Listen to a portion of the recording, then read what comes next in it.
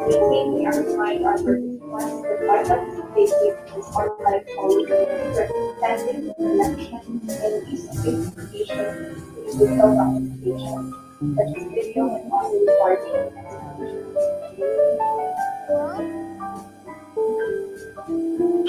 Rest assured that the information collected shall be processed in accordance with the Data Privacy Act 2012 and all pertinent laws, rules, and regulations concerning data privacy. Likewise, please be informed that this conference is also live streamed via Facebook.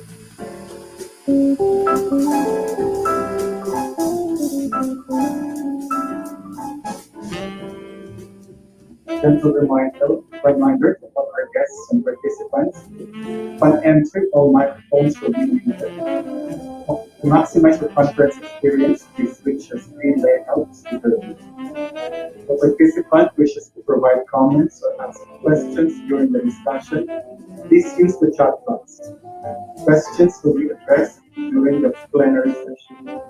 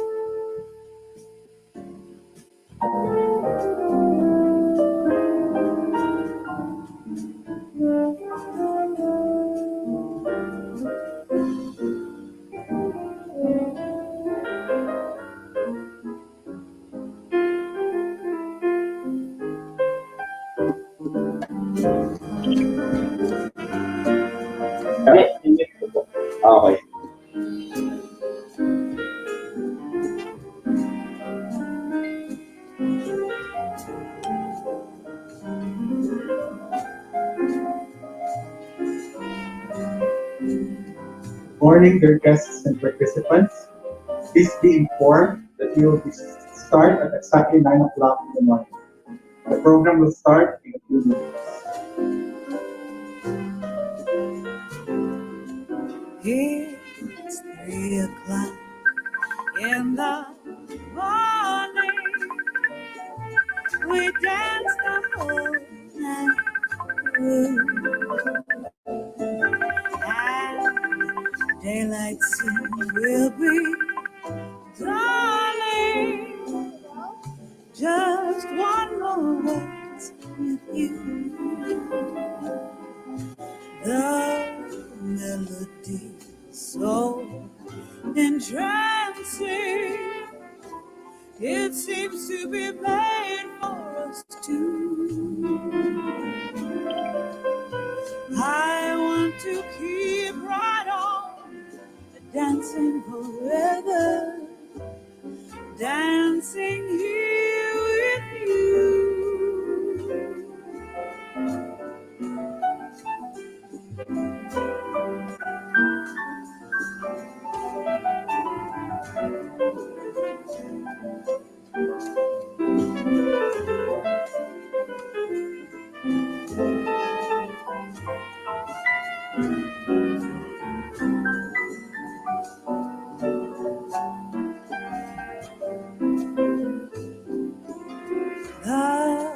The melodies so entrancing,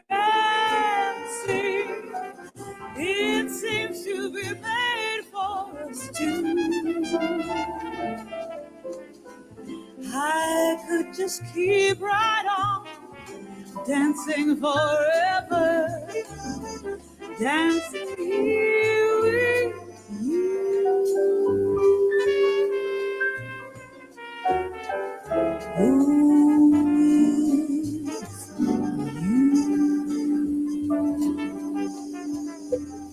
Morning, dear guests and participants. Please be informed that we will start at exactly 9 o'clock in the morning. The program will start in a few minutes.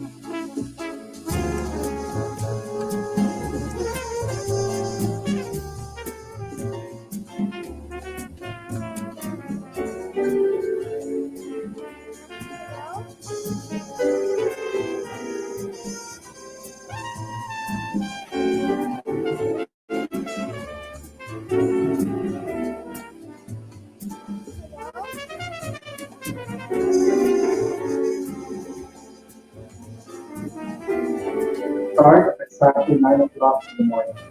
The program will start in a few minutes.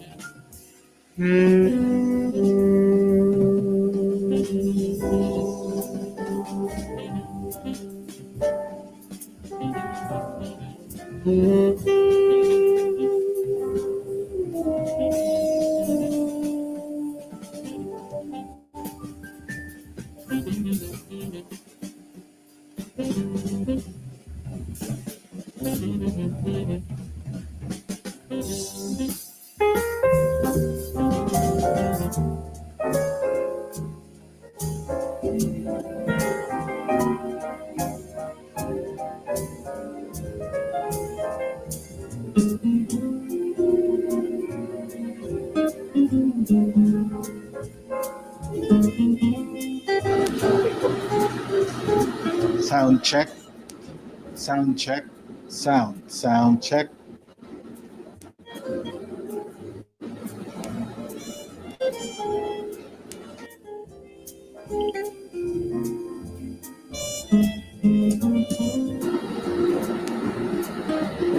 morning, dear guests and participants. Please be informed that the program will start in a few minutes. Good morning.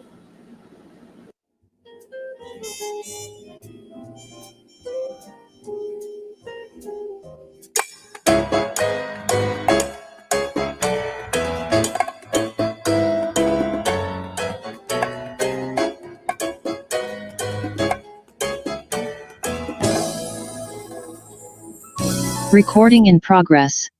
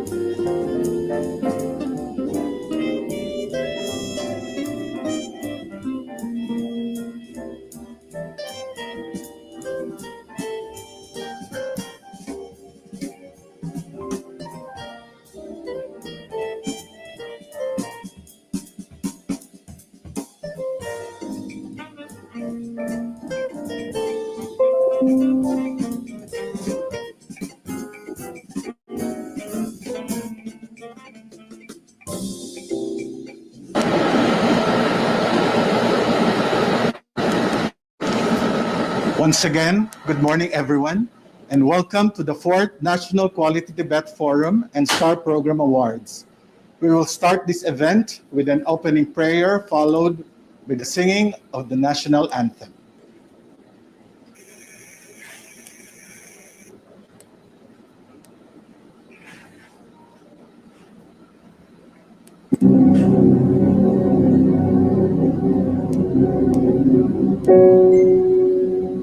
Our Heavenly Sovereign Father, the font of all goodness and grace, the cause of wisdom, the source of intelligence, thank you for giving us this opportunity to meet virtually and be a part of this very significant event. We pray that today's 4th National Quality TVET Forum and STAR Program Awards, made possible by the grace of advancement in technology and social media, become a success. It is by your grace that we have made this possible.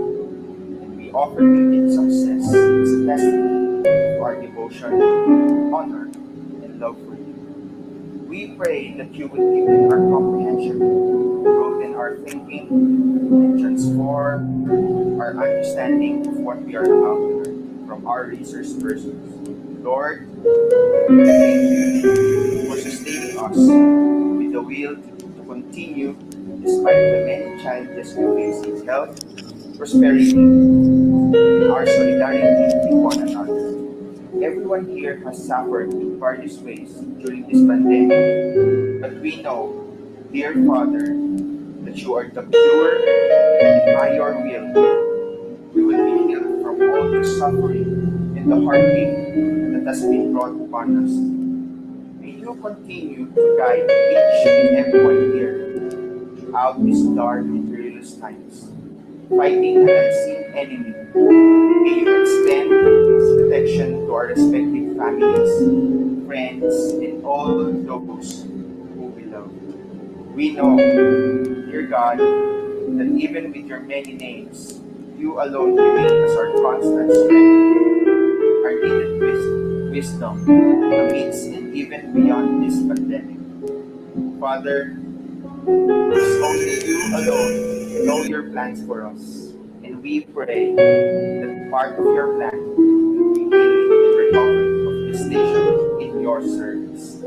You are sovereign over all, and we give you all the glory and praise that you alone deserve. This we pray in your name. Amen.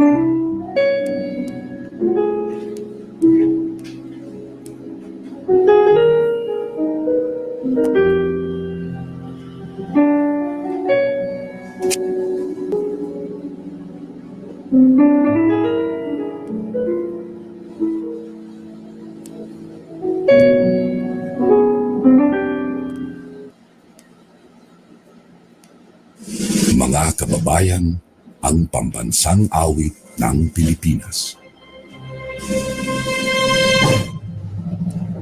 Kayang magiliw, telas na sinaganan, alam ng puso, sa titik mo'y buhay. Lupang hinirang, kuya ka ng magiting, sa manlulupin, di ka pasisitin, sa nagagatutok sa simoy at sa langit ng panglaw, ay hinatang tulang awit sa pagkayang minamahal. Ang isang ng pagkawat mo'y tagumpay na nag-iindig, ang bituin at araw niya kailan pamay di magdidinig. Lumang ang araw ng walating pagsikap, mo'y langit sa piling mo. Ang inigaya na kangkay mga amin, ang mamatay ng dahil sa'yo.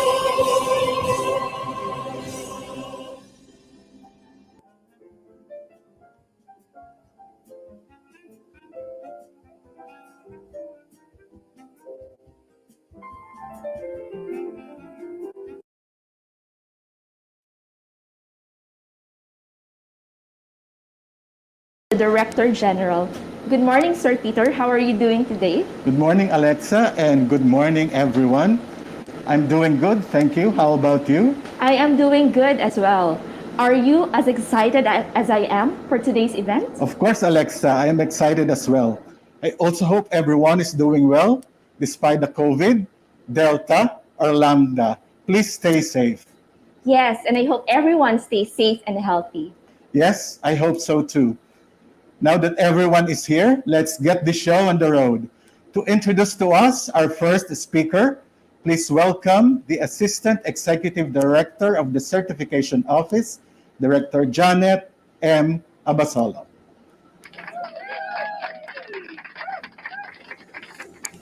Good morning, ladies and gentlemen. It's a great pleasure for me to introduce to you the Deputy Director General for TS Operations, who will welcome us all in this significant event. She started her career with the Philippine National Police as forensic chemist and later held various positions in the PNP National Crime Laboratory Service, Police Regional Office 3, and in the PNP National Headquarters. She was one of the pioneer PNP officers who were detailed to initially operationalize Philippine Drug Enforcement Agency or PDCA in 2002. She then returned to the mainstream PNP to hold the position of, once again, a newly created office in the PNP, the Human Rights Affairs Office. She then assumed the position of the Director of the PNP Community Relations Group, where she gained her one-star rank, then equivalent to Police Chief Superintendent, now Police Brigadier General, and was designated as the Director of the PNP Police Security Group. She was designated as the Director of the Directorate for Police Community Relations as part of the PNP National Headquarters Directorial Staff and was promoted to 2-star rank, the first female third-level official of the PNP to receive and hold the rank of Director, a rank equivalent to that of a Major General in the Philippine military. After serving the PNP for several years, she was appointed as the chairperson of the Human Rights Victims Claims Board, with the rank of a secretary, the office that implemented Republic Act 10368, which provided reparation and recognition to the victims and or families of victims of martial law.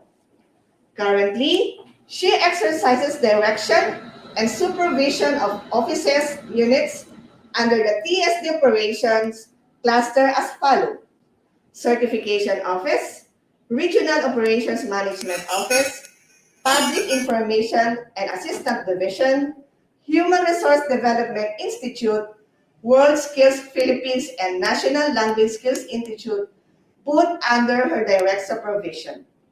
To formally welcome our guests and participants to this Quality TVET Forum, let us give a warm round of applause for Deputy Director General Lina C. Sarmiento.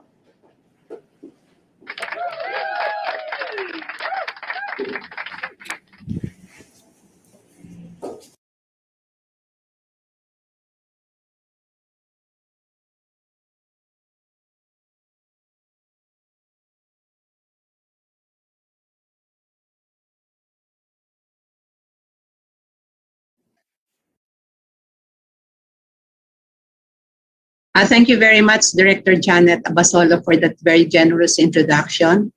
Of course, I would like to greet our dear Director General of TESDA, Secretary Isidro S. La Peña, who is present this morning, board members of TESDA, my fellow Deputy Directors General, guest speakers, distinguished guests, our stakeholders and partners, my TESDA family, a wonderful and safe morning to everyone in this virtual venue. It is my distinct honor and privilege to welcome you all to this 4th National Quality TVET Forum. This gathering brings together the most brilliant minds in Philippine TVET for one arduous task, that is to share and exchange ideas to overcome the challenges brought forth by COVID-19 to TVET in the country, while sustaining efforts for quality assured TVET. This pandemic brought out the best in TVET sector, the branch of the education sector that is adversely hit due to the very nature of our system, which requires practical hands-on skills training. As we all know, many industries have been crippled, including ours. Like everyone else, we were brought to a standstill, a momentary but draining pause in our quest to deliver quality TVET to our stakeholders and beneficiaries. As we are slowly rebuilding what was lost, we have to plot out what we can do to make TVET stronger and more resilient. We need to prepare so that in any similar future scenario, we already know what to do and overcome whatever future challenge we may face. For this significant event, we have brought together speakers from both the local and international scene, masters of their craft, to speak before us and impart their knowledge to help us build a beautiful Philippine TVET. May our speakers teach us a lot of lessons, and may all of our participants wholeheartedly take part in the discussions.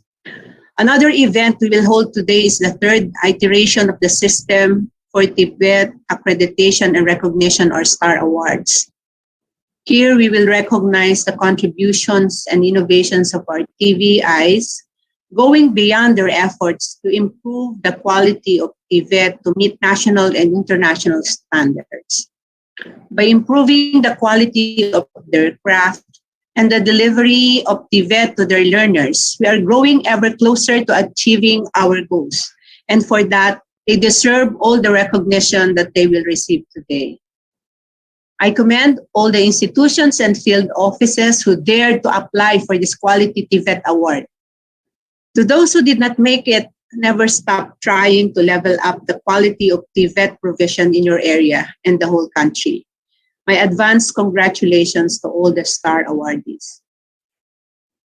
In rising above this pandemic, we have a lot to do, plans to make, and policies to implement.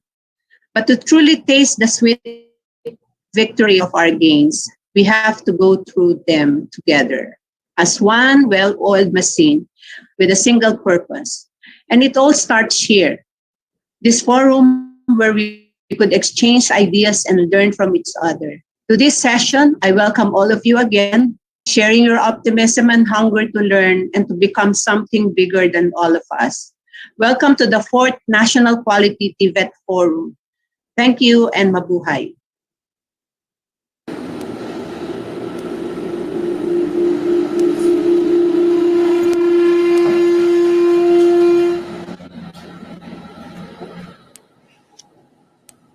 Thank you, DDG Sarmiento, for that warm welcome.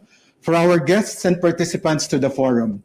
Now to introduce to us our keynote speaker, let us call on the Executive Director of the Certification Office, the brain behind this event, Executive Director Maria Susan P. Belarama.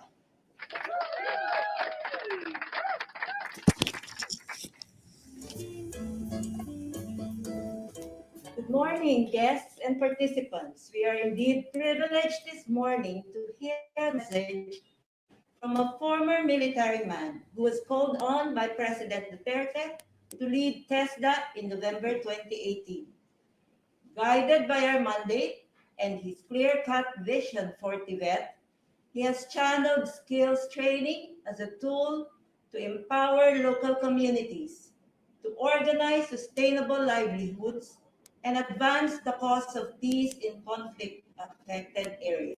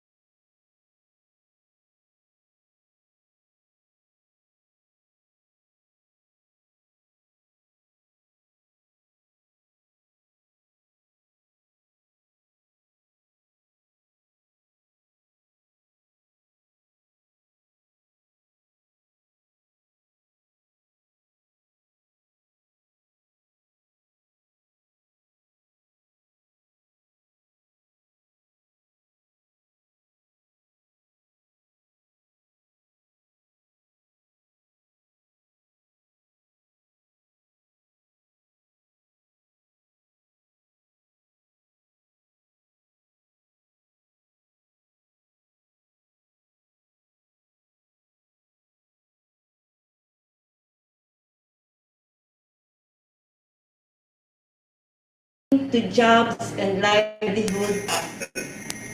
Ladies and gentlemen, please welcome the TESDA Director General, Secretary Isidro S. La Peña, PhD, CSEE.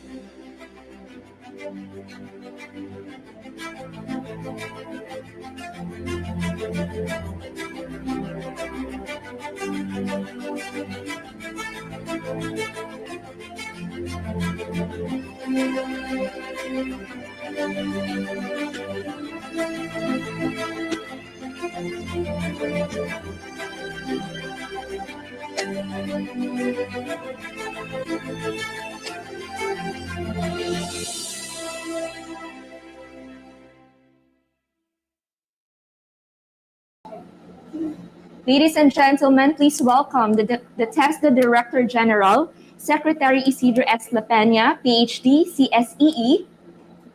Once again. Thank you very much, Peter.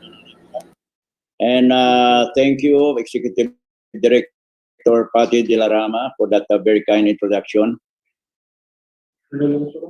Our TESDA board members and System for TVET Accreditation and Recognition, or STAR, National Board of Judges, Chairperson Antonio Sayo, Board Member Antonio Isidro Asper, former TESDA Director General Jose Lacson, Director General Edicio De La Torre, and Director General Irene Isaac, our esteemed local and international speakers, Deputy Directors General Rosana Ordaneta of Policies and Planning, Lina Sarmiento of TSD Operations, Anesito John Bertis III of Partnership and Linkages, and Gabriel Luis Kisumbing of Communities and Local Government Unit Services. Other distinguished guests, ladies and gentlemen, the officers, men and women of TESDA, fellow TESDANs, magandang umaga po sa inyong lahat. Good morning and happy 27th TESDA anniversary and happy TechBook Day. It is my privilege to join you here at the 4th National Quality TVET Forum with its theme, Building Resiliency for Future-Proof and Quality TVET Beyond the COVID Pandemic.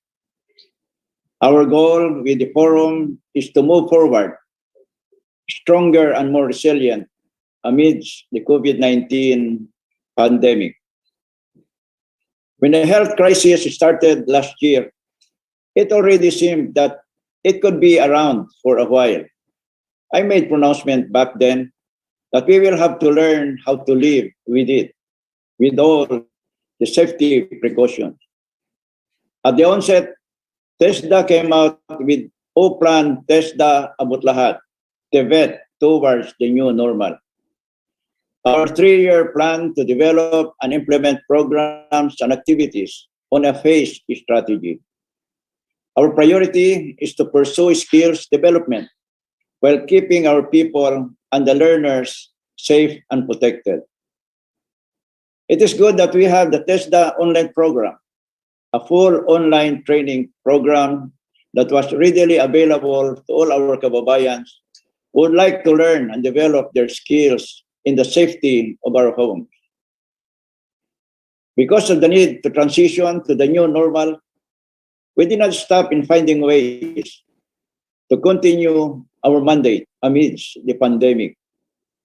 Thus, the integration of a flexible learning delivery system took off after we had trained textbook trainers on the conduct of such modalities. We also made training in agriculture and fishery qualifications as our priority to assist in the country's food security efforts.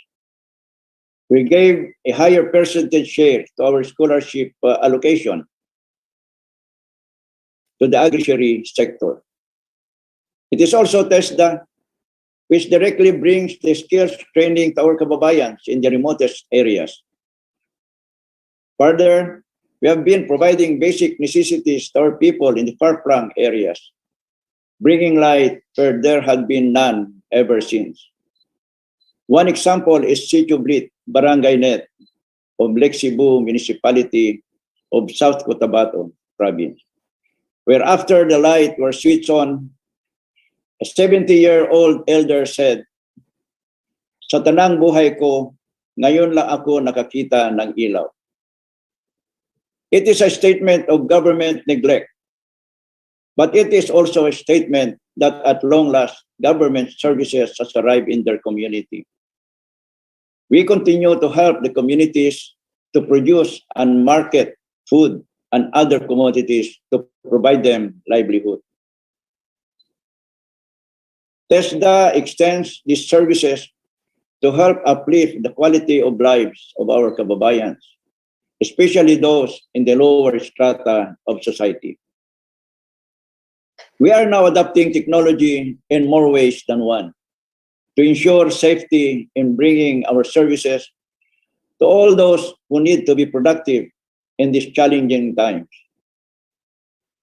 We have also put up TESDA facilities in areas where connectivity is weak. All this we continue to deliver with quality assurance, agility, and flexibility.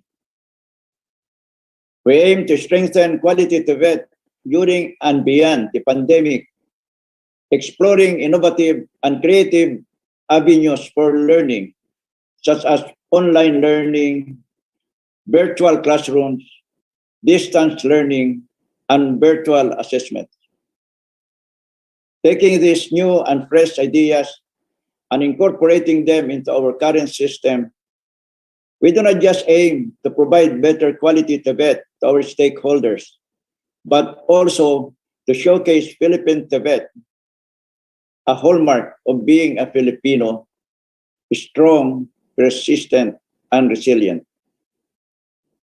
At the same time, with these qualities, our graduates and workers should be able to compete in both the regional and global arenas. It is true that this pandemic has changed our lives, but when most countries have been experiencing its effects, our spirit and determination to overcome the challenges lives on. In this forum, we are to do even more than that. We shall reevaluate how our system works, how we could facilitate its adaptability to this new reality, and implement policy changes and strategies. We will help make our system adjust to any challenge for it to have the capability to perform even better in the future. This forum serves as a platform to bring the brightest minds into the discussion and a catalyst for the introduction of new ideas, bringing us closer to the realization of our goals. Let me thank in advance the local and international resource speakers who will give us valuable insights and help us facilitate the discussion on how we can consider the different approaches in ensuring quality TVET. These discussions should take us from strengthening TVET institutions by applying new systems to taking TVET to a higher level by implementing a new and innovative mindset. We should also talk about equipping our trainers with new tools to improve delivery of quality TVET and assessing which global practices are best to utilize in TVET during and even beyond this pandemic. We are also holding this event to recognize the achievements of our technical vocational institutions, or TVIs, in the third system for TVET accreditation and recognition or Star Awards ceremony. As part of our drive to promote quality TVET to all our partners and stakeholders, we need to recognize the outstanding contributions of our TVET institution in making Philippine TVET regionally and globally competitive. By improving their own quality management systems, enhancing their curriculum and performance, and increasing the relevance to the industry needs, these institutions have not only shown the drive for excellence, but also the will to deliver at all costs. For this, we recognize their leadership and strength in bringing us closer to our goals. On behalf of the entire TESDA family, I would like to take this opportunity to thank each and every one of you who have contributed to make TESDA one of the top performing government agencies based on an independent survey.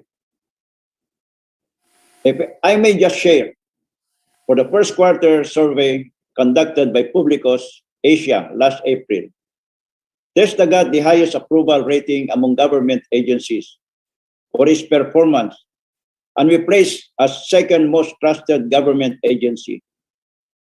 We were again included among the top performing agencies in the second quarter survey. This proved that we are indeed performing to the best of our abilities, and we shall continue giving our kababayans the quality service that they deserve. I know this day has a lot of in store for us. Aside from the insights and lessons we will gain, we will also establish meaningful connections, and these connections will bring us even closer to our goals. Again, I thank each and every one of you for your presence to this significant event. We will all have a productive discussion. Mabuhay po tayong lahat at maraming salamat po.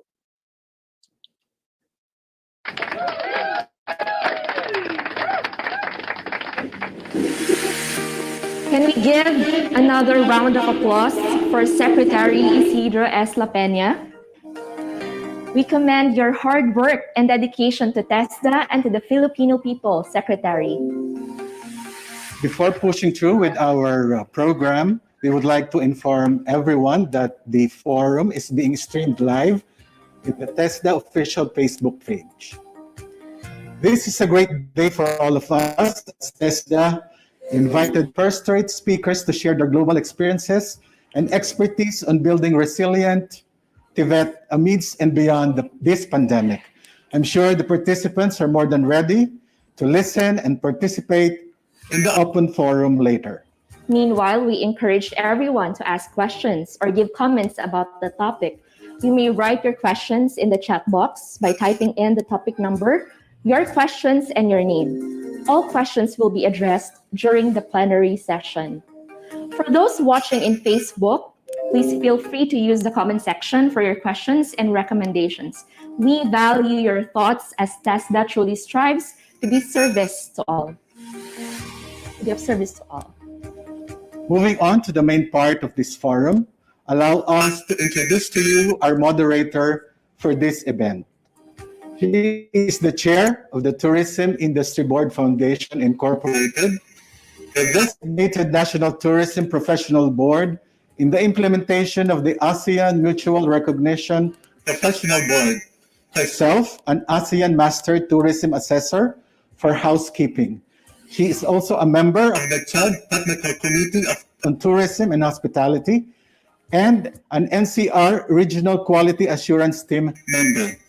She is the past president of the Council of Hotel and Restaurant Educators of the Philippines, or COHREP, National and Asia Pacific Council of Hotel, Restaurant, and Institutional Education, and a former board and corporate secretary of the International Center for Excellence in Tourism and Hospitality Education.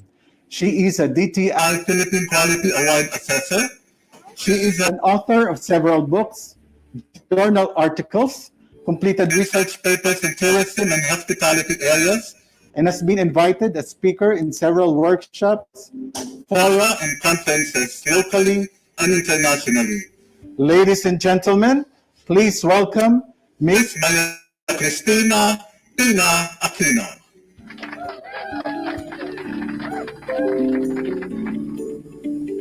Good morning, everyone. Thank you very much, Peter, for the nice introduction. Today is really indeed a very nice opportunity for us to learn from various members of the global world, experts that we bring together in this particular session, TVET Quality Assurance. Session 1. We have 4 speakers with a wide range of relevant topics, all on the theme Building Resiliency in Future-Proof and Quality TVET Beyond the COVID pandemic. They come from different parts of the world. We have somebody from the Philippines, from the US, from Vietnam, and from Brunei.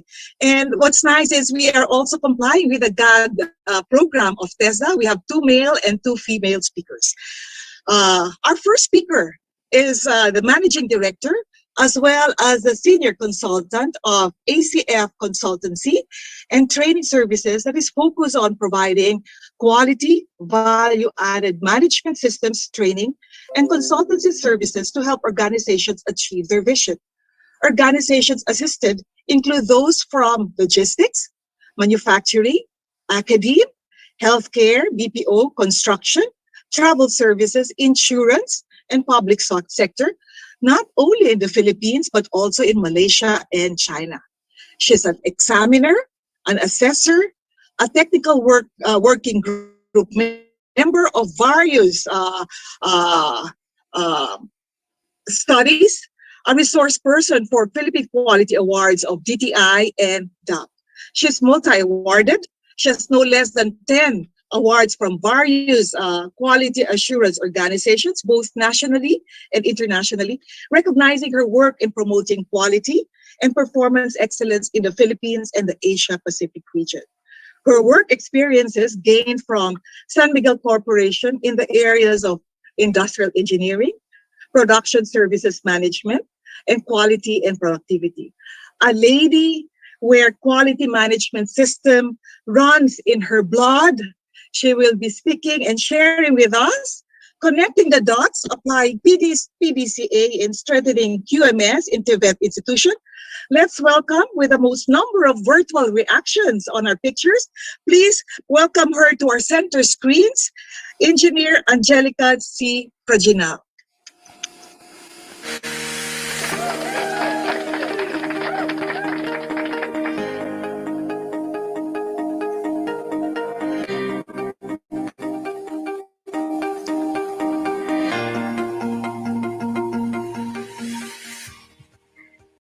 Thank you, my friend, Ms. Tina Aquino, the chair of the Tourism Industry Board, Foundation Inc., for the generous introduction.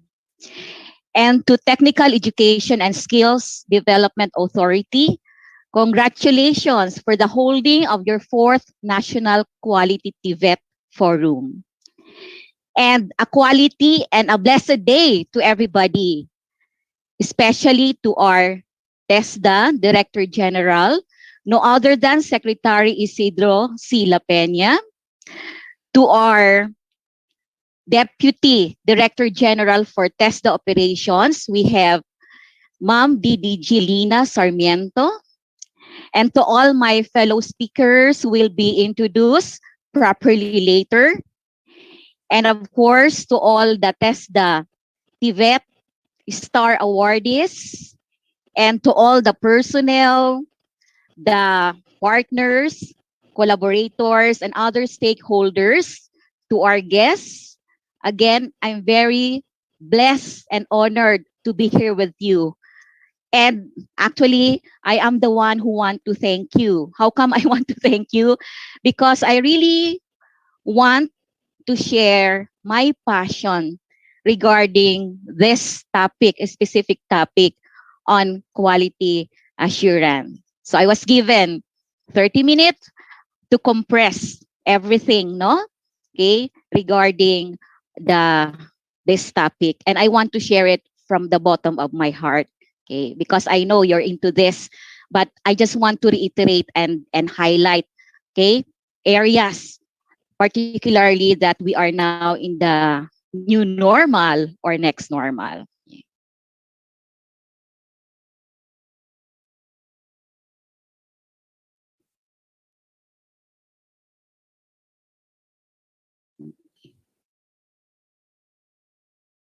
So the topic given to me, and I really like the topic, no? It says here, connecting the dots, applying PDCA in strengthening quality management system in TVET institution.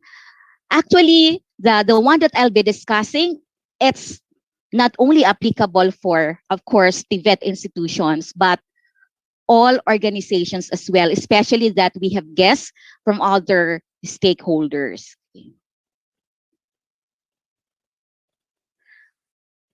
Before I go to some of the details of my topic, allow me first to share the top 10 inspirational quotes on continuous improvement.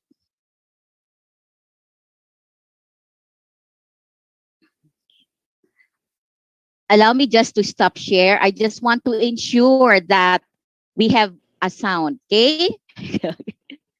So allow me to share again. Okay.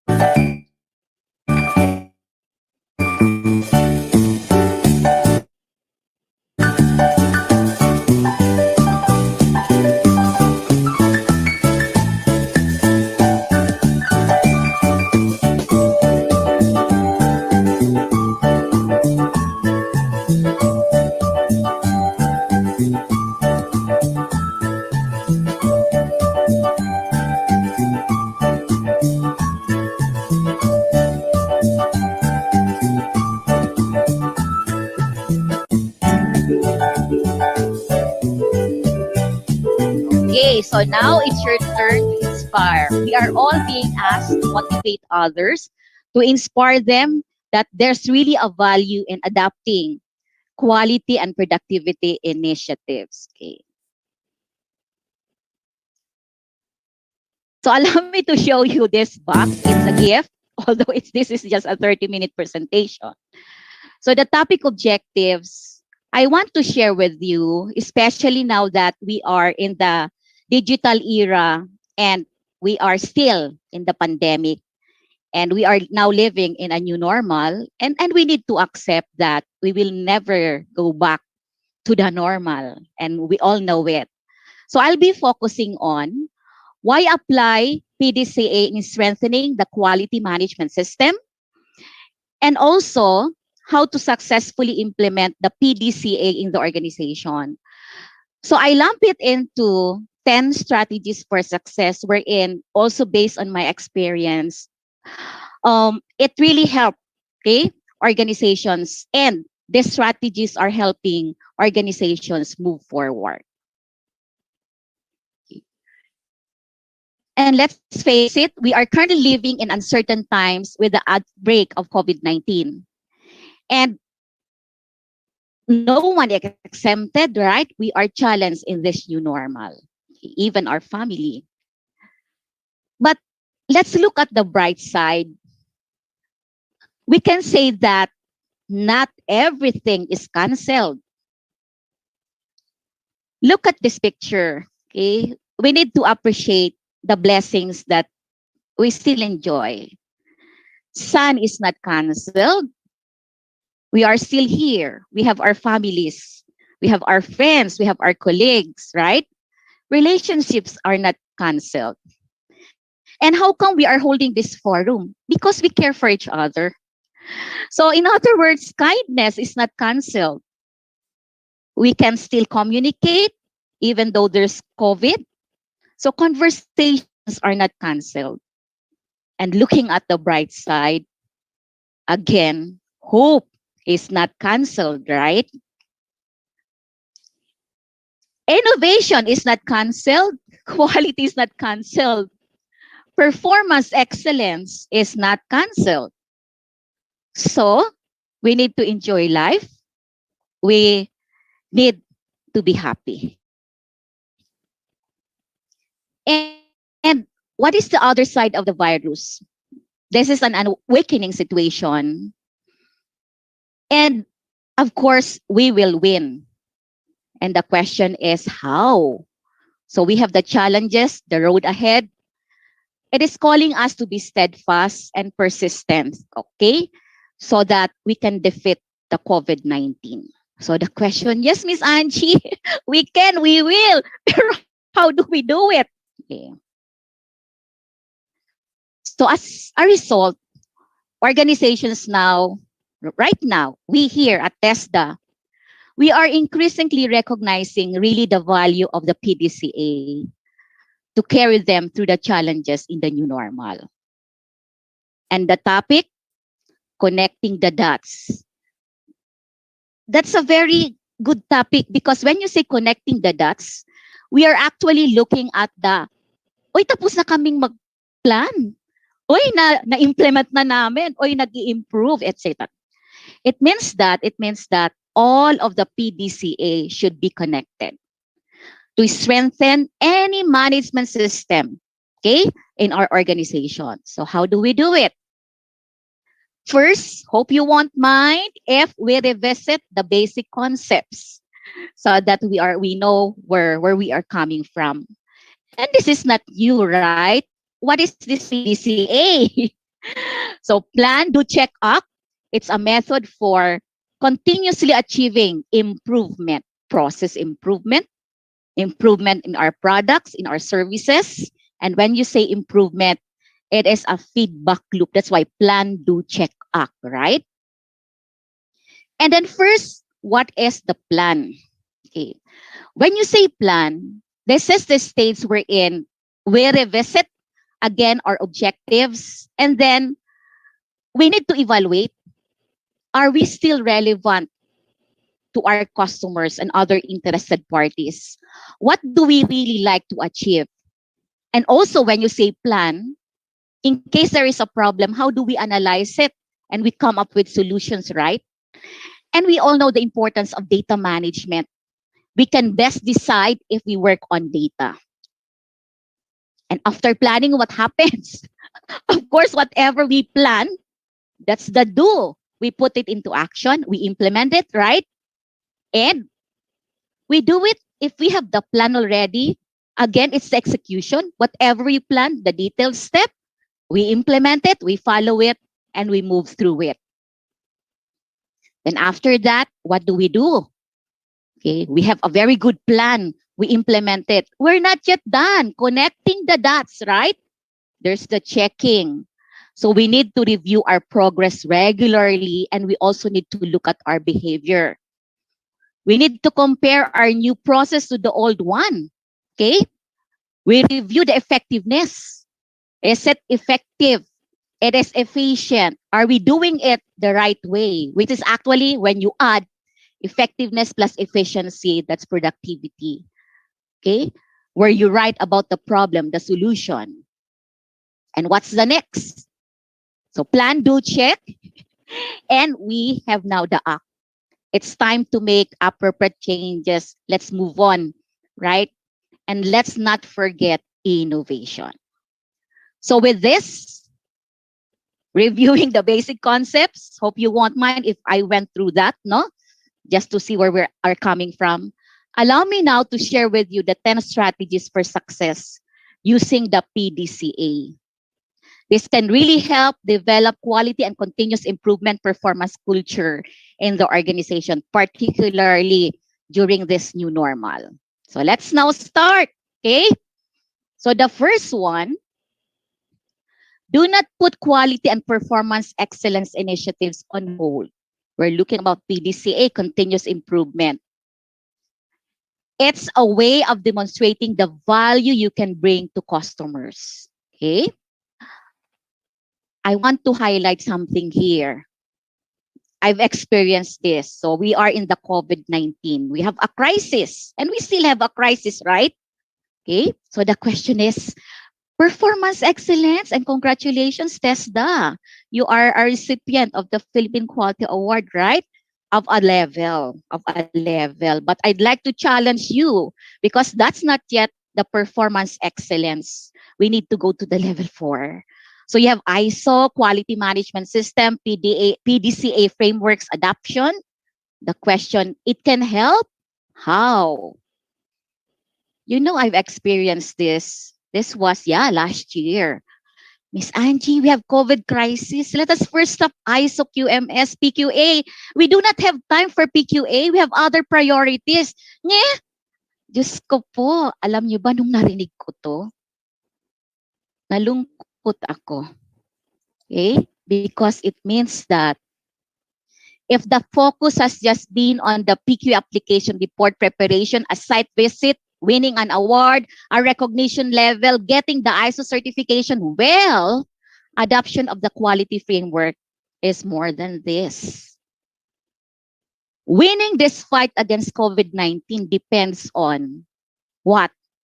Isn't it? Excellent leadership, looking at our strategies, taking care of the customer, the data management, employee engagement, and having a robust processes. And this is part of the criteria for performance excellence and quality management system. Okay. ISO QMS PDCA and performance excellence adoption equals not just paperwork. Kailangang isabuhay. Okay? How about us? Are we continuing our initiatives, whatever we declared in our application report for the PQA? Did we revisit the opportunities for improvement as well as the strengths identified by the assessor? So this is part of the PDCA, right? It should help the organization. So reflections, lessons learned from this COVID-19. In times of uncertainty particularly, why reinvent the wheel? There are already proven tools being used actually not only in the Philippines, but other countries as well, because it's then that frameworks help. They provide a structured way to think and become a foundation for action. So let's use the criteria and the standards for quality and performance excellence to be able to do the plan, do, check, act. Okay. We all know this, the ISO 9001 quality management system. So let's go beyond the ISO certification. I always mention to client organizations, it's easy when to get the certificate to be certified, okay, to do the audit, but you know what, let's go beyond the certification. It's really making all of this as a way of life. No? Yes, for the others, it may be a challenge, but what is really important, it's the journey that we are going through, okay, to make this as a way of life. So you all know this, right? So when you do the ISO, so I want to mention to the group, strengthen your implementation of ISO. You need always to review it, right? You put it in the manual, you implement it, but you look at the effectiveness and efficiency. Maybe you look at the revision number. If, my goodness, we're implementing this since 1987, okay? And we are still in the revision 0, okay? So it means that we have not reviewed, okay, our manual. So continuous improvement, okay? And then what else? We are in the TVET, right? We are into education and training. Let's look and revisit the different areas to address or the clauses mentioned in the educational organizations management system. it's ready. It's a proven framework that we can use. So this is the ISO 21001 2018. How about your document control system? Okay, we are now in the new normal. Okay, is it really effective? Are we transitioning now? Less papers, right? So revisit your document control system, and there's a process on how to do it. How about our records management system? Do we have an effective records management system? And when you say records management system, it talks about records retention, files management, and record center operations. And there is a tool to improve the organization. So, meaning you have all of this wealth to help us, right? We just need to use it and implement it for our organization and make it effective. We have this, what you call 11 steps problem solving process. So, when you do the plan, you look at problem ID, prioritization, you have Kaizen, you have Six Sigma, you have Lean Six Sigma, problem statement, objective setting, problem analysis. So problem analysis, if you have the why, you have the how, if you have the Ishikawa, you have the Wakishi, right? You have the cost relationship diagram. And then from there, you now identify solutions. And then what else? You now implement. After implementing, it says here, you check, you now evaluate, and so on. Okay? And then what else? Let's not forget, even the SMS we need to plan. The strategic and operational planning in the new normal, right? And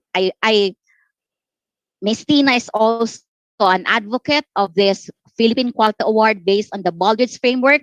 And this is the highest, okay, productivity tools and technique, okay, to improve the organization. So why not adapt it? We are looking at the core values. We are looking at the organizational profile, and then we have 7 categories. And there are already areas to address that we can adapt, right? That will help the organization. Okay? And not only that, we're talking about the pandemic. Why not adapt? For these client organizations, they mentioned that they're very thankful that they're adopting ISO 45001, isn't it? 45001 occupational health and safety. It addresses the new normal, taking care of the people in the organization, and of course succession planning. What else? We have the climate change and all of that, taking care of the environment. So there's a proven framework again. Quality assurance framework. What's that? That's the ISO 14001 2015. Okay. And subjecting our organization to assessment will help us sustain strengths and address areas for improvement, right? Okay. And one approach to show that an organization values quality, you sustain whatever initiatives you have. Don't stop it. Okay. Another, we need to do customer focused excellence, continuously being sensitive to changing and emerging needs, requirements of customers. Okay, doing the problem analysis done accurately to come up with effective solutions, and always listening to the voices of the customers, right? Okay, and making use of the technology. And what else? Let's not forget the basic also. Okay, is strengthening the adoption of having a quality workplace using the 7 S's. And now the others, they're mentioning 8 S's. Okay. So that's number 1. Why reinvent the wheel? We have proven framework. Okay. So quickly, number 2.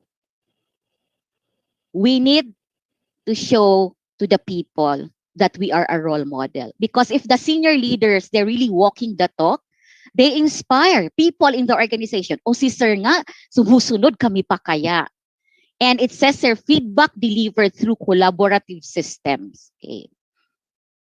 And the number 3, we need to consider all program and service features and characteristics. What's that? Okay. Review it.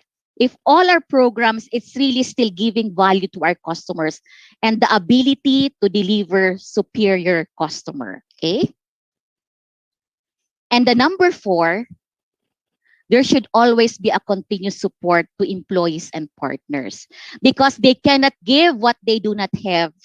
Let's emphasize always, sabay-sabay tayo dito, no? Yes, mamamayan muna. Pero to be able to serve our mamamayan, it means that we need to equip ourselves. Okay? So emphasize also teamwork, the importance of health and safety, and the ongoing training and coaching. So what's number 5? Okay. Yes, we all have these improvements. We address improvements, but we should not stop there. Congratulations to TESDA. You've invited your other stakeholders and other interested parties in this forum. So this is one way of sharing our best practices also to others in the organization. So sabihin, ay, salamat, nakapag-improve na ako. Hello, nakapag-improve sa area mo. But na-share mo ba yan? Remember, we have a responsibility to others. Okay? Share whatever you have. Okay? And number 6, especially nowadays, no? Agility is key to surviving. And when you say agility, you have the capability to and capacity to address rapid change. Organizational resilience should be there. And what is that? Our ability to anticipate, prepare for, and recover from all of this, what's happening around. Okay. And number 7 strategy, let's always be guided by our true north. What do we really want to act as an organization? And it should not end with the top management. It needs to be shared with the middle, line personnel, and not only within the organization, but that your true north should be shared, particularly with your partners, suppliers, collaborators, and other stakeholders. Okay? And number 8, in order to focus on success, we cannot do away with innovation. And when you say innovation, it's a breakthrough, meaningful change. Innovation does not necessarily mean that it is something new outside. No, it may not be new outside, but it is new inside when it comes to application. That's the reason why our battle cry, let's do benchmarking. That's one way to do innovation. And innovation entails sharing. And what is number 9? We cannot manage what we cannot measure. Very important, the measurement, right? So measure and analyze our performance. We need this to support our effectiveness and efficiency in making decisions. And of course, we need to measure progress. And what is number 10? Ay, naku, ang mahal-mahal naman. That's too expensive. We cannot afford it. Wag na nga lang. Dito na lang tayo, guys. Number 10, for success, part of the PDCA, invest in technology to improve our performance. Because in the long run, an investment in technology can result in reduced costs and improve service. So, invest. Okay. So, let me now go to my key takeaways. So 30 minutes. We, of course, in terms of personal application, when you say PDCA, it can also be implemented in our lives, right? Personal application. So how? So while PDCA is an effective organizational tool, it can also be used to improve your own performance. Plan, identify what's holding you back personally. Ay, naku, nakaka-depress naman ngayon. Di ako makalabas on and so forth. Okay? And you want progress. We need to overcome the obstacle. So, look at ways on how to address it. So, that's do. And then what happened? Check. Review your progress regularly and always reflect on your attitude and behavior and act, move forward, carry on the cycle of continuous improvement. And for my conclusion, the key takeaways, number 1, executives and quality professionals must invest, okay?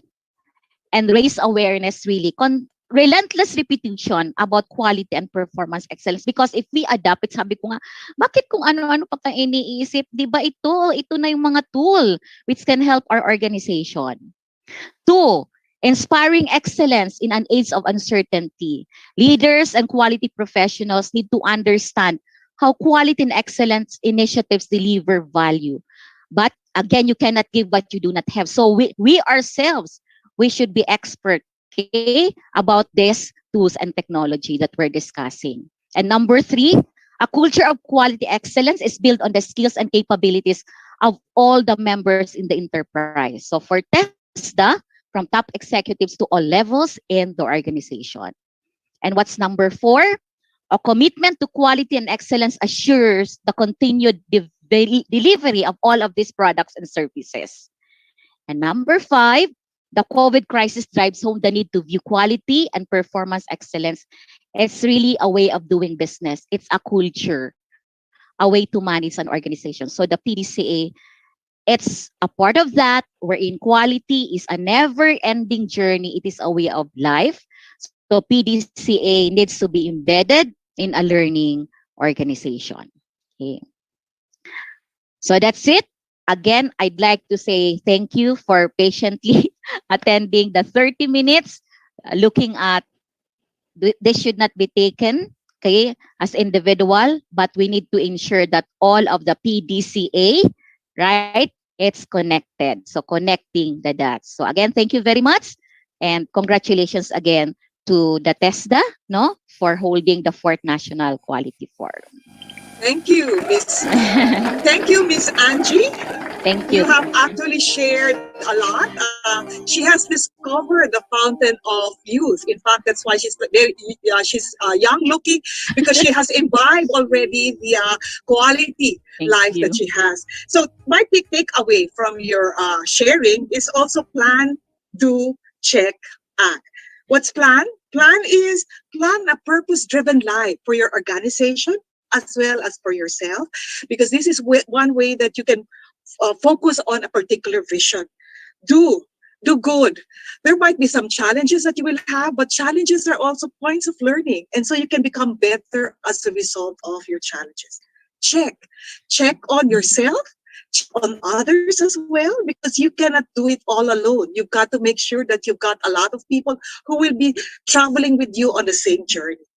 And act happily, because somebody who's very sad is so difficult to carry.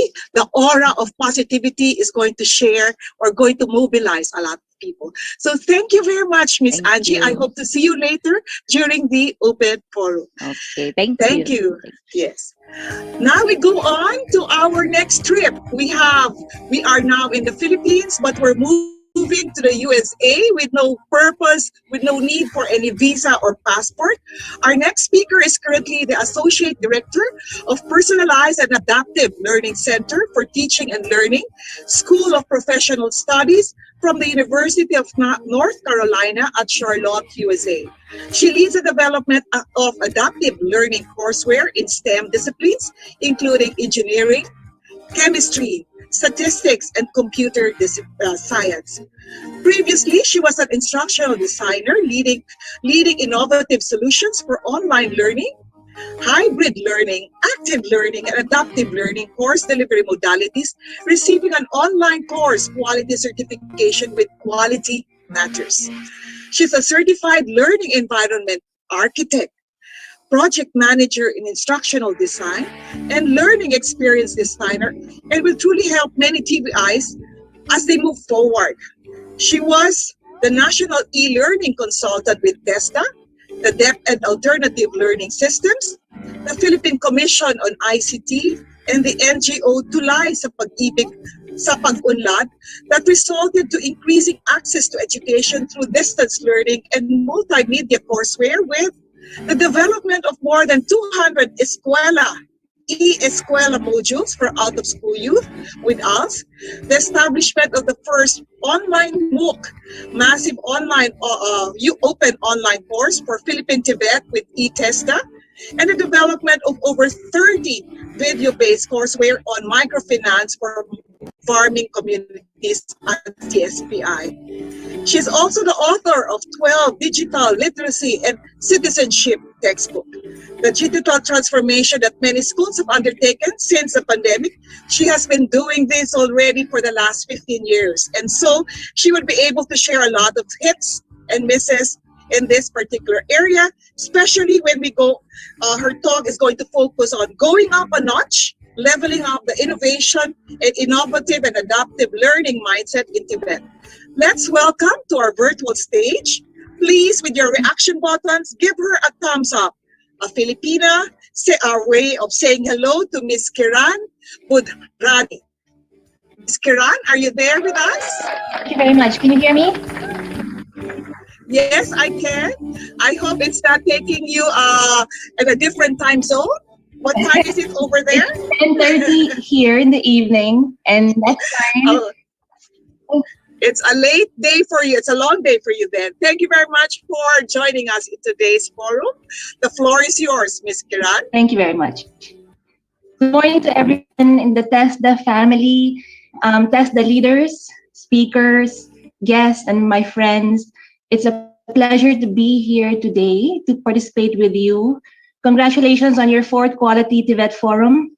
I personally want to thank Miss Patty Dalarama. She's a good friend of mine, and she invited me today here to share with you some of my work, here at in North Carolina at UNC Charlotte, which I've been engaged in over the last 3 years on innovation with personalized and adaptive learning systems at UNC Charlotte. So I'm currently in North Carolina, and it's about 10:30 here. It doesn't matter. I'm really, really, really proud to be here to share with you some ideas about teaching and learning. Teaching and learning is my love and passion for many, many years. And it's been an honor to work with Testa before and to be back again to share some ideas here. Currently, I moved to the United States in 2014, and I've been affiliated with the University of North Carolina in Charlotte. No, it's the largest public research university here. And in my role, I work with university leaders, faculty, instructors, and students to improve their teaching strategies with the hope that anything that we do at the center will really impact the 30,000 students enrolled at our campus, and this will lead to an excellent college experience for them. Like many universities in the Philippines, UNC Charlotte is also part of a system, a UNC system of 17 schools. So I work at the Center for Teaching and Learning, and this center is focused on faculty development and student success. And in this center, we are fearlessly shaping what's next in online and digital education. So we have been continually exploring ways to accelerate student success through digital innovation. And since 2018, we've taken a deep dive into personalized and adaptive learning. And this extends the possibilities of online, blended, and hybrid learning. Now, so with personalized and adaptive learning, we are placing a larger emphasis on understanding our students better.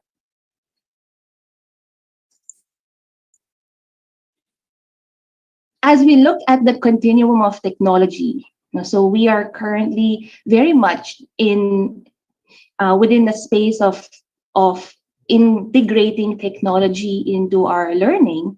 We can see that over the last 3 decades, we are no longer in the era of just using projectors in the classroom.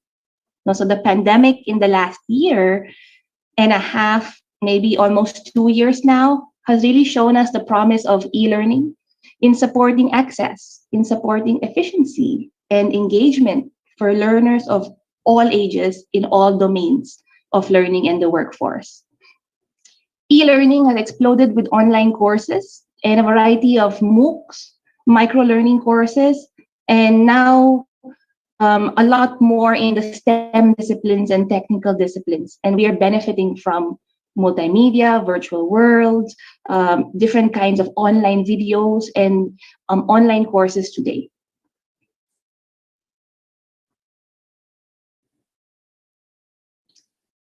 But if we look at the continuum further, so we also have 2 emerging areas, which is mobile learning and smart learning. We really cannot separate the value of how ICT devices and smart devices have played a role in our lives. So mobile devices are creating very natural ways of learning for us, very seamless, informal, and this is often based on our individual needs. Mobile learning was never meant to be formalized into our classroom spaces, as how e-learning really did. And we could think of mobile learning as a complement to e-learning. providing an alternate way to access learning resources and learning materials.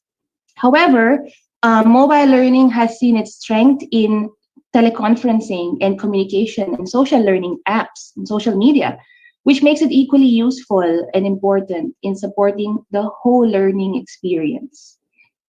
What I'm focusing on today is really the most recent area of smart learning. Now, smart learning is a paradigm where learning technologies and schools and learners are becoming more intelligent, particularly in the way learning is delivered and assessed. So personalized and adaptive learning is just one of the many smart learning approaches, which include learning analytics and smart devices. I'm going to pause for a second and just check on my slides if you can see. Give me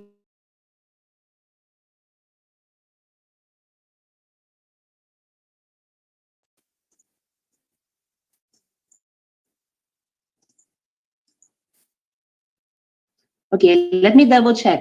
I just got a message that my slides were not seen. Can you see my slides now? Yes, okay. Yes, we can see them now. Thank you. Thank you very much. Thank you, Anthony. I got your message on Messenger.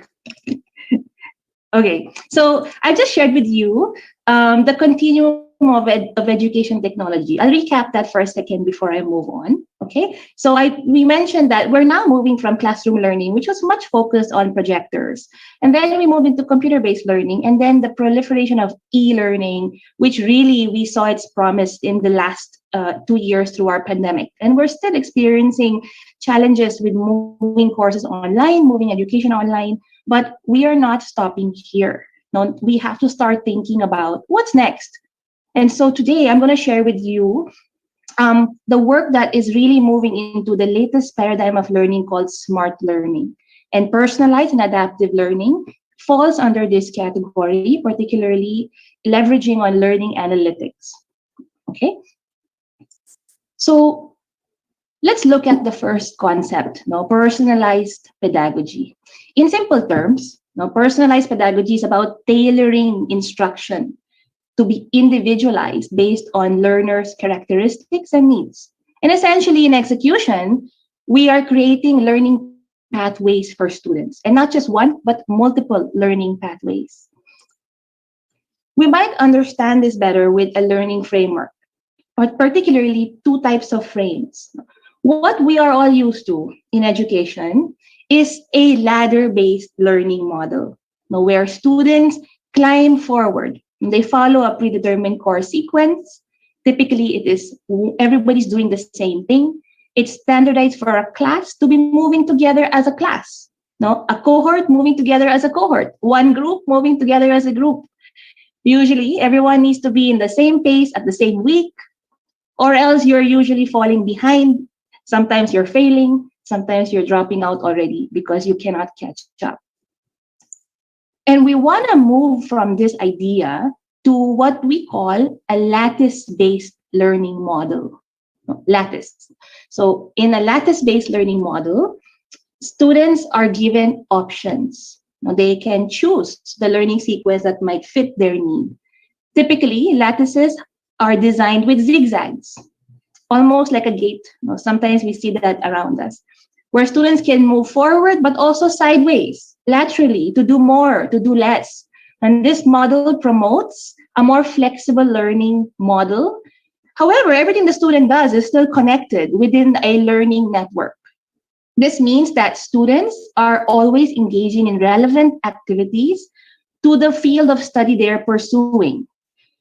In this sense, personalized learning is not about personal hobbies and interests. And we don't want to make that mistake to think it's about personal, it's not about art and crochet and, whatever. It's really about pursuing your field of study, but in a more flexible, more comfortable way. And it meets the way you learn best.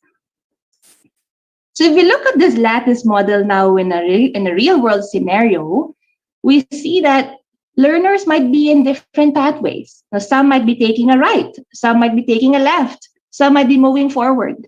Ultimately, they're reaching the same direction. There's the same goal, but they might be in a sort of a different zigzag route. So I'll show you some examples of how we can apply this. So applying the lattice-based model in adaptive learning systems, we represent learning through learning sequences. And these learning sequences are in learning maps. This is a very, very, very important concept in designing learning pathways. In traditional classrooms or training programs, and this might be applicable to you, courses are often listed as topics. Here are the things we need to cover. It's a checklist of things we have to go through.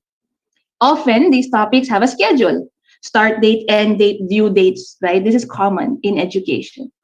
But when designing adaptive and personalized learning, we have to think of topics differently. And we want to show students more than a list. We want them to understand how content and key ideas and skills are organized and what might be the best learning sequence for them. So we're always mapping out sequences and plotting a variety of pathways for students, which really maps the interaction points of when they engage in content, when they engage in assessments, and this becomes a sequence. The example you see on screen here is a computer science lesson, which comprises a network of activities that are adaptive, content that is adaptive, and assessments that are adaptive. As students progress, they get feedback on how they are doing through a color band scale. Now you can see there are 5 colors from red to green, almost like the stoplight model. Dark green with stars denotes highest mastery, and other colors denote lower levels of mastery. Students can start at different points. So you'll see here, there are 3 starting points, and they have a choice where to start. Depending on where they start, they progress. They progress and move through each node independently. Every node is a lesson, about 20 minutes, maybe 30 minutes. Again, we are talking about online digital learning here. This is an online learning module that is adaptive. So they move through nodes. And at some point, students have to make decisions, whether they will go left or right. But they're not just guessing here. They can see ahead where their decision will lead to. Now, some points are acceleration points where they can jump ahead.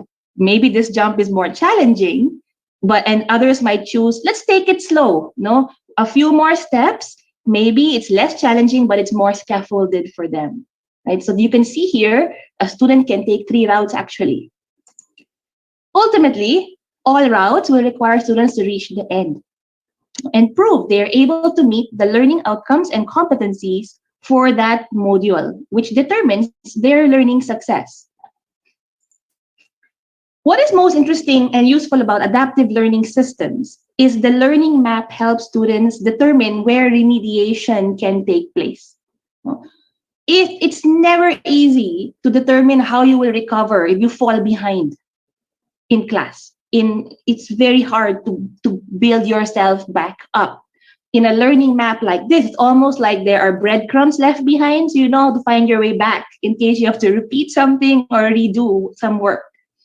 And the value here is this can be done independently, because the learner is engaging with a smart system that has been built with a mapped content available for them anytime. So I'm going to show you here an example. Let me see. You will see here, it's a simulation of a video that really maps out an entire class's experience through a adaptive learning system over 1 semester. Let's take a moment to watch this.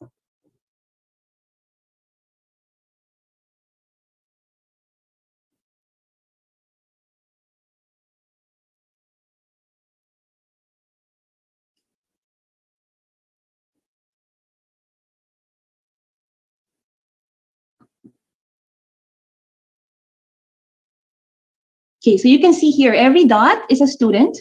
And at day 105, everybody is trying to reach the top, which is the goal of the course, but everybody might be at different points of learning. So let's do a little analysis. Sometimes we like to analyze some data. So we look. There are 3 students here. Blue, pink, and green are the three that I have highlighted in arrows, right? The goal is to reach the top, which is completion. But essentially, we see that the blue student reached the same level with less work and effort. The pink student reached the same one with more time and more effort. And the green one reached the same goal with even more time and more effort. You can see that everybody is trying to take their own pathway to get to the goal, but they are having individual pathways. And systems like adaptive learning system can actually map, an entire student's progress throughout their span of using this system. So when we look at personalization, do we need systems? Essentially, if you have 20 students in a class, 20 students in a school, why not? We don't need systems. We can manage that manually. A lot of effort will be done on the instructor to provide personalization to students, depending on where they are, where they need to be. But this is not realistic or sustainable with the types of institutions that we have. At TESDA, you have millions of learners. And at UNC Charlotte, where I am in, we have students ranging at 250 per class, all the way down to 5. So how can we think about learning pathways for each person? We have 30,000 students, and these students are engaged in multiple activities, multiple courses, multiple classes, multiple programs. So learning pathways can become vastly infinite really quickly, and adaptive learning systems are now capable to handle these types of data through artificial intelligence algorithms and machine learning engines. So now we go back, So with the combination of adaptive learning technologies to support personalized pedagogy, we can provide solutions for high quality personalization at scale for large numbers of students, which typically we do not expect instructors to be able to achieve. And these systems can help us get there. So adaptive learning technologies will dynamically adjust content, use algorithms to monitor students, detect knowledge gaps, and capture learning analytics. And now we're going to talk a little bit more about learning analytics. So we value large-scale personalization because we can now see what we could not see before. Now we're essentially opening this black box of how students learn. The biggest question which we've been answering for decades. How do students learn, and how do they learn best? As technologies become better, as technologies become smarter, we can learn about our students more. So learning analytics is actually generated through adaptive learning systems to give us information that we can use to make decisions on how we can help students or do better as a unit. So let's look at some examples. So adaptive systems can monitor students. We know that. We've seen the maps. And we can look at progress. We can compare individual students to a larger group to see how well they're doing compared to others. We can also see how students are progressing across multiple topics. There's no even maximum here. We could map that out infinitely and see how are students doing across topics. How well are they doing versus how much have they covered? There's two different metrics there. Now, sometimes it's hard to check how well. We always just check, did they do everything? That's coverage. But how well did they do? How do they feel? Now, more modern adaptive systems are able to capture emotional state or affect. Now, we call this affect or affective learning. We can now capture how students are feeling at a certain time and place. And more modern systems are able to show us all of this in a dashboard. And systems are able to give us a real-time view of student performance and progress and a behavioral state. Let me just check if my slides are still visible to everyone. Yes, they are. Thank you. Okay. Just checking. So you can see a dashboard. Okay. So these dashboards are able to allow us to see what we could not see before. And this is typically what students are doing online, what they're doing at home, what they're doing outside the classroom. In a regular situation, we are often assessing students based on what they do in the classroom. Now we need to assess students what they do outside the classroom because we don't have a classroom, right? It's all online. So we can now see what they're doing at home. And we can see this at a very granular level. Now, granular meaning very, very microscopic level per student, even per group of students.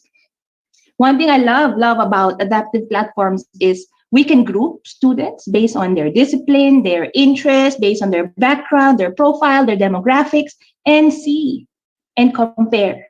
And we can really find a lot of insight on who might need help and who might need a little bit push to do better. So one of the things that these data points that I'm sharing with you are common across most adaptive learning systems because they are essentially here to give us learning signals. Learning signals we can utilize as actionable intelligence on how students are performing, progressing, and feeling. And it's something that we might be doing some of this before, but now we are doing this at scale. And because we can do this at scale, we can predict problem areas. We can predict who's going to do well before they get there. So systems like this are predictive. They're using predictive analytics to tell us, in this example, if a student scores below 84 in a certain topic, it is likely they will get a D or F. The system can predict at mid-semester.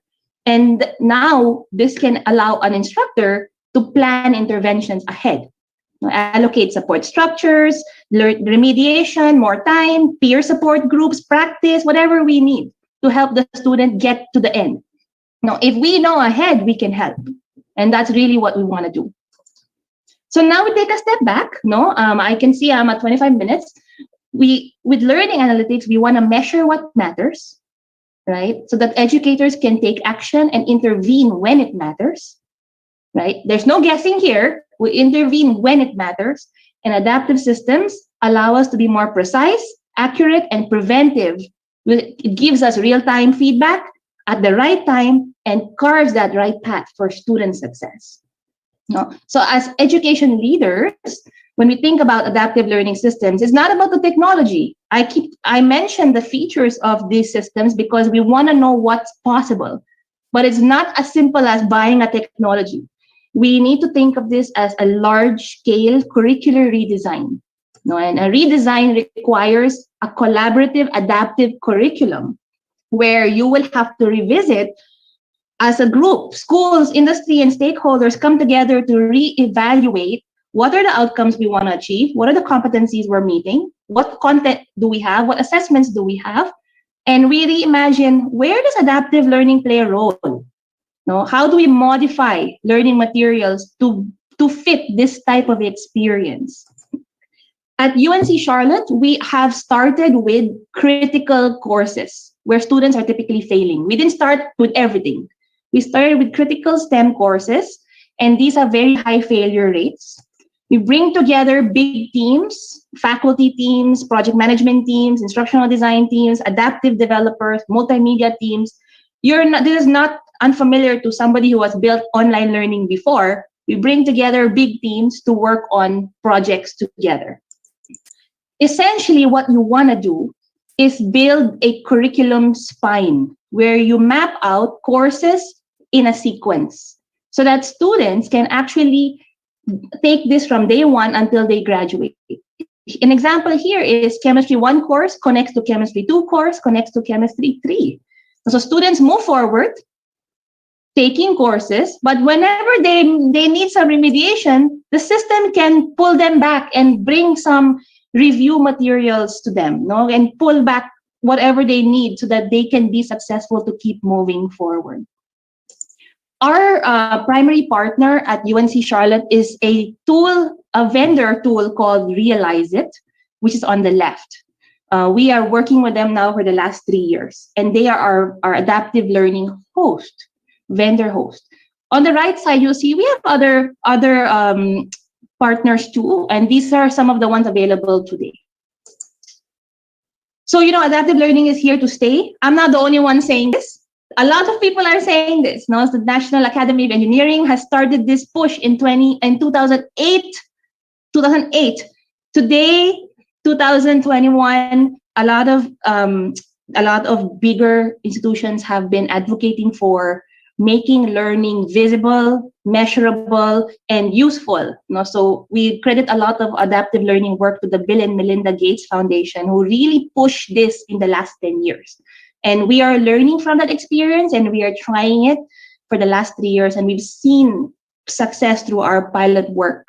And so my hope is for TESDA, we level up TVET again. No, and in 2013, I was very privileged to be part of the first eTESDA MOOC, which is the TESDA online program. We started that in 2013. Now it's time to develop TESDA PALS, which I came up with yesterday, which is the personalized and adaptive learning systems, for TESDA to move forward the next 5-10 years. I thank you for the opportunity to speak with you today. And if you need anything or if you have any questions, my email is on the screen, and you can always reach out to me anytime. Thank you very much. Thank you very much, Kiran. Just to inform everyone, she's Filipina, because they may think that you're based in the States, and you may not be familiar with what's happening here in the Philippines. But indeed, really, the digital transformation that has happened to education is something that has moved, in the last 17 months, it has moved maybe 5 years, and people are still grappling with a lot of things. And so I was very impressed with the way that you had the dashboards, the learning analytics, etc., because now teachers can actually focus on the learning rather than on monitoring, which is really, taking a lot of time in making sure that the students are learning. Or you can even have like classes that are bigger, because the system will put it in place already for the intervention. So I hope that you'll join us later, Kiran, for the open forum. Thank you very much. Let's give her a round of applause, please, from your reaction buttons.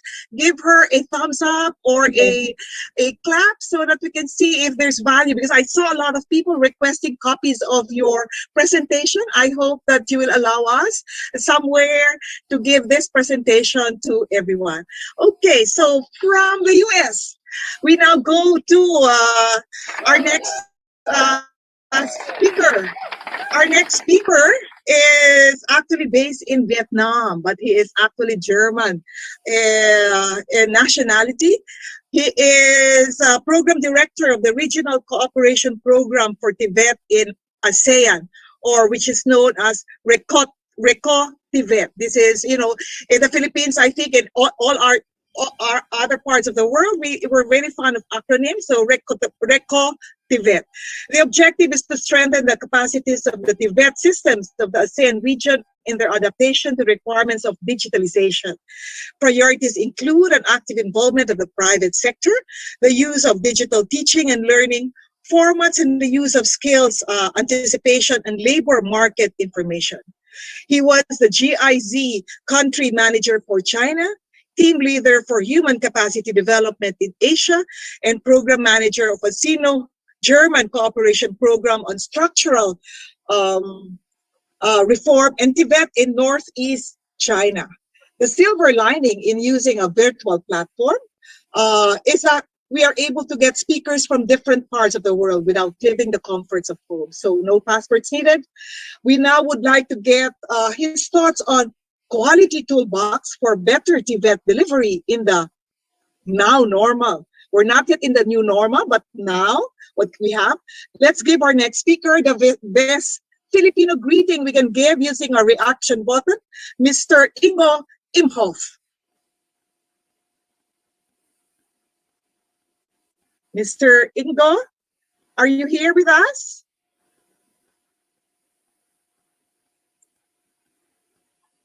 He may need help unmuting himself. There. I just took a look. I saw your message. I had the same difficulty as well. So can you just unmute? So that's why I asked to unmute. Okay, there. Are you able to unmute yourself? I just gave you an unmute message. There. Ingo, welcome to the Philippines. I think now we're there. Yes. Well, thank you very much, Christina, for the nice welcome and introduction. Thank you also to Patty Della Roma and the TESDA team for organizing such an exciting conference. I find this very inspiring. The presentation by Angelica and now the presentation by Kiran on adaptive learning, really giving a big picture and a glance into the future. What I would present to you is, I suppose, a bit closer to the here and now. So in that sense, I suppose the name of the presentation is aptly chosen. Let me see how I can share, or will TESDA introduce the presentation for me? Hello? Yes, our technical staff, do you have the presentation of Ingo? There. Wonderful. Okay, thank you. Here we go. So what I've been invited to present here is a project we have developed over the last 3 years, where we had a strong involvement in quality of TVET and a strong cooperation also with many stakeholders in the ASEAN. Our RECO TVET program, as some of you may know, is a regional cooperation program which benefits, of course, also from a long and ongoing cooperation in many ASEAN countries of the German cooperation, in particular in the field of TVET. Next, please.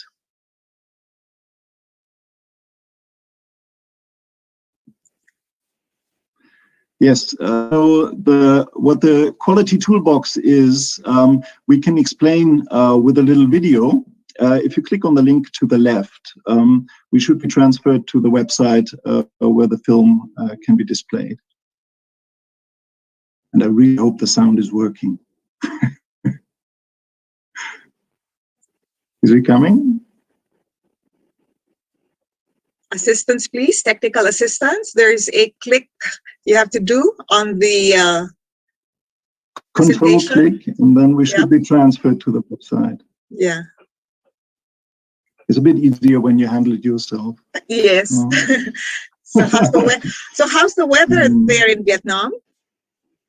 Good. Oh, it's a bit gray, a bit rainy, but very warm nonetheless. Okay. But we are all in a lockdown. Quality right toolbox now, for better Oh, TVET there. delivery. Oh, Can you see the? I think they have to create a The new. sound is there. Yeah. The quality of TVET delivery is high on the agenda of We're ASEAN not member seeing the countries. video. TVET is expected to produce skilled workers. Well, the intricacies of technology. I'm sorry. It's okay. But my colleague Hang has also sent the link to everyone in the. Also, there's the yeah. Okay. I hope the colleagues will advance us to the video now. So the link is actually found in the chat if we don't have any challenge, if we still are able to manage the showing of the video. But if it's not, you can just go on your own self-study. Do that. You want that to be shown, or you can proceed to your next slide. I can also continue the presentation. Okay. Can we have the slides up then?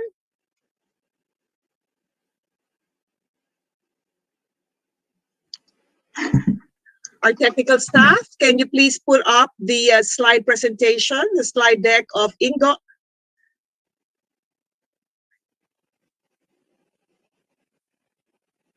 Yeah, I had to take a look at how you pronounce your name, because in the Philippines we have Inigo, but your name is minus an N. So I had to check how it's pronounced. Ingo. Info. It's Ingo, but I think it goes back to Ignacio. So I think in the end it's Spanish somehow. Yes. Okay, so who's putting up the slide? Yeah. Is the Very presentation sorry about the delay. It's okay. In any case, I can perhaps already inform that on the CVET.net, which is a platform on TVET, a regional TVET platform hosted by Simeo Boktek in Brunei, you can find all the results and work we have done on quality in TVET. And I strongly encourage you. It's a platform that publishers from various sources in various countries and various agencies. So it's a really good one-stop shop also on the topic of quality in TVET, and I definitely encourage a visit. If you could put up my presentation once more, that would be fantastic. Yes. We're waiting.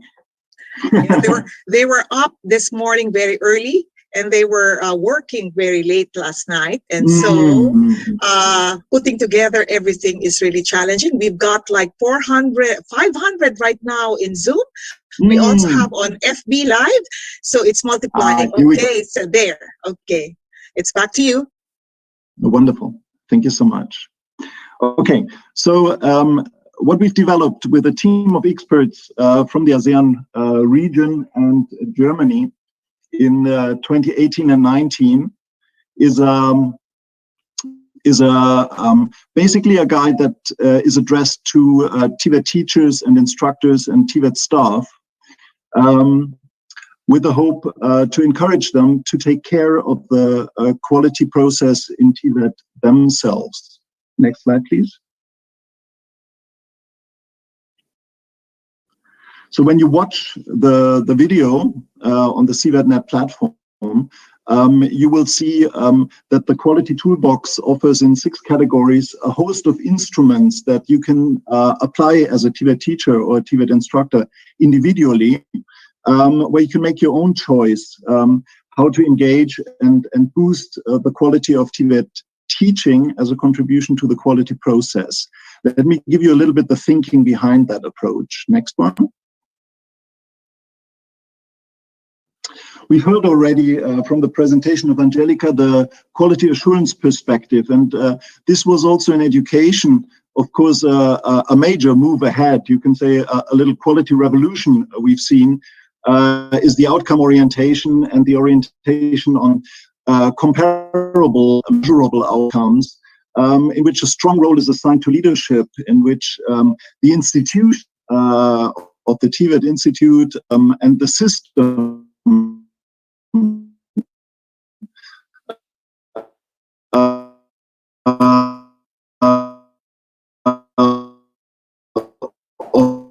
TVET as a sound empirical basis for an improvement process. But as we all know who've been involved with quality efforts, there's another side to quality. It's like an iceberg. You have the visible side of quality, and then have the process. And in some institutions, you will open the door and you will see already that everything is in its right place, and it's as if Ingo, maybe you can turn off your video because we're losing you. You're choppy a bit. So if you can.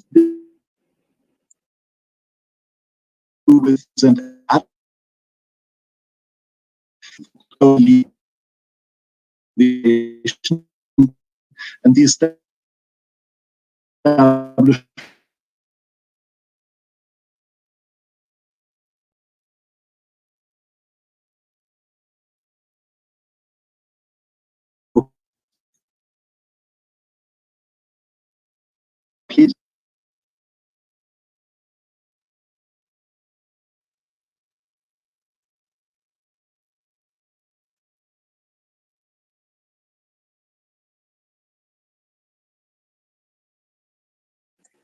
Have we lost Ingo?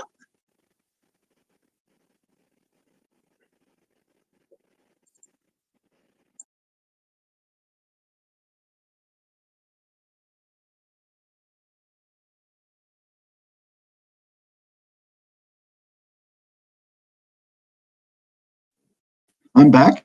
Can you hear me? Yes, you're back. Maybe you can turn off your video because that Yes, consumes yes. a lot. Yes, and so you can do your presentation. Okay, Thank you. wonderful. Please, next slide, please. I hope you still got what I said about that slide. So when we look at the quality dimension, we have to look at different levels that QA tackles. One is the systems level, then it's the level of the TVET provider of the institution, but then we can also adopt the level of the trainers and teachers, which is very much also what we've heard about in the demonstration of adaptive learning earlier. And we can open the black box, as it were, to see how to measure a process of change with a focus on the learning process. Next slide, please. So basically, you can look at TVET with these two different ideas. One of more the quality management, quality assurance side, with a focus on institution, management, structure, organizational processes, and then the quality development, which is why this toolbox is one of quality assurance and quality development, that looks at the staff, the students as learners, and the teachers, and the learning process as a quality process. Next one, please.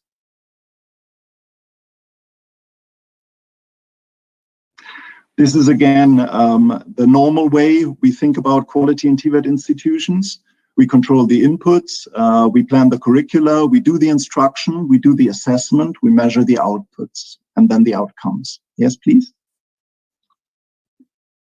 But when we open up the Pandora box of the learning process, there are different elements, and they are not only the ones that concern the institution and learning environments and the conditions for training. Maybe in the case of TVET, the training in companies and also the training in class. But it's training and teaching contents, it's the reflection of learning processes and the role of the teachers and trainers. Next one. So essentially, what we wanted to adopt is this, or address squarely with the TVET toolbox, is this missing link, if you want, that often gets not enough attention maybe, which is the art of and science of learning and teaching. Next one. We have been working with different stakeholders in 2020 to further develop the practical application of the toolbox. Next one, please. So as I said, the development was already a consultative process that involved TVET experts from Europe and from different ASEAN member states. We validated the toolbox once the different chapters and instruments were developed in cooperation with consultants, which also involved academic experts and TVET practitioners. And we finalized and presented this in a regional policy dialogue on quality of TVET in 2019. Next one, please. We've also conducted some application exercises of the toolbox, which try to verify with TVET practitioners the idea that you can use these instruments as a teacher and just dive into it. And we used two different scenarios to apply the toolbox with teachers from different countries, then have them engage with the toolbox and its instruments, and then give us an experience sharing on how they fared. Next one, please.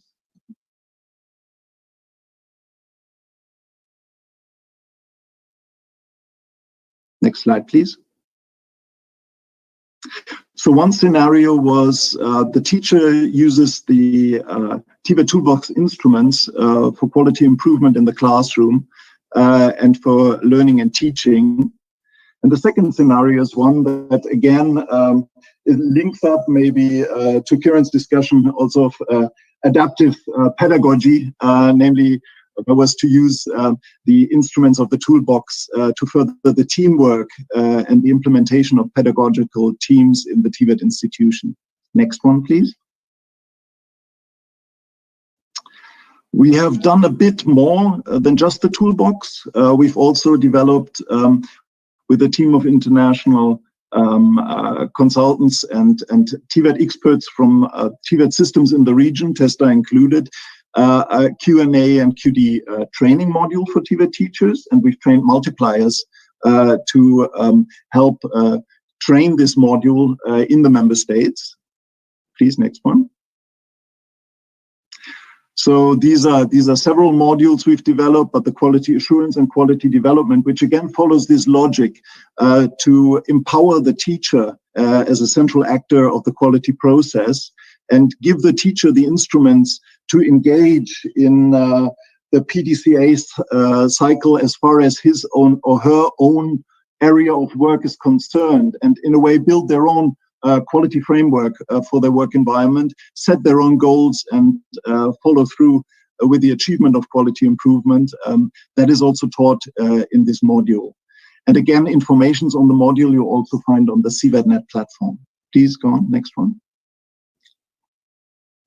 This is just what the training logic looks like. Next one. There you see that even in this training course, what we put at center stage is a practical exercise in a group, is a dialogue, is also an exposure to industry as a central element in TVET. So the toolbox encourages essentially also teachers and groups of TVET teachers in TVET institutions to very actively seek and structure their cooperation with local business and industry as a quality criterion of their teaching and learning process. Please, next one.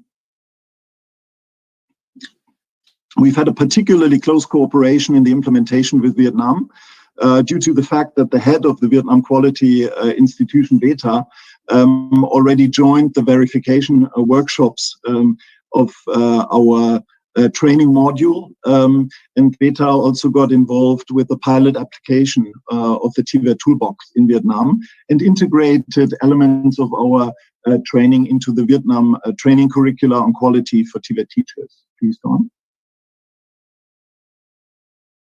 Next one.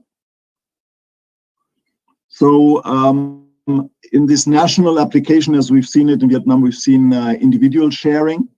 We've seen institutional adapting and conducting of trainings, and then on the stage of the system, really adopting training content with this kind of learning process focus into the national in-service training, which we encourage because we believe very often quality processes that focus on the measurement and confront TVET practitioners basically mostly when it comes to writing reports and digesting the numbers of the measurement exercises may not give full credit to the empowering force that a change process can have, in which you take an active role, in which you show the ownership, and in which you perceive yourself as someone who moves things, as someone who carries the quality process for the area of your responsibility, which is reaching your teaching outcomes with your students. Next one, please. So in Vietnam, we've coached a workshop for the multipliers on the Q&A and QD module. We've done multiplier trainings, of course, then also in Vietnamese. We've done a multiplication training for the application of the toolbox early in this year before the next wave of COVID, where we still had a chance to sit together. And we have contextualized and translated all the materials there. That's an exercise we, of course, would gladly partner with TESDA on any time. But it's an important point. I think my presentation has the heading, the now normal.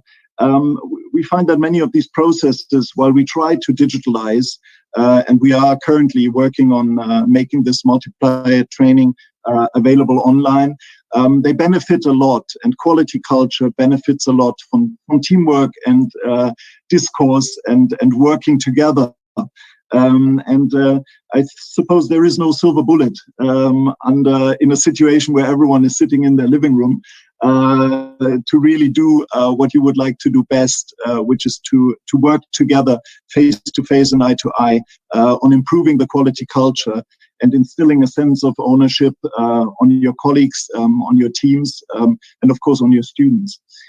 Next one.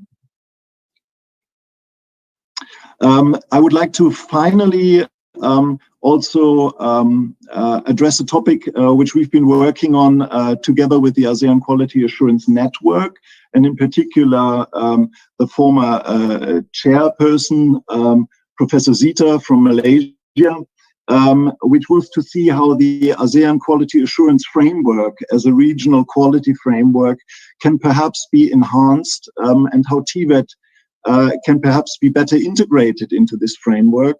Next slide. So we've asked Professor Zita to have a look for us at the 4 principles underlying the ACAF, and to provide recommendations how the implementation guidelines of the ACAF can be made more suitable for TVET. And this report is available, of course, to anyone who's interested. It has not been published yet, but it's definitely forthcoming. Next one, please. And I think that's already the thank you one. Please do me a favor, since technology has let us down a little bit there, and have a look at the video and have a look at the materials on the CVETnet platform. And if you have any questions related to this product or its application, do not hesitate to get in touch. Thank you very much. Thank you very much, Ingo. Don't leave us yet. Even if you are having some challenges with connectivity, we will have an open forum later on after our last speaker. Thank you very much. I have actually taken down a few notes, quality assurance and quality development. They are not for one person alone.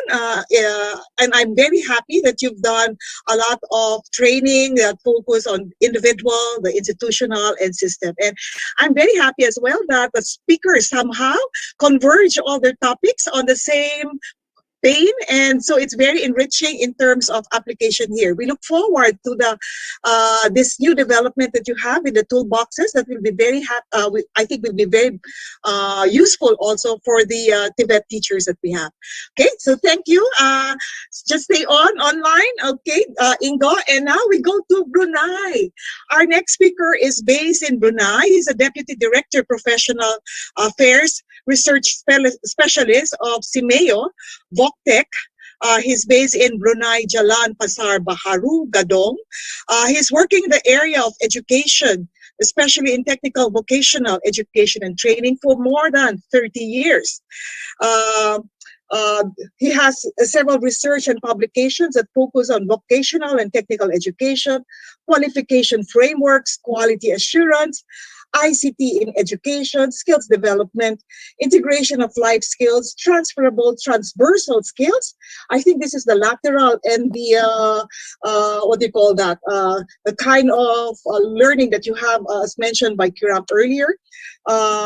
Education for sustainable development, teacher standards, and preparing TVET for industry requirements.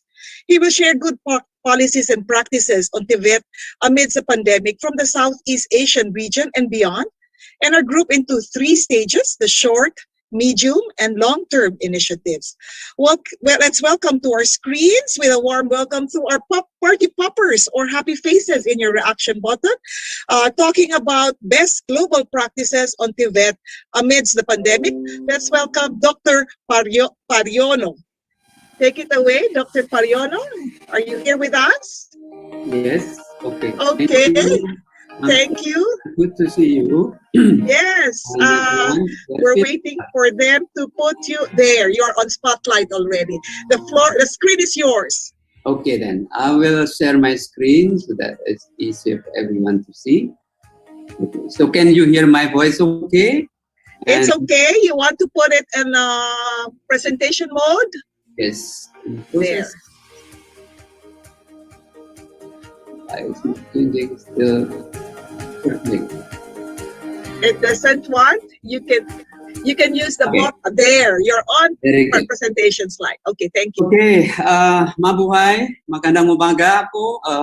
So thank you very much again for the invitation. Congratulations for the 4th National Quality TVET Forum. I think I try to join every year. I don't want to miss this. So when Mom Patty invited me, even though like a week ago, okay, I have to take this. So thank you for the invitation. I'm glad that I could join even though at the beginning, because this is very popular, I could not join at the beginning because they kicked me out because I'm more than 500 participants. So I keep trying, but the committee trying hard and then let me in. So good to see you all. They gave me the assignment, which is quite challenging, but I try my best to share this on the, I cannot really call it best, so I just change it to good. Because best is you need to compare, and I don't have time to compare one to the other. But as long as I think this is good practice, I'd like just to share with you all. And we are talking about TVET, and you know that TESDA is the leading agency for TVET in the country, and also I think also all over, I mean, beyond the country as well. So I think this is the area that we are working at. So we'd like to share with you some of the ideas in terms of good and best policies and practices from the region as well as from outside, using the resources that I have. I'm glad to share with you. But let me start knowing that I work in the regions under CMEO, which is an organization initiated by Ministry of Education in the 11 countries, so ASEAN plus Timor-Leste. I like to start with sharing the ambition of the region when it comes to TVET, because I think when we work in the country, we need to see also what is happening at the regional level. Is it kind of low or high ambitions, or is there any strong initiative in TVET, or TVET is considered as left out kind of program? So I like to start with that to give us a little bit of boost and motivations, especially in the era when, or the time when everyone is a little bit down because of the lockdown, because of the travel restriction and others. I think good to start with that. And then I'll share with you in terms of learning experiences from different countries, different regions, in terms of good policies and practices. And then I came up with recommendations. Let me start with, I think in this region, we know the two big organizations when it comes to TVET, especially. One is, of course, we work under ASEAN. As we know that ASEAN has been very motivated and put a lot of policies in place with regards to TVET. Some of them is under this umbrella, under the ASEAN Declaration on Human Resource Development for the changing of world of work. I think this has been shared and endorsed many times. So we could see that TVET is one of the big agenda inside. And also there is a roadmap developed based on that, and we can see where TVET is located. So again, this is very, very important to see that right now there are a lot of initiatives, different ministries, because when we talk about TVET, it's not only under Ministry of Education, but also labor, also human resource, and some countries they have 9 ministries dealing with this. So I think it's nice to have a regional platform that at the end we can link, we can work together. And I try to congratulate here. I'd like to say again, congratulations to Philippines, especially TESDA, who is at this moment leading the ASEAN TVET Council, which is again, the main role is how can we collaborate among different ministries, different players, different stakeholders, including development agencies. So I think this is an exciting moment. Even though, with this COVID-19 is a little bit disruptive, but I think, we still can progress on that in the future. So the ASEAN TVET Council, again, is one of the important, initiative and also bodies that at the end will help coordinate any TVET initiative in the region. And underneath there are the work plan. And as we see that TVET is under outcome 4, enhancing access and quality, and also the continuing of TVET for lifelong learning. So this is some of the initiative, but I just want to assure you that the ambition is very high under us, so that this will affect also the activities, the policies and practices in the country. And this is the older sister, CMEO, which is the Southeast Asian Ministers of Organizations. This is a bit older, and we can see more country because Timor there. But also there are a lot of initiatives to address TVET. You can see that under education priority areas 2015-2035, this under priority number 4, promoting TVET. So here a lot of initiative, a lot of agenda, a lot of activities to improve TVET in the region. And looking at the Simeo centers, now we have Simeo Boktak in Brunei, we have Simeo TET in Cambodia. This is again also to strengthen TVET in the region, as well as support by other centers like Simolak, Serka in the Philippines, Centropmed, and others. What other strategies at this moment? I think, thank you, Ingo is here as the director of RICO TVET, because we work very hard in terms of how should we prepare our workforce in response to Industry 4.0 requirements. And I think we have a lot of activities in here, including curriculums, including standards, including training for teachers. I think, again, this is something that we don't want to be kind of left behind. So this is very, very important areas that we're looking at. Quality assurance, I think you mentioned one of them, the quality toolbox. And then also the regional knowledge platform. This is again, how can we work together? How we can continuously communicate to each other. So please visit cvet.net. This is again the regional online platform so that everyone can work together. And also inside, there is also we're focusing on the e-learning, even though this is still in progress, but I'd like to share with you that soon we will have a lot of online courses that not only just rely on using video, but also using like simulations, virtual reality, augmented reality in the future, but it's still progressing so that I believe we can give options to our TVET teachers in terms of how to teach the students. TVET network, without networking, I think at this moment will be very challenging. And networking now, even though maybe traveling is difficult, but through online, it's kind of a click away, so much faster. And sometimes we cannot rest because communication never ends because of the online is always available now. And also we organize high official meeting, and this I think we can collaborate with TVET Council later on in terms of how we can coordinate efforts in the region. So that is just to give us a bit of background in terms of the regional push, the regional commitment. And now let's start looking into the topic that I'm assigned to present, which is what is the good practice when it comes to policies and practices in coping COVID-19. And I think every one of us is affected. And I'd just like to share with you, I think TVET is heavily affected by this COVID-19 because most of our activities when it comes to learning is hands-on. So hands-on, normally physical training has to be happening with the equipments, with the students and facilitators inside the room, which at this moment in some countries, in some locations is not not allowed. So in this case, we need to find a way how to address this. So I'd just like to share with you that again in TVET, this is quite challenging. So I think sharing good best practice or good practice here, I think very, very important. So the way I organize a group into three, the short term, I think most of us have done this.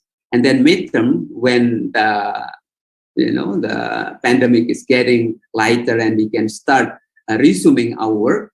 And then most importantly, I'd like to highlight later, I think this is also shared by the committee in terms of what would be the kind of best strategies, best policies and practices so that after pandemic is over or even the pandemic is with us, we can still progress when it comes to TVET. So how to improve and accelerate, this is the one that I think I'd like to focus more and sharing from the good practices in the region and beyond.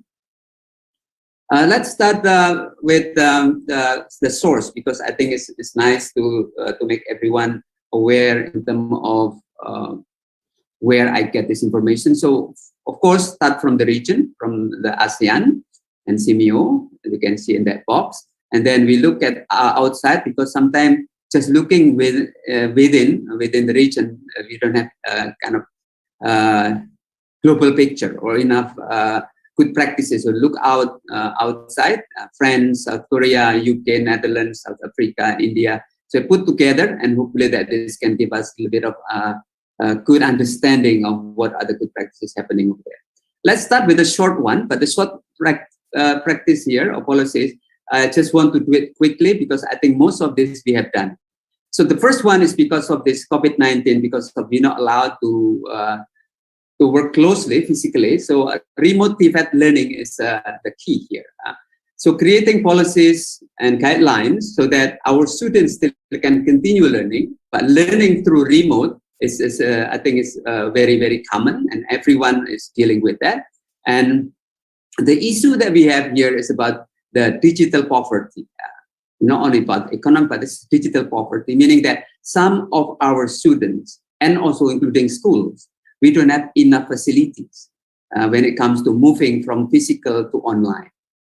So a lot of initiatives from the country level, also from the school level, in terms of how can we provide assistance to those who are in digital poverty, either providing bandwidth, providing equipment, so that at the end they can work online. And then the other issue is about the work-based learning. Work-based learning is a learning in TVET where the student need to do practical activities. So again, this is something that we will share later, but regardless, we need also to address this, whether sharing videos, the easiest part, or communicating through online, giving some online materials. I think earlier, Kiran just shared with us different, basically like how to personalize learning as well as to digitalize learning. And this is something in TVET is very, very crucial and not easy to address. And skill upgrading, I think this is a moment when we have some kind of down time like this, having opportunity for skill upgrading. So this, I think, is a lot of opportunity, but again, most of these activities is online. Those are the policies. I can group under policies. What are the practices? Of course, the use of technology for continuous learning. I think this is everyone is doing it, and we are doing also meeting like this online. This is one way. And then the good thing here is about how can we produce something that is meaningful to the students. So and also the school can contribute and can help the situation when it comes to COVID-19. So for example, like some school produce units to supply essential goods and services. So maybe you can come up with a mask or any equipment. And Malaysia have a good example. I share in the link at the bottom about how to come up with a sensor so that at the end people can use sanitizer using sensors so that we won't touch, and using Industry 4.0, using digitalizations, using 3D printing. These are one of the example of how the school can contribute, but also still using the knowledge and experience from school.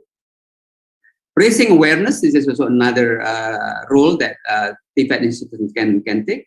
And then improves staff digital skills, because this is again not only shock for the students, but also this is surprising for the teachers that many of the teachers are not ready, do not have the digital skills, especially addressing the online learning. So I think this is a short term, but I think we need to do it.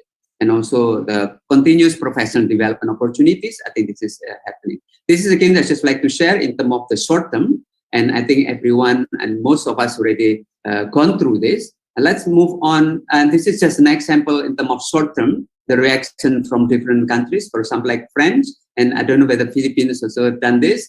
So basically offering free of charge for a certain period of time, because again, many students and parents having difficulties financially. So I think providing free of charge online training, also providing incentive or free bandwidth. Those are a few things that are done in different countries. The second one is developing the virtual training platform. And I think this is very, very important, how to alleviate the level.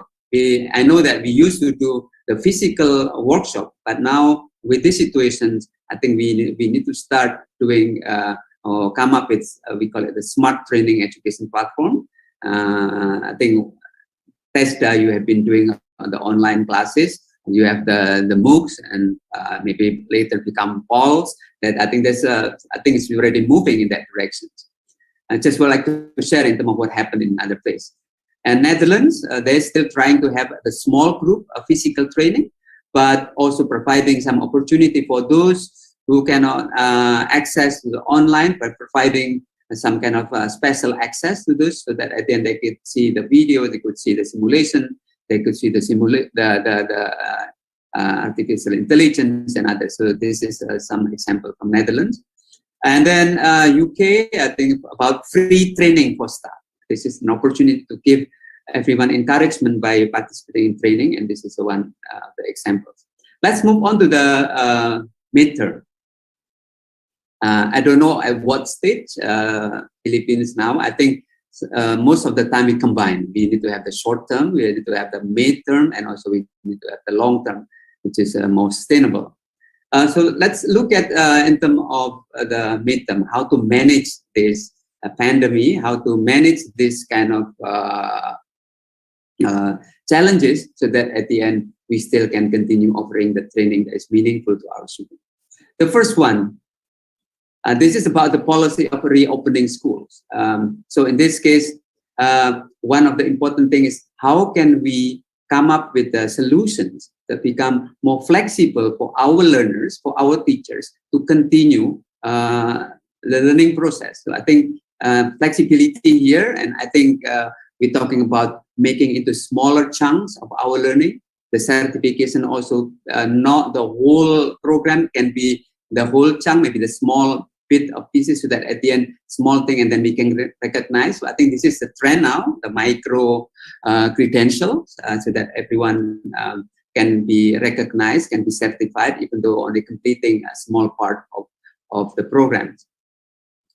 The second part is we should not forget the vulnerable students, because many of our students, you can imagine that they used to play with their friends. They now stay in the room looking at the screen for many months, and sometimes more than years. So in this case, I think it's very important for us to look at their, the condition, the psychosocial support. I think is needed. So this is also something that we should not forget, and we need to integrate in our system. Policy and guidelines, the recognition of prior learning. So now we can learn from different ways, including online. And so from that, how can we recognize so that people are still motivated to continue learning? Rapid assessment. I think I like the example from Kirana earlier regarding the personalized learning, so that everyone can see the progress. And if this one done online, this can minimize the effort from the teachers, so that teachers can focus more on the learning instead of the assessment. So using the online platform, so we have the rapid assessment, and also we can do the response accordingly. Talking about the response of emerging skills, I think this is very important. Knowing this situation, I think a lot of emerging professions or occupations that are not existing before, and we need to also look at that. The practices, in terms of what kind of practices that is happening in the region and beyond, is supporting community-based solutions. So I think we cannot work alone. The school, the institution, we need to look at the community and how can we work with the community to address these issues.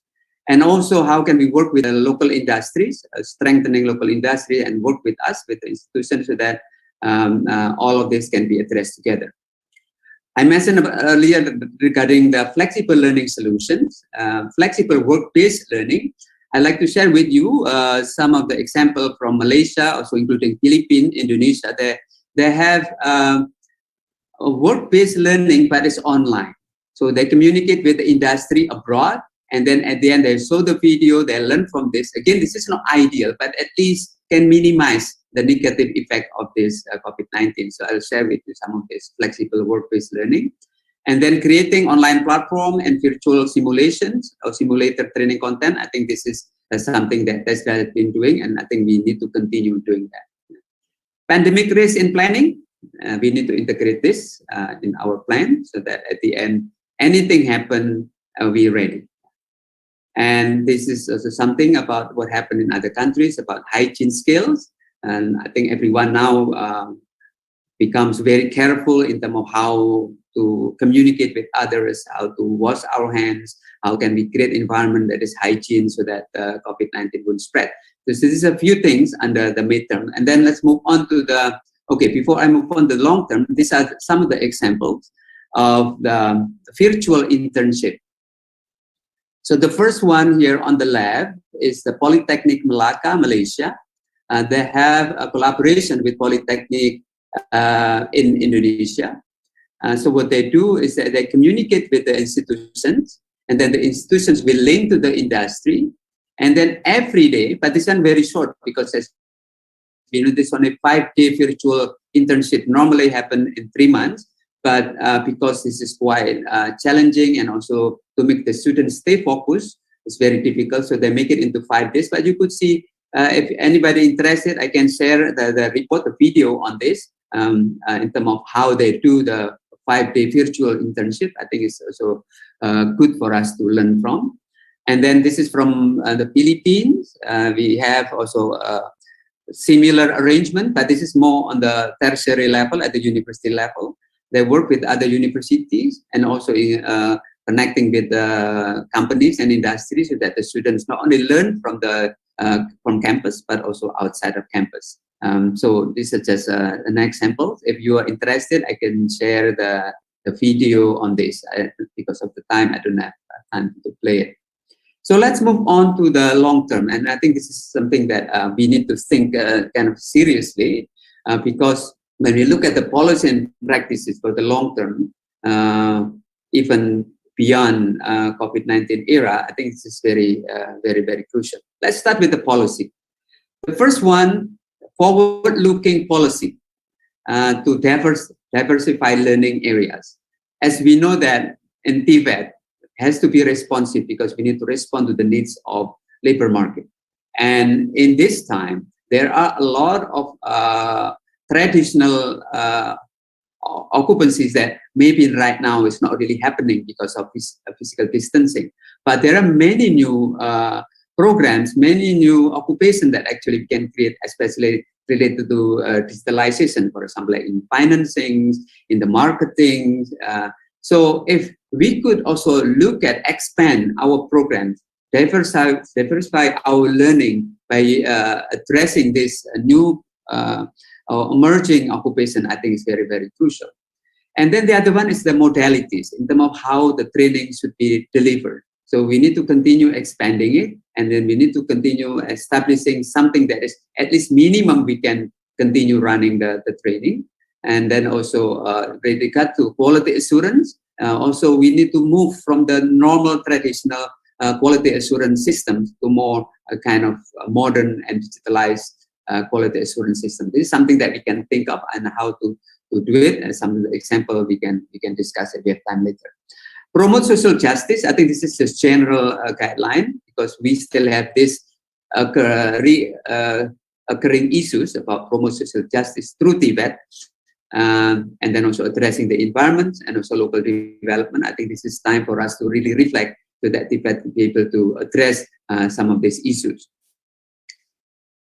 Sustainable development goals, I think everyone aware of it, and we should not forget this, and we need to link our TVET programs as much as possible to be able to address these sustainable development goals. So what are the overarching principles and how we should integrate in TVET? I think we should not forget because it's about long term. We should not only focus on the short, but mid, but also more important is the long term. And then also, this is a policy that can create an environment that people can continue motivated in learning. So encourage and reward networking and partnerships. And I think this is a key, especially in TVET. We cannot work alone. Working with industry, working with the government, working with community. So I think we need to come up with a policy so that at the end, institution will be encouraged and more motivated to do that. When it comes to practices, I think this is also a bit related, policy and practices. So design new and expand current programs to address emerging skill needs. So we need to continue mapping what are the emerging occupations as well as what are the interests of our students so that at the end we can match the two. Invest in providing flexible, modular, part-time. This is again the issue is about how can we create more flexible learning opportunities because right now a lot of restrictions. So if we do not complement with something that is flexible, I think it will hinder our students' learning process. Modular training, I think TESDA has been doing modular training, but let's look at the micro-credentialing, meaning that if before we need to give a student 1 semester to complete a course, maybe we should not, we should address of what if the student can only learn for maybe 1 day, 2 days, and then at the end they can have a credential. So let's think about the micro-credentialing. And this you can create badges so that they can show that I have completed this and that, so that this will be meaningful when they apply for jobs. So the next one is about the remote learning, and I think this is very important. So in the long term, we need to continue building remote learning infrastructure and skills, as well as related to digital marketing. And TVET, I think, is we have been trying our best to continue promoting TVET so that they will become, the first choice in education. So I think it's also a good time for us to continue marketing TVET through digital marketing. Okay, let me just check in terms of time. I have like about, 7 minutes, Christina? Okay, let me just move on very quickly considering the time. So this a bit of the summary when we look at the policy and the structure. So what are the good practice in the policy and structure? Again, very important, leadership and management structure. We need to look at it. How can we make agile and adaptable leadership and management structure? Meaning that we need to keep reviewing, and everyone need to be able to adjust and adapt with the new environment. Up-to-date and digitalized student records, and I think this is to minimize the focus of the teachers on the assessment, but more to the learning. So if we can put this record in a digital form, I think will improve significantly. New ways of managing quality assurance through digital means. So if we have now, I don't know whether using ISO or using any kind of national quality assurance, if we can move from the physical print out to more digital, I think this is the way to go. Continue reviewing the policies and also the implementation checks, meaning that again, we need to see and then see again and review and modify as needed. A minimum digital teaching and learning has to be permanently embedded in the curriculum, meaning that everyone, regardless of where the institutions are, regardless of the condition, we need to have the minimum digital teaching and learning integrated in the curriculum, also in the platform that we have. And then internal communication tools among within the institution has to be strong, because a lot of issues that we address, that we encounter. So I think having strong communication is very important. Clear and transparent guiding principles, and this is about how to engage our partners, stakeholders, including students and also others, so that at the end we all stay motivated, stay connected. Continuous professional development, I think this is very important to continue doing that. And then when it comes to curriculum, again, review the format and as well as the durations. If before we have always long-term duration, 1 semester, maybe we can consider having a shorter duration. Agile and adaptable assessment process. Minimum of digital teaching and learning. I think that, as mentioned earlier, we need to have that at least established, so that anything happen, we can run that digital teaching and learning. And measuring the impact of blended. I think this is also important for us to see, because we don't want to just keep trying, trial and error without knowing what is the impact of that. So I think it's important for us to see, to measure the impact of the practices that we are doing, the policies and practices that we are doing. And then good practice, considering the work-based learning, and this is the most challenging part. How can we address the issue of work-based, meaning the hands-on? Either this is in industry or in the school. And I think the first one is develop agile and adaptable work experience plans. So in this case, we need to give many options. Either something that they can look at, or maybe they can watch, they can listen, even better if they can use their hands, is using simulations, even better if we can use also something digital, advanced technology using virtual reality, augmented realities, artificial intelligence. So those are a few things that we can move on. But at least, we have to have kind of gradual progressions so that all of this we can sustain and progress. Effective employer engagement, I think this is still key. Regardless, TVET cannot survive, cannot continue running without engagement from employers. So regardless of the situations, we need to have strategies of engaging our employers. Then the last one is, even though we realize the strong or negative impact of this restriction of this COVID-19, but also many of the institutions now lead to the innovative delivery methods. A lot of things that we created because of this situation that they can become more digital, more innovative, and also more efficient. So I think a certain degree also we learn something meaningful. Recommendations, you think that maybe we can look at. Again, this is just also a summary. So engage employers and trade union, because we need to continue doing this regardless of the situation. Start planning today for changes of labor market. So we need to continue mapping what is the occupations now occurring and how should we respond in our curriculum so that we also have relevant program on that. Provide financial assistance. I think regardless is very important to the system, to the learners to undertake training in more future and proof sectors and occupations. As you can see now, there are some changes or shift in terms of the employment. So we need to look at what are the future proof sectors. For example, like in the finance now, a lot of things, transaction, all everything done online. Something about even agriculture, we use a lot of digitalization using sensors, so that at the end we don't have to do like much physical, meeting with others, but also we can use the sensors, we can use the technology to address this. So this is something also we need to look at. Capitalize on the demand for digital distant offering, options of innovative digital and pedagogical approaches, things through either simulations, augmented reality, virtual reality. This is something that also we should embrace. Examine policies and regulation more frequently regards to micro-credentials and digital badges. This is something very trendy now. People can take online courses and then at the end they get the credentials and then they have badges that they can download. They can show that they are capable of doing something. Make sure that TVET program are providing opportunities for learning foundation skills. Mentioned earlier about transferable skills, life skills, transversal skills. This is basically like the skills that everyone should have and be able to survive regardless of the situation. Of course, they need to top up with the technical skills, but the foundation skills is very, very key and very important.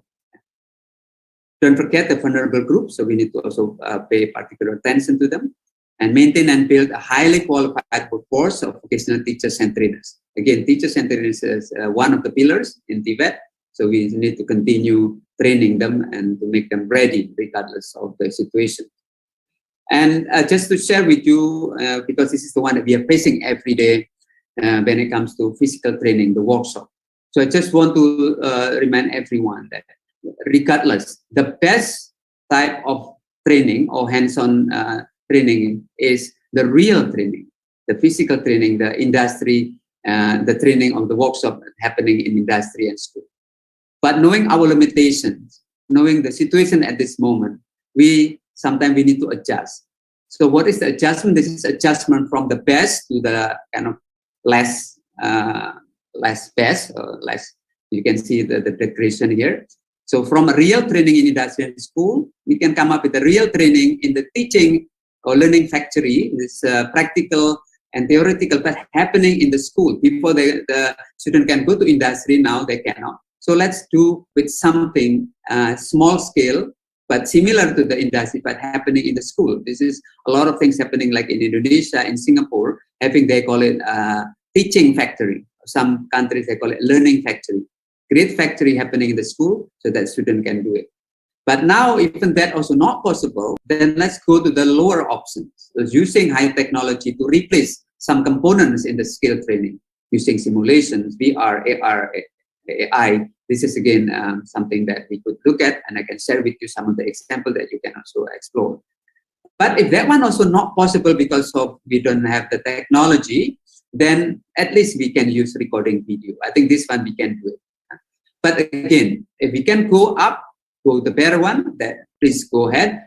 But while we are still having these challenges, at least we can minimize by going to the lower part of this option. And this I'd like to share with you, and hopefully soon this will be available in the CPET.net. But at this moment, we're still in the negotiation process. So we come up with a virtual training in different TVET occupations. We collaborate with the Finland company, ADE, and they give us a lot of virtual reality. So in this case, school need to have the equipment, the computer and the goggles, so that the student can work and play around using a bit of hands-on. Again, it's not ideal, but this is also something to minimize the effect. Also, we are now negotiating with LabTech when it comes to simulations. So they can see, the student can play around the equipment so that at the end they can have a better understanding. But again, this cannot replace the real workshop, but at least this can prepare them later when the times go back to normal, then they will be ready. So like a pilot, a pilot through the simulation first. Once they master the simulations, then they can apply the ethics. So similar concept. So I think during this time, a lot of focus more on the simulations and all of the virtual intelligence here, but later they can be in the real situations. And this is some link, but I think you may take it later in terms of one of the example of using IAPO 0.0 to develop equipment, the sensor for sanitation for dispenser. So you may take a look at that. These are a few things that maybe I could share over this moment. I think we can discuss directly considering the time. So thank you very much again for your attention and the time given to me. Thank you very much. Thank you very much, Dr. Pariono. In fact, you have proven once again that you are a true researcher. You did not want to boast that you were presenting the best, so you wanted to just do good. And I took a lot of nuggets from you. If education is supposed to be agents of social change, then you have to make sure that you're able to represent what industry needs. And so that is something that is a good takeaway, as well as a cone of learning. When you said that, the best, it may not be the best right now, considering the pandemic, the face-to-face instruction, although you still promote that. But for the time being, education should not stop. And so we should provide them these alternatives that you have. So thank you very much, Dr. Pariono.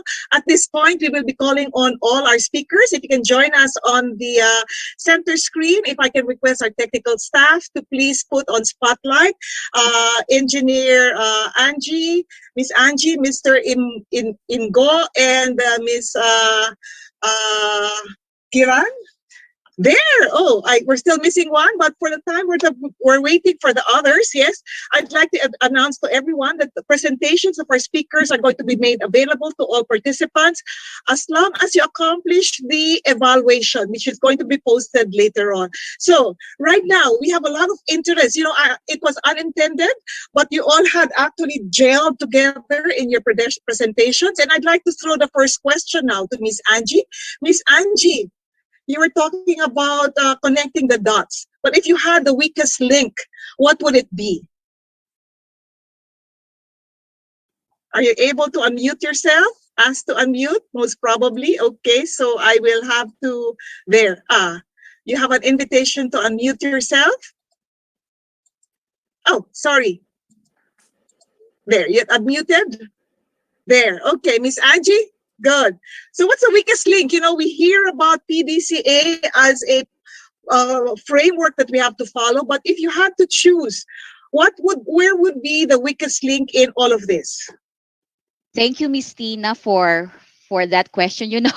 I was reminded by remarks from a non-Filipino friend, also a consultant in other countries, and we're already actually close. Maybe that's the reason why he made this remark. He's a well-known consultant outside the Philippines, and he mentioned to me, Angie, you Filipinos, you're very good when it comes to planning. And pardon me for this word. He used this word. But in terms of implementation, my goodness, you're lousy. But I think that was years ago. Now, if you will be asking me to evaluate and give my comments, what's the weakest link when it comes to the PDCA? We're learning a lot already because what we plan, we're really ensuring that it gets implemented right, and we have many mechanisms to ensure that it gets implemented. And the weakest link right now, and it's not only here in the Philippines, my hope you want my modesty aside, when I assess also other countries, no, the weakest link, it's in the, can I say, it's in the C, it's in the checking, it is in the monitoring, or we call it in the learning, because we have a lot of data and information. However, the challenge there is how to ensure that we use this data and information to be able to really improve the organization. It's all there. So that's the challenge, because we have already all of this, right? We have the data result of our implementation, but how do we use this, all of this, so that we can move forward, we can effectively address what you call the next step there, which is the ACT, never ending journey for continual improvement. So yes, maybe years ago, especially in the Philippines, it may be the do part, but now it's more on the, so we're progressing also. It's more down on the checking or the learning part. Thank you, Miss Angie. In fact, they say that with this continuous improvement is something that we say always, but status quo is comfort zone.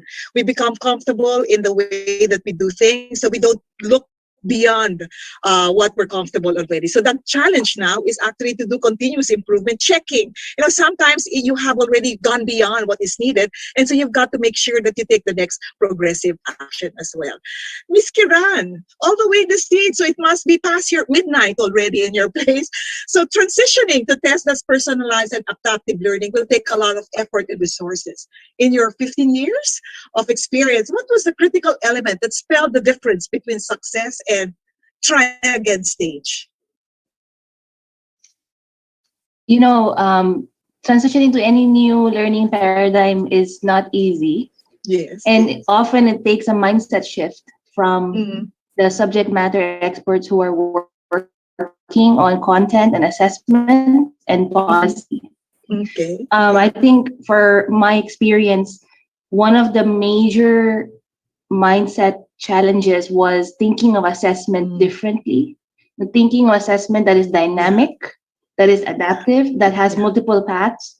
That was not easy for our subject matter experts to reconceptualize, because learning is very standardized and has been prescriptive for many, many, many years.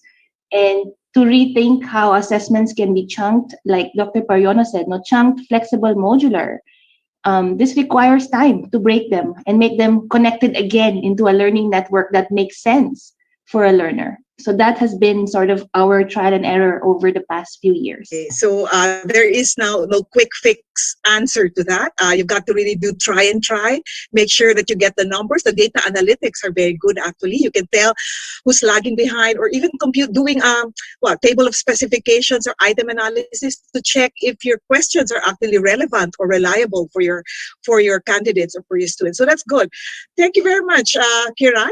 Don't go away. We still have I know that we have gone beyond already our time, but we'll just ask one question each for our panel and a general question for everyone. Okay, let's go to Mr. Ingo. I hope that your connection right now is good. The quality toolbox includes pedagogies of learning. Is there this consideration for assessment online, specifically for technical skills component? And how do we address this? Because you know you were offline for some minutes, so you saw that there were some challenges about this. How do we now make sure that in learning you don't get the full value if there's no assessment?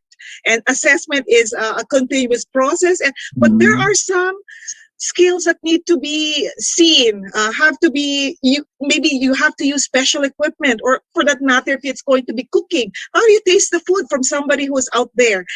Where do we go with this? Yes. Thank you very much for the question. You see, when we applied the toolbox with practitioners, what we found was that the main limitation was not their access to data or their learning from reports, but it was actually the space for them to make a difference. Because very often the learning environments and teaching institutions are very hierarchical and the roles are very prescribed, and there's a big scarcity of time and practical guidance in how to take an active role in improvement processes. In the worst case, people are so busy writing reports that they don't have the time to think about how to change their behavior. And this is where the toolbox wants to invite a reflection process.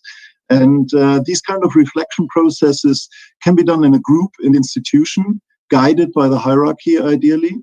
And then you can think about, and one important quality dimension under the new normal or the now normal is, of course, how can we make people more digitally savvy quickly, and how can we maybe engage in improving our digital record keeping, how can we conduct assessments digitally. These are all aspects of how to improve the performance of the institution and the individual teachers' teaching arrangements right now.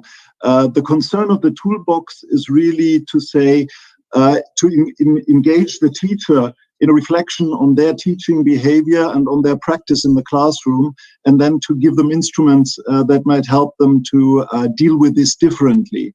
What we're doing right now with respect to our training, which will be provided also in a more digitalized version via the CVET.net platform in the future, is to see which of the instruments provided in the toolbox should be stressed in particular as part of such an online learning. So far, our multiplier trainings have also been physical trainings in a learning group, because we believe that is always more productive. In the words of Dr. Payono, that's the first best. But under the current conditions, we have to make do with the second or third best, which is then the remote learning. And then you have to reflect. But again, it has to be a solution that can be applied. It has to ask the people in the quality system, what can you take on board? What is actually the physical equipment? What is the digital equipment available to you? And what is your background, so you can actually act? And I'm a bit... I think many of us get overburdened by the new opportunities that are there, and there's very little in terms of hands-on guidance in how do I use it personally to make a difference to my life.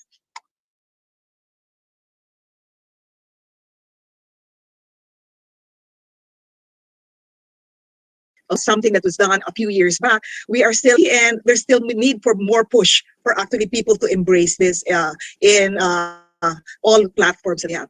Dr. Payono, your presentation, you went from region, ASEAN, you went to some examples from France, from Netherlands. You had a wealth of best practice, I have to correct myself, good practices in various parts of the world. If you had the chance to choose one good practice that would have the biggest impact in TVET, what would it be? Wow, this is again tough question, because I think you try to guide me or to push me to the direction that I need to compare, and then at the end we come up with the best practice, not only good. Okay. But it's good questions. Again, it's not an easy because we can see the components in the policies and the practices are very diverse. So in that case, I personally like to pick and choose. So from this country, I like that part. From that country, I like that. So at the end, I will get kind of all of the best from different. So I could not really say that, okay, UK is the best. And I don't want to hurt anyone's feeling as well. Because, but let me just take a few things here. So when it comes to the policies, so I don't want to link it, and I don't want, again, to put a certain place as better than the other. When we look at the policies, again, at this moment, everyone is challenged by the unprecedented situation. And many people are just reacting. Yes. So what would be the best way here? How can we make the policies that can become open and flexible, that people can stay, again, we should not be close-minded. I think the best is when we look at the institutions or the policies in a country where people are so open-minded. They always seek for opportunities. They always say that any challenges becomes, they can change into opportunities. So this, the flexibility, the open-mindedness is, I think, for the policy is the key here. And I think it can be applied in anywhere. And also looking into how can we create environments so that make everyone stay motivated, make everyone stay in a way, whatever they do can be recognized and have some reward. And this is something in the policy need to be established at the national level. So one of them is about recognizing lifelong learning. One of them is looking into recognizing the small part of learning. So not waiting until the whole process completed, but even during the process, let's stop and recognize that, certify it and then recognize it. So I think this has to be established in the system because in this region, I think it's mentioned about, we have many good policies, but practice is still very limited when it comes to lifelong learning. Our workers, our students, they learn using different avenues, but when it comes to certification and recognition, it's still not that easy. So let's start from that. This is something on the policy. Let's create policy that will welcome all of this initiative. And this is a good opportunity for everyone to continue learning. I think the platform that encourage, the policy that encourage everyone to learn, I think is very good as well. And then to the practices, again, the practices, I'm looking into the school level. And I don't want to pinpoint, some of them are very good. You may look at the YouTube that I said from Malaysia, for example. But again, everyone will react differently depending on the resources that they have, depending on the capacity of the human resources there. But I think the most important thing is that we should not stop learning. We should not stop doing some kind of effort to address these issues. Let's take these opportunities again. So in the learning, I think we could see that, of course, everyone tried to move from physical to online. So what kind of thing that we can do at that level? Maybe some still using mobile phone, not computer, let alone artificial intelligence. But at least we do something. We need to see the progression in the practice that we will address. We never stop learning and making an effort so that at the end we address, we accomplish what we are hoping for at different stages. Sorry, I cannot answer your real question, but it's not that. I'm sorry to have put you in the hot seat, but I believe that what you said was really very relevant. Lifelong learning with a lot of people who have lost their job or underemployed at the moment. Reskilling, upskilling, cross-skilling is the name of the game. You've got to make sure that people have new skills that would maybe allow them to seek employment in other or within the particular labor division that they are in. And I'm very happy to note that TESDA has actually passed a circular that will try out or pilot some micro-credentialing. You don't have to go to the whole program, and you've got to, you can just finish a bit and you get credentials. So whether you can submit a micro-credential that you've earned that is recognized by industry, and it will be recognized as well by TESDA. Okay, so everybody, if you had a magic wand, and if you go back to our theme, what would be the most important tip for us, TVET, to build resiliency in future-proofing and enhancing quality TVET beyond the COVID pandemic? Okay, so if you had a wish, let's start with Miss Kiran, okay? Your turn. We can speak all day about how to improve, but I think one thing that we should always keep in our heart is, who are we doing this for, right? And we are doing this for our learners, and keeping them at the back of our minds with empathy, knowing we have challenging times, and technology is not easy. Think about them first, and anything you do is better than not doing anything at all at this time. Yes, learner-centered is the name of the game. Let's go to Miss Angie. Miss Angie, what would be your tip? If you had a magic wand, how do you make sure that we're able to build resiliency, future-proofing, and enhancing quality TVET beyond the COVID pandemic?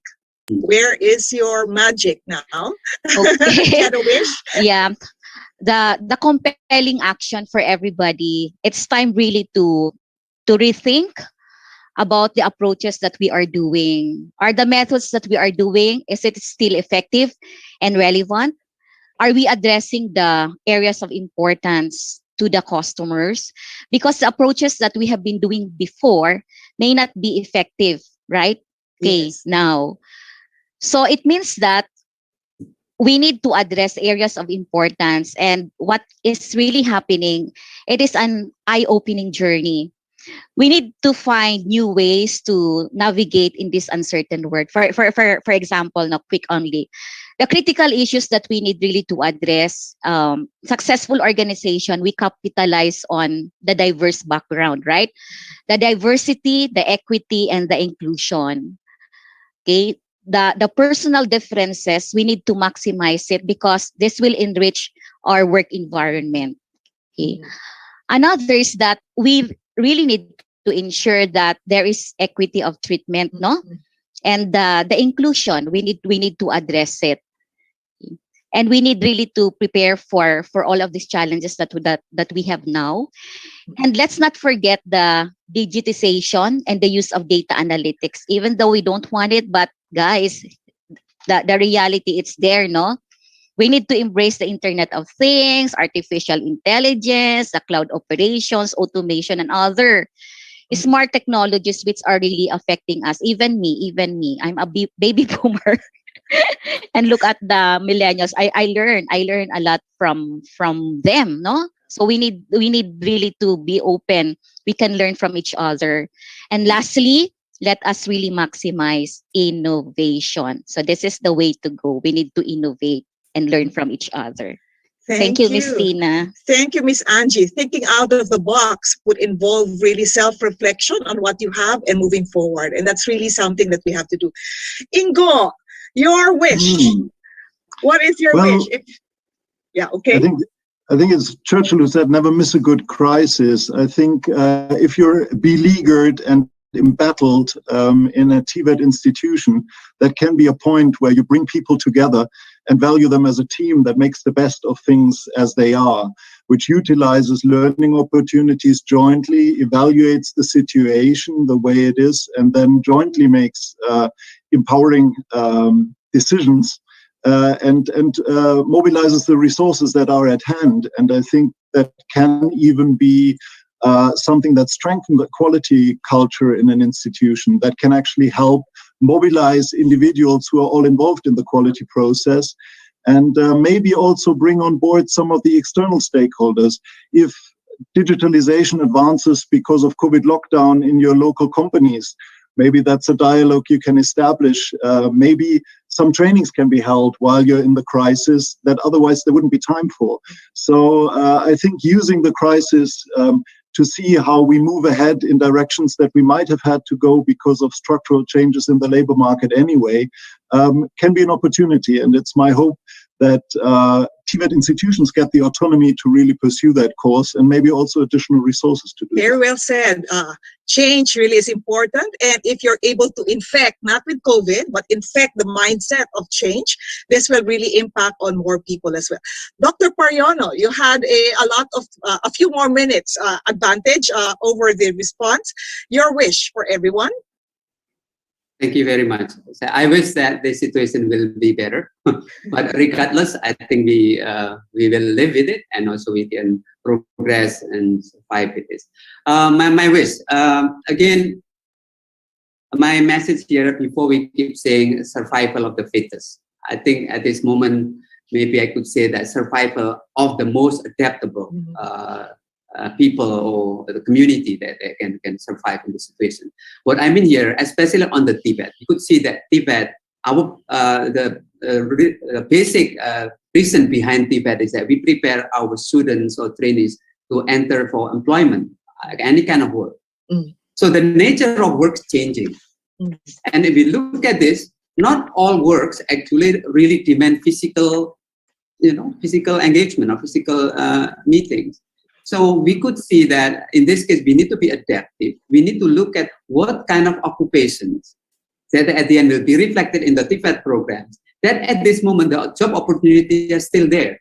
Because all of the physical also will be affected. So we of course, we cannot ignore, we cannot forget that. But considering the situations, we can minimize the effect of those physical type of work or job But we don't forget, we should not focus also on the areas that right now the job is still happening even bigger because of using the technology. So I think right now how can be adaptive and responsive. We need to be vigilant. I think vigilant that we need to search around what kind of occupations that right now even bigger, even attracting more workers. And this we need to respond to the curriculum. In the TVET curriculum, we need to offer that. So we should not stop thinking and searching so that at the end we be able to respond accordingly. And in fact, it's maybe time for us to progress a certain degree because of others maybe consider it as an obstacle that we cannot go through, but we can find this as solutions and find as opportunities for us to go to the next level. So that is just my yes. A lot of people are still thinking that they can still go back to what it was in March 2020 when everybody was put on lockdown. But we have to move forward. A lot of investments have been made, both in CapEx as well as on human resource or capital training. And so we've got to make use of that to move forward. And so resiliency, adaptability is something that we have to think. So I think we have gone over our time already. And at this point, I'd like to thank everyone. If we can give them a show of support by putting all the reaction buttons on your picture, so we can thank our very wonderful speakers who all came all the way from the Philippines, from Miss Angie, Miss Kiran, who's in the US, overtime already, long day for you, Ingo, who's in Vietnam, and Dr. Pariono, who is in Brunei. Our appreciation to all our panelists, engineer, Angie, Miss Kiram, Director Ingo, and Dr. Pariono for taking time despite of your busy schedules. And we'd like to award you your certificates of appreciation. Can we show on flash on screen, please? The Technical Education and Skills Development Authority awards the certificate of appreciation. It's the same. I'll just read, in grateful recognition for sharing his valuable knowledge and expertise as a resource person during the conduct of the 4th National Quality TVET Forum on August 26, 2021 on virtual platform, given this 26th day of August 2021, signed by Secretary Isidro S. La Peña, PhD, CSEE, Director General. Can we flash on screen? Engineer Angie's certificate, specifically on the topic on connecting the dots, applying PDCA in strengthening QMS in TVET. Thank you, Miss Angie. Thank you. Okay, and the next certificate is for Miss Kiran. Can we have Miss Kiran on screen? Going up a notch, leveling up the innovation and adaptive learning mindset in TVET. Yes, Ms. Kiran, thank you very much. We are very happy with the sharing. You had a lot of questions, and I hope that you'll respond. You have been responding to many of the chats already, and we hope that when they send emails to you, you will be as responsive as well. Thank you very much, Ms. Kiran. And our next certificate goes to Mr. Ingo for the topic on quality toolbox for better TVET delivery in the now normal. Not even speaking about the new normal. What we have at the moment is we're good at that. I think our speaker, Mr. Ingo, is unable to join us visually, but maybe a few words. Ingo, are you there? Okay, Ingo, we can't see you, but we can hear you. You're good? Okay, and of course, our last speaker, Dr. Pariono, who spoke about, not the best, good at the moment, good global practices in TVET amidst the pandemic. Thank you very much for sharing a good research work. You've got also references in your presentation slides, and we look at that. I think these practices that you shared are not only focused on TVET, but cuts across all types of learning, whether you're in basic, TESDA, technical, vocational, or even in higher education. Thank you very much. At this point, I'd like to thank everyone for staying on. We have 500 full house in this particular Zoom webinar. There's another session that's going to come out at 1 o'clock. But before we go, I'd just like to thank also the men and people who are working behind the screen. You don't see them, but they were up last night. They've been working on this for a couple of days. They've also been up early this morning. I'd like Director Patty, are you there? Director Patty and her host of people who supported. There was we had several group chats, by the way, and mind you, it was very heavy in the communication as we went from 9 o'clock all the way to this time. So again, just to remind you, you have to fill up the evaluation that's going to be posted in the chat, I believe, for you to be able to receive the presentation slides that were shown earlier. And we hope that you will stay on, have a quick lunch. The celebration is not over. We will have the awarding of the STAR TVET, as well as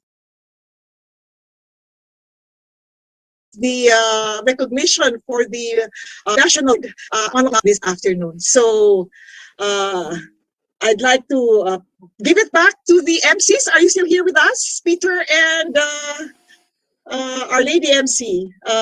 Alexa, are you here? Or do I end this? Do you want a group picture for everyone? Do we do a group picture? Maybe two on what says on gallery. Let's have a group picture for the 500 strong people who stayed on until 12:30 right now. Congratulations, everyone. Thank you, Director Patty, for the invitation, and a host of other participants. Without you, this webinar will not be significant. It would not have impacted on people. So if you can just make sure that you share the information, the nuggets of information you got from our speakers, then we will be able to share multiplier. The multiplier effect is going to work wonders for all of us. So thank you. We have our technical staff who've been working with us throughout this morning. So thank you. I will pass on the microphone to Peter. Are you there? Can we have the group picture? Yes, Director Patty. Yes, can we have the screenshot, please? Oh, there we have Secretary La Peña with us, still with us. Thank you very much. Okay, we'll have a picture. Everyone, okay. Yes. Secretary La Peña, the floor is yours. Okay, so let's go ahead with the photo opportunity. It's a very good activity. The lecture of our resource speakers. In fact, I was listening very intently, and I would say I learned a lot in those lectures. Thank you.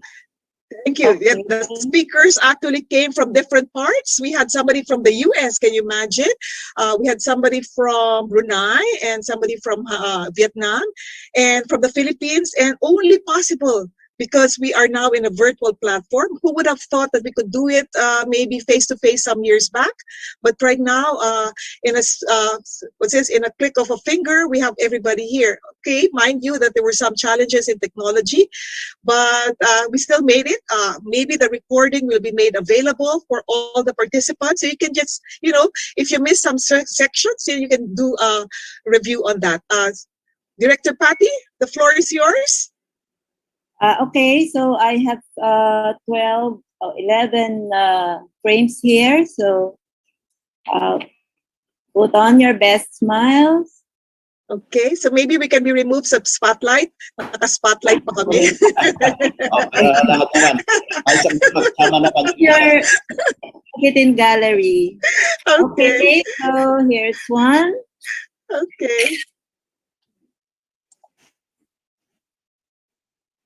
And two. Wow, nice sound. And three.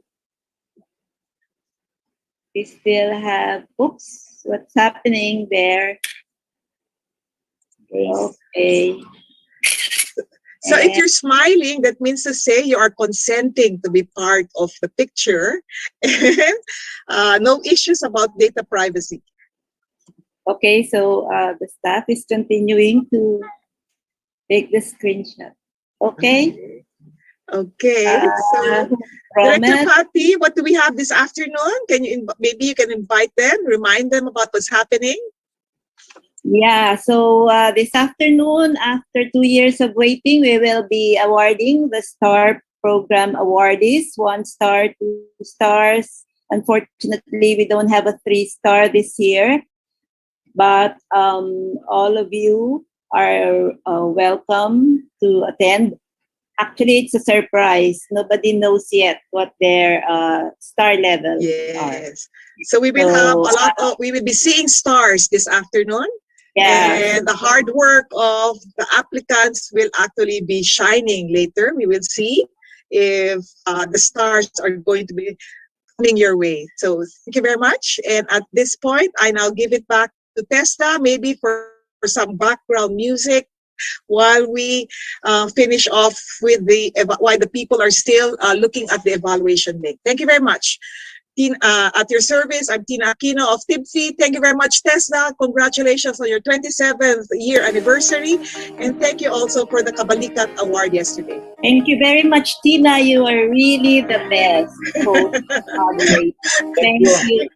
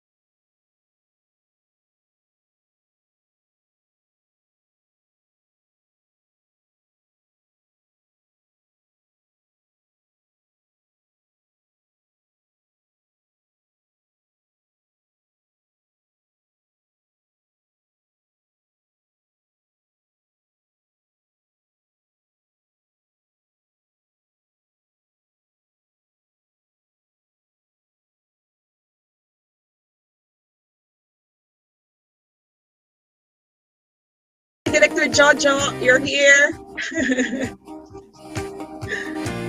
Wala pa, hindi pa nagsa-spotlight. Sayang. Na-spotlight na ba? Ayan, na-spotlight na. Si Dr. Pariono, Director Patty, join us. This is your program. Christina, you're an excellent host. Miss Angie, are you still with us? Director Patty, join us. Oh, there. Put a spotlight on add spotlight there. And then we're missing Dr. Pariono. And Angie. And Miss Angie. Are they still in the house? So they've left already. Okay. Thank you. Oh, anyway, thank you. Secretary for indulging us. Thank you very much. Okay. Thank you. Bye-bye. See you all later after lunch. Be back by 1:15. Thank you. Thanks, Kiran. Thanks, Freddy. It was awesome.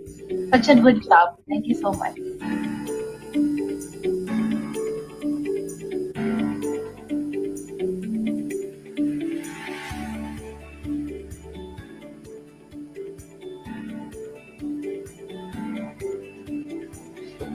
behalf of TESDA, we would like to thank all the speakers for sharing their time, insights, and expertise. Likewise, to our moderator, Ms. Tina Aquino, as we conclude the first part of the 4th National Quality TVET Forum.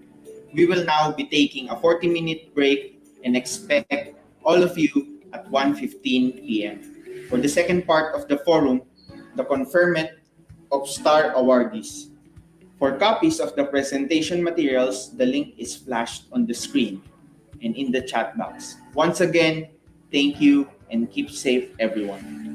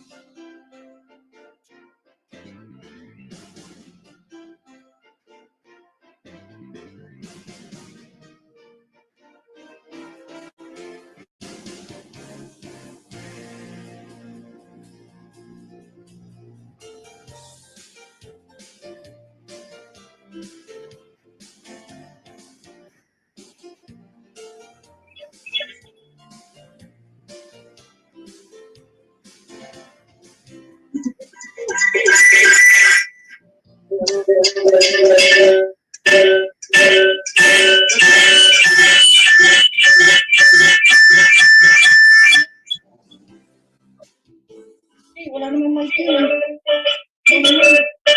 Ano sa MC? Sa MC. Yung monitor nila. Yung monitor nila.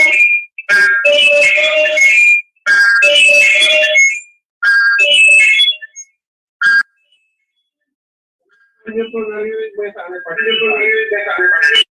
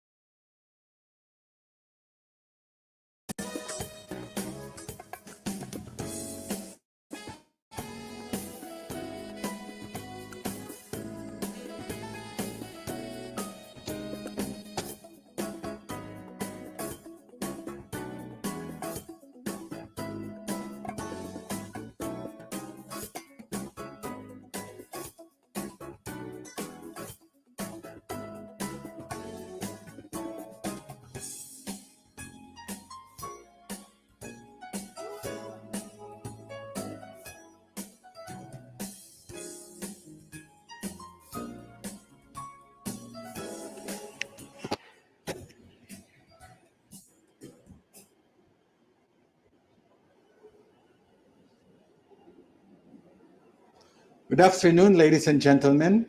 This has been 2 years in the making. Welcome to the most awaited part of our program, the 2021 Test the System for TVET Accreditation and Recognition, our Program Awards. But before anything else, let us welcome once more our TESA Director General, Secretary Isidro S. La Peña. Thank you very much, sir. Also, our Deputy Directors General, TESDA board members, executive, regional, and provincial directors, our industry partners, and the focus of this ceremony, of course, our TVET institutions. Sir Peter, just to remind everyone, we are also streaming live in TESDA's Facebook page. TESDA always takes advantage of every opportunity to introduce its programs to its stakeholders, especially ones that encourage excellence and innovativeness of the TVET institutions. To fully appreciate this afternoon's celebration,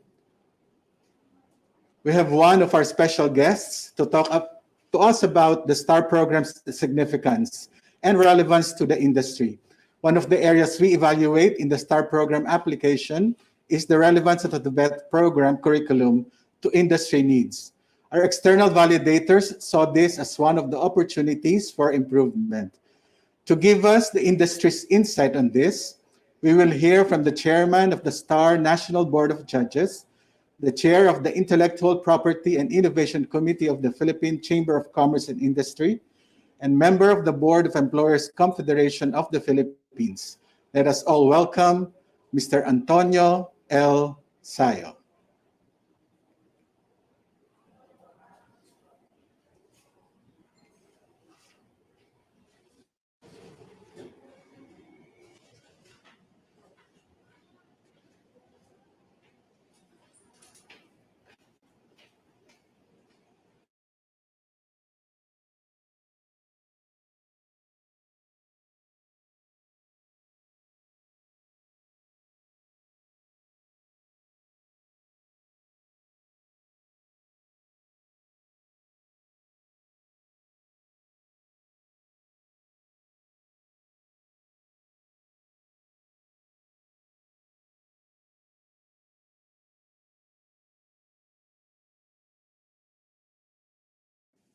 There you go. Thank you.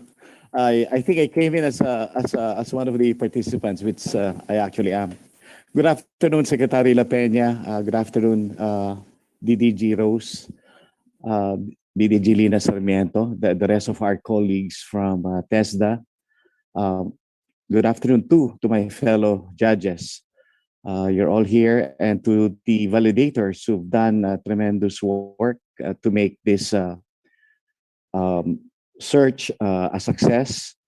Magandang hapon sa inyo lahat, mga kasamahan sa TESDA and also my private sector colleagues. I prepared a short 10-slide PowerPoint, and I hope it can be shared.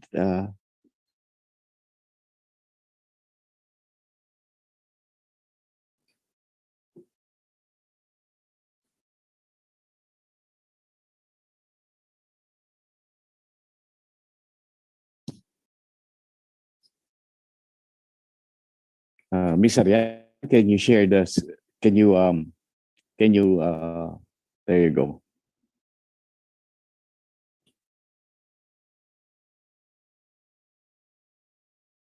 Sana nakakain na kayo ng mabuti at hindi kayo naantok. For those of you who are virtually here, and so am I, and to those who are physically together, be careful and stay safe.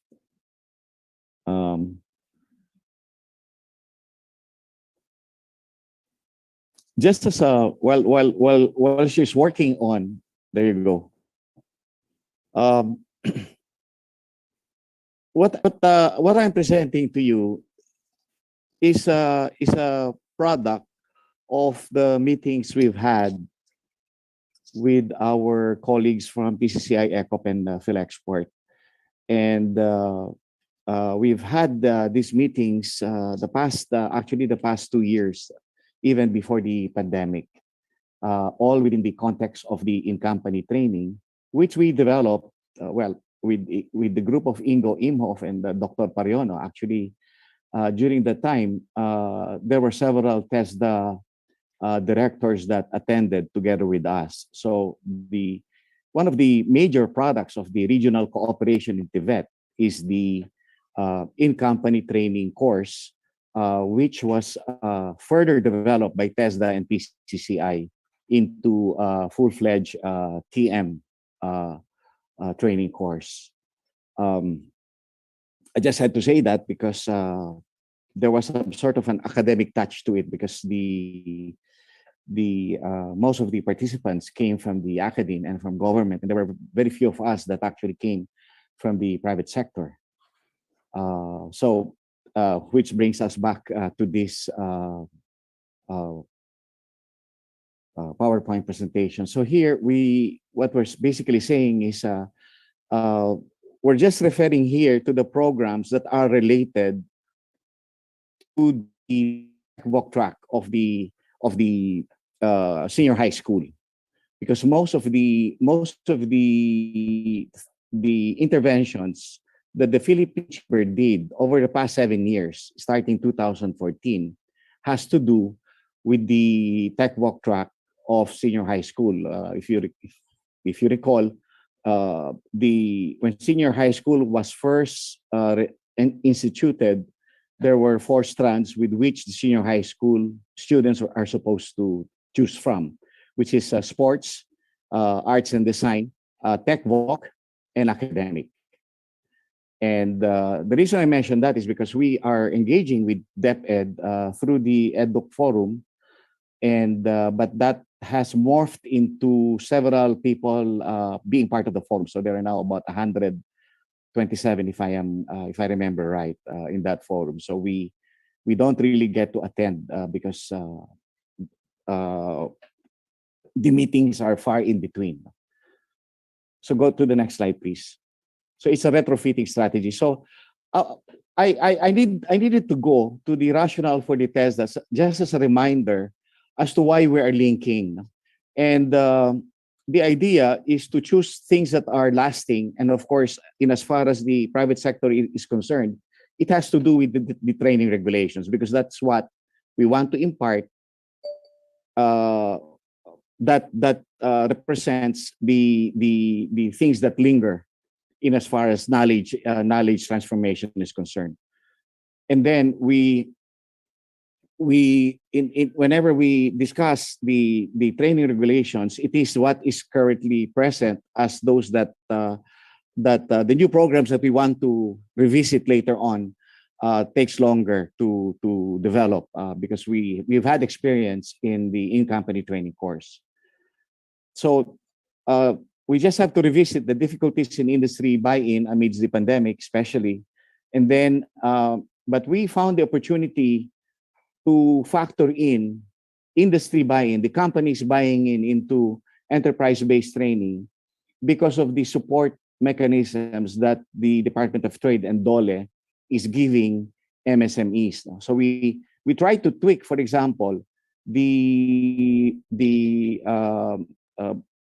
banks that are giving long-term loans that is practically interest-free.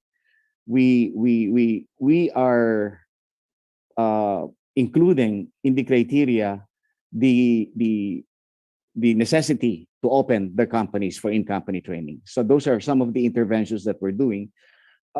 Even in the informal sector, where for example, microfinance companies lend to those that are part of the supply chain of sa kainta, yung mga gumagawa ng mga children's clothes, sa Bulacan, yung mga nagsasabcon. So yun ang mga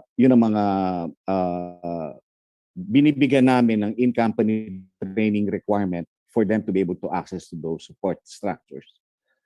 So, but this, however, requires DTI involvement as well as DOLE. And this is something that we stopped doing because we needed to fine-tune first those two government agencies before we talk with TESDA as well. The next slide, please. So I just wanted to revisit because we're here talking about how big are we talking about in terms of the market. So when we engage with the private sector engages with TESDA, what are we talking about? So here in these cohorts, and most of you have seen this have seen this slide, and we have asked them to actually update this.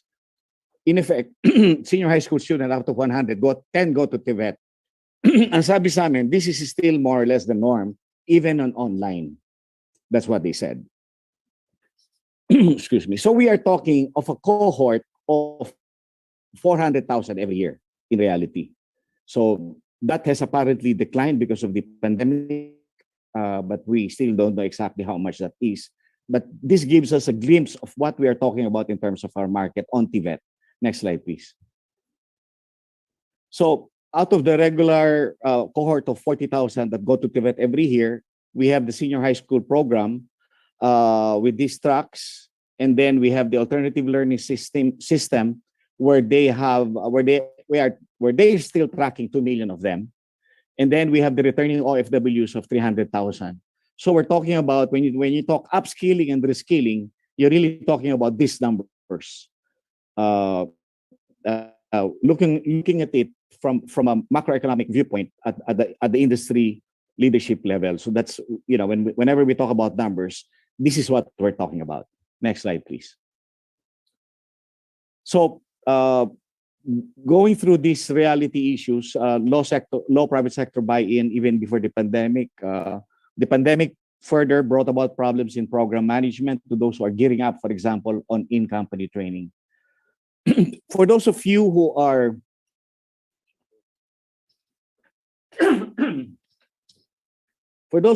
not so familiar with in-company training, this is basically a training program which encompasses 5 days where companies will in effect accept apprentices or trainees into their company. And it's gotten to be more relevant now because companies now have the time, because some of them operate only at 50%, 70% of capacity. And they also have supervisors that can be trained for them to do training later on. So we call them master trainers. So let me just reiterate that this is very relevant now that we are revisiting this for that reason. And then, which brings us to the linkage that I told you about DTI Dole giving support to these companies and the need to have a component that has to do with in-company training. So we are working on so far on the short version, which is a 5-day program, 3 of which are online, and 1 or 2 days would involve in-company visits. So we are in the process of choosing these companies. We're starting with Region 3, and we're doing linkage on this on health issues, but I'll go to that later. But the chambers that we're choosing are those who are also interested in participating in the ladderized law, whereby talking about the 400,000 OFWs, we are tracking the skills that they have and the skills that they want to learn. Those who want to earn their degrees, most of the OFWs, except for the teachers, the established engineers, the architects, most of them are TVET graduates, 1-year, 2-year courses. And some of them want to go to college and given their 5-year to 10-year experience, we want to have the chambers and the chapters of ECO involved in assessment and certification to recognize their experience to be creditable for them to earn degrees. So that is under the ladderized education system. So there's a law, the framework conditions that will make it happen is there. It's something that can be implemented right away. So all of this, we talked about this a year or so ago, but we are putting a bit more flesh into those programs to make them implementable. Next slide, please. So, I'm basically looking at the when we talked about the STAR program within the context of the companies. Our problem really is when we went sectorally, we were checking which companies actually need to be given briefings on the STAR program. There are many programs that we've seen there. The judges have gone there. I've seen a number of programs that were actually working, and I am fully convinced that the STAR program that recognizes all these practices, best practices of the TVIs, is very, very relevant to our long-term growth for industry. We are all pulling at the same direction. We all want to correct or to address the issue of our economic structure, where services is very dominant, 40% or so. Industry is about 25, and services, agriculture is also very low. So we want the industry component to go up, and it's why PCCI has put up an innovation center to help address that. And PCCI has a MOA with TESDA that will soon address that. But in the meantime, there is a MOA between TESDA and RDF, which has to be reignited. But we have a working MOA now that we are all working, that is running.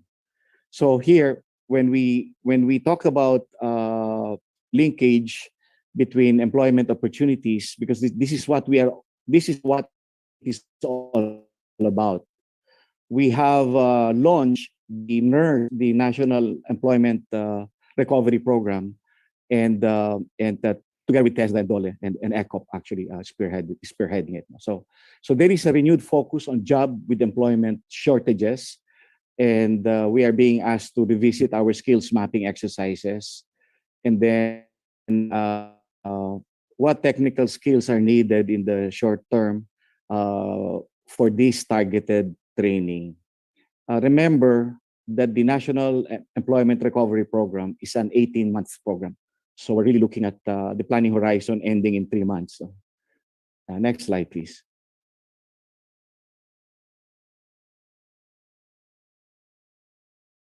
There are companies in PCCI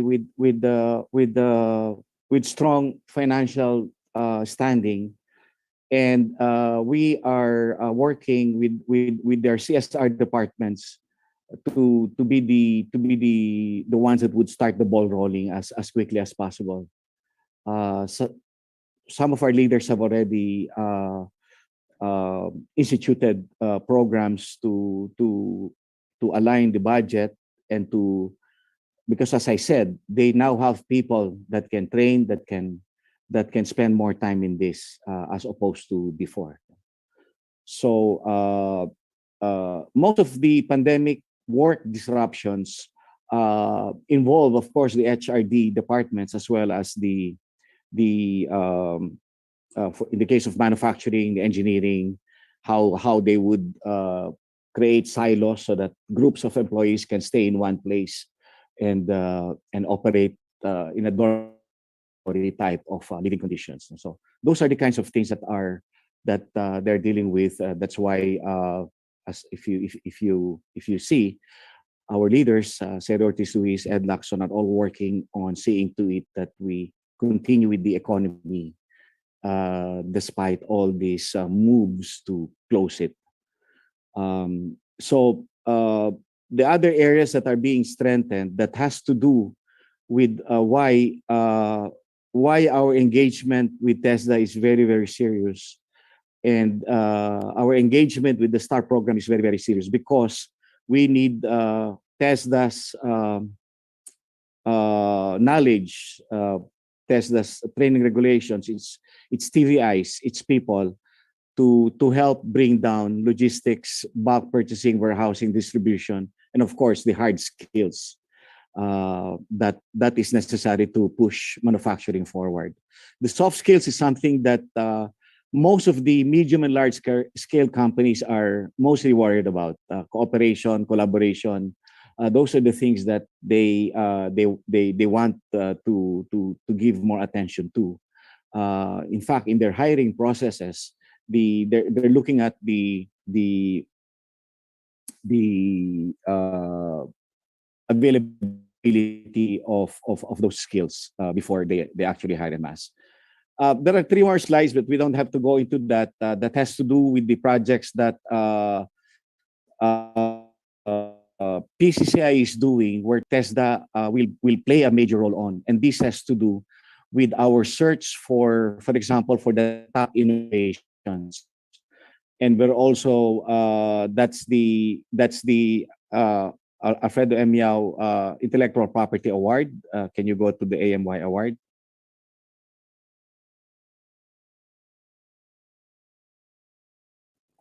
That's a search every year that we do, and every year we have about 80 entries, and you know, the deadline is September 30. Now, so I will ask TESDA to post the criteria for this, but we search the best innovations and the best inventions, whether they already have patents or they're patentable. That's why we're also working with the Intellectual Property Office. And I have gotten approval to involve TESDA, not only in the judging, but because every year, the finalists, 10 of them, they undergo product development, and now we will put the training component by TESDA. And investors invest in these inventions and innovations. And because we introduce them to the bankers in our group. So that is the Alfredo M. Yao Intellectual Property Award that I am chairing. So we do that every year. It's well funded. Our prices are very good. And the Department of Trade and Industry has donated the Orlina trophies for the winners. So that's going to be so soon. TESDA will be building block for that, which has to undergo your usual process. The next one is the one that we're implementing now that has to do with health. We were doing massive TB screening, and I was able to personally get funding for that to give free TB mass screening, because our companies want to operate even if their people are not vaccinated. So we had to look for pathways where companies can still trust their people, at least those who have strong lungs, no? Yung mga walang TB, at least. Kung hindi ka vaccinated, you are second in line when it comes to employment and training. So so those are the things that we're actually implementing. That is funded by the Global Fund through PBSP, and in fact they wanted to give us more funds to make it national in scope. And I said I only accepted the Region 3 because I wanted to focus and I want to come up with best practices. So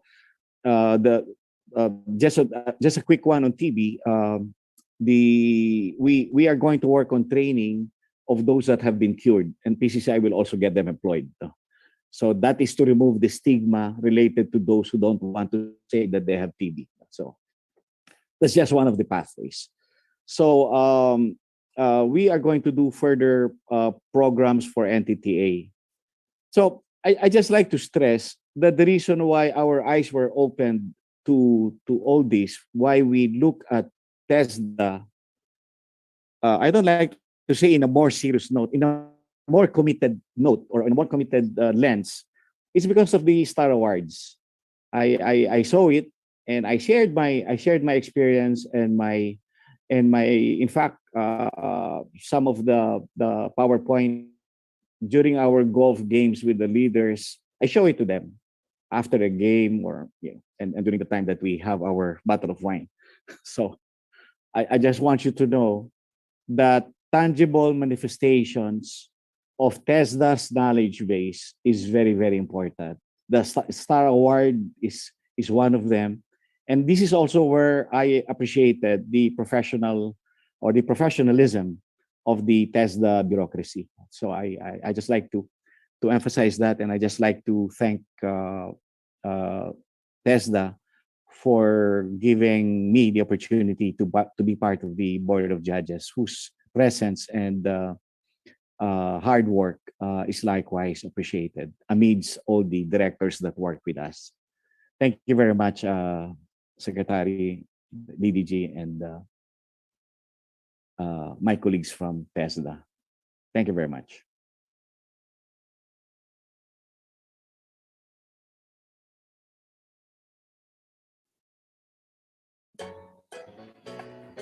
Thank you again, Mr. Antonio El Sayo of PCCI, for providing us insights of what the STAR program's role is in the current industrial landscape.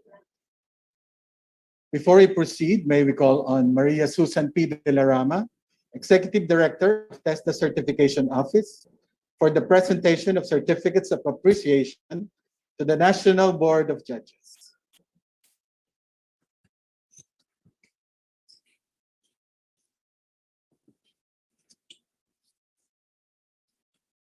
Thank you, Peter and Alexa. So, are our certificates ready? This year's implementation of the STAR program would not have been this fruitful and successful if not for the guidance of our STAR program National Board of Judges. On behalf of TESDA, we would like to express our thanks to our National Board of Judges by way of this certificate of appreciation in recognition of their contribution to this program. Allow me to read the contents of the certificate. Technical Education and Skills Development Authority awards this certificate of appreciation to Mr. Antonio L. Sayo in grateful recognition for sharing his wisdom and valuable expertise and ably presiding over the deliberations on the conferment of the STAR Award as the National Chairman of the National Board of Judges of the System for TVET Accreditation and Recognition, or STAR program, for the year 2020 to 2021. Given this 26th day of August, signed by Secretary Isidro S. La Peña, PhD, CSEE Director General. Thank you so much, Mr. Sayo. Thank you, Sec. Mr. Sayo, the secretary is handing over the... Okay. Okay. Thank you very much. Thank you so much. Thank you, Secretary. Appreciate it. Moving on to our members of the Board of Judges. Mga bigatin po ito. Again, may I read Technical Education and Skills Development Authority awards the Certificate of Appreciation to, I'll read the names later, in grateful recognition for sharing his wisdom and expertise as a member of the National Board of Judges of the System for TVET Accreditation and Recognition Program for the year 2020 to 2021, given this 26th day of August 2021. So joining them on screen are our members of the Board of Judges. Let me call them one by one as the Secretary shows the certificate. Former Director General, Father Edicio de la Torre of Education for Life. See here, I think he was not able to join, our former DG de la Torre. Thank you so much, DG de la Torre. And moving on, we have another former Secretary, Director General, Ma'am Irene M. Isaak. Ma'am is here. Tech Irene, there. Hi, ma'am. Thank you very much, ma'am. Okay. And we have also one of the TESDA board members representing the labor sector, Mr. Isidro Antonio C. Asper.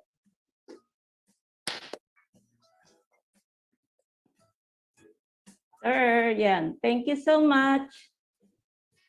These are our very hardworking and who really evaluated each and every applicant of the STAR program. Okay, so with that, thank you. Thank you so much, Secretary La Peña. And thank you to our National Board of Judges. Thank you also, DDG Lima.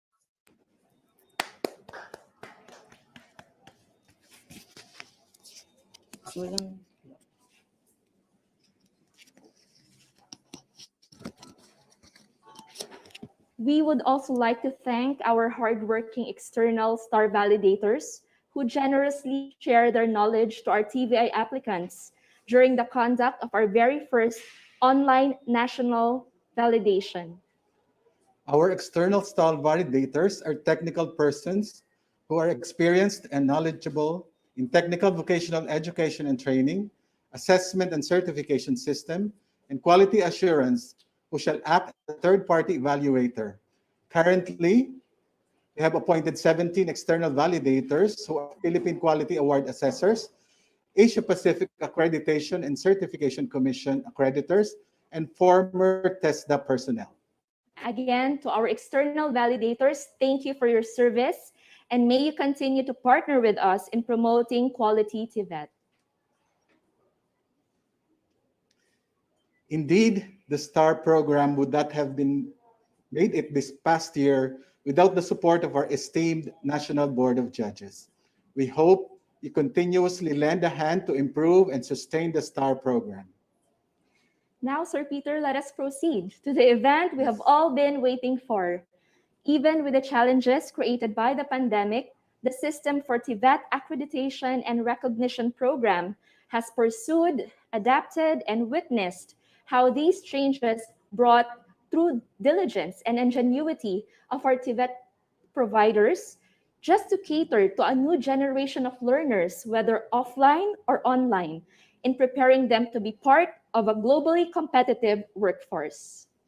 This year, the STAR program will recognize the registered TVET programs of different technical vocational institutions which have maintained and exceeded the standards of program registration to be at par with the global TVET system.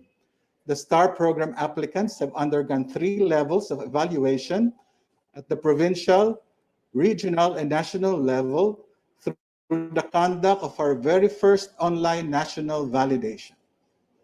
Each applicant was evaluated based on the STAR program criteria composed of 4 major areas: governance and management with 100 points, curriculum and program delivery with 220 points, support services with 100 points, and program performance measure with 80 points for a total of 500 points. Plaques of recognition shall be awarded to our awardees by our dear Secretary Isidro S. La Peña, PhD, CSEE. Let us all celebrate as we award the 2021 TESDA STAR awardees. Ladies and gentlemen, guests, let us meet our 2021 STAR awardees. Our 1-star rated programs are registered with training regulation programs, which have garnered a score of 375 to 424 based on the STAR program's criteria. These are the programs that have met the minimum threshold of competency-based training, delivery, and program performance measures. The award will have a validity of 1 year from August 26, 2021 until August 26, 2022, starting with the island of Luzon. From the National Capital Region, Gateways Institute of Science and Technology Incorporated, Mandaluyong. Here with us this afternoon to receive the award is the institution's president, Mr. Jose O. Montenegro, and Administrator Ms. Geraldine P. Acid.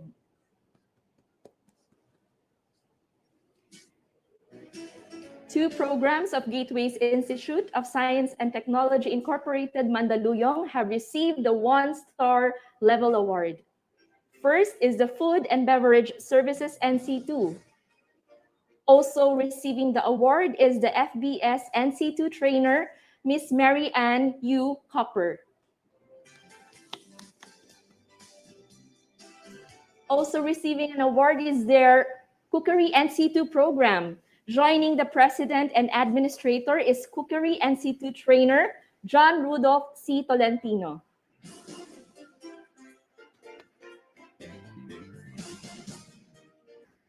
Congratulations to all Gateways Institute of Science and Technology Incorporated, Mandaluyong's one-star rated programs. Also from NCR, one of our first-timers, we have Don Bosco Technical Institute of Makati Incorporated. Receiving the award is the institution's technical director, Father Jose Dindo S. Vitug, together with the trainers of the following programs. For Automotive Servicing NC2, Mr. Alvin F. Abias.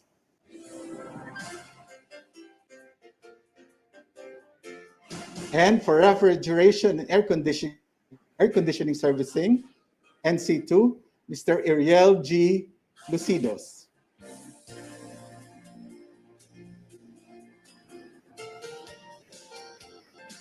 Congratulations to the management and staff of Don Bosco Technical Institute of Makati Incorporated. We commend all the one-star awardees from the National Capital Region. On to the Cordillera Administrative Region, for CAR, we have a lone one-star rated program. Coming from the province of Benguet, we have the Commercial Cooking NC3 program of Baguio City School of Arts and Trades. Receiving the award is the BC Set Administrator, Ms. Arlene L. Cadalig, and the trainer for Commercial Cooking NC3, Ms. Mary Christine Iris C. Pasion.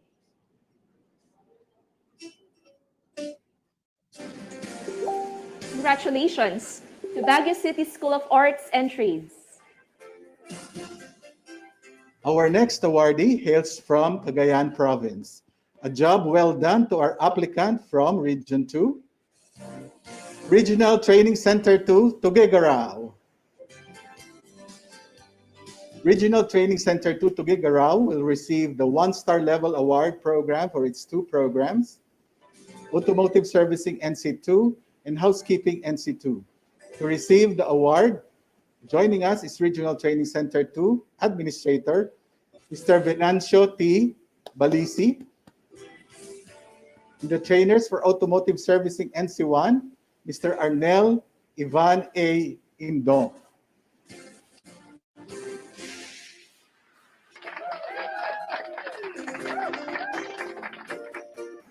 And Housekeeping NC2 trainer, Jenaline Javier.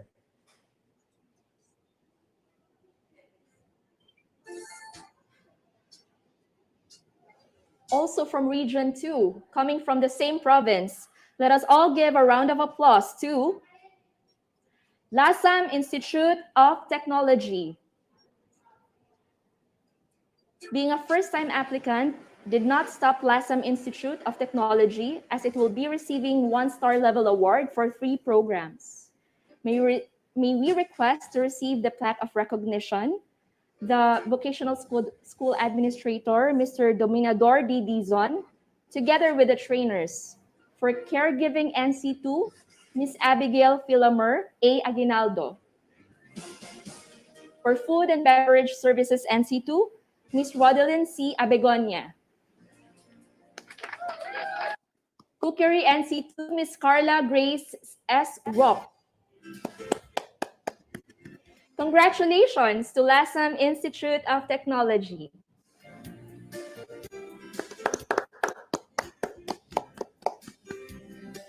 Our next awardee is one of our top performers for the last 2 years of the STAR program.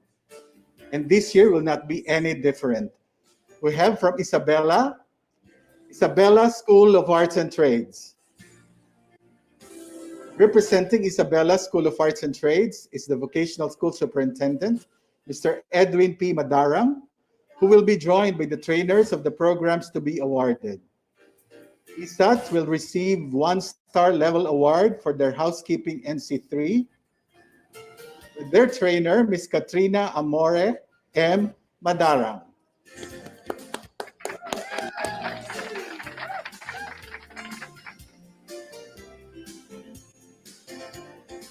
And hairdressing NC2 program, the trainer, Ms. Elsa A. Munsaya.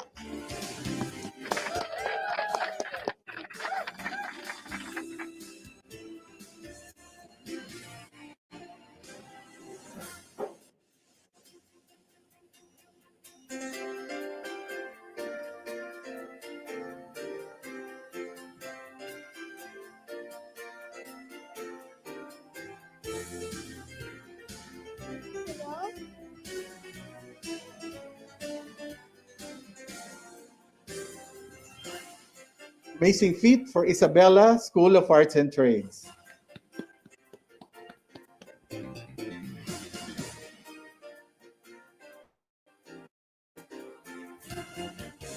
For our last awardee from Region 2, Soar High, Southern Isabela College of Arts and Trades.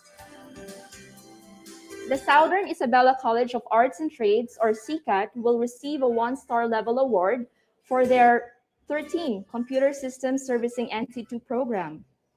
To receive the award, we have the Center Administrator, Mr. Danilo P. Pasis, and the Computer System Servicing NC2 Trainer, Maria Donna Gawiran.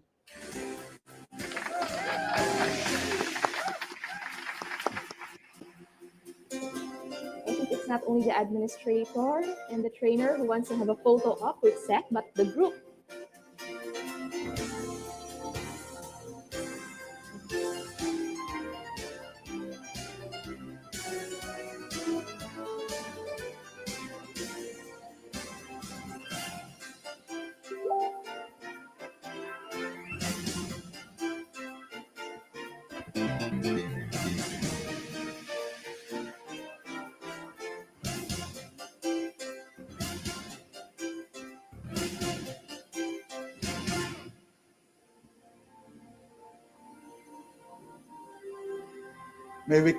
May we call on all the 1-star awardees from Region 2 for a photo opportunity with the Secretary.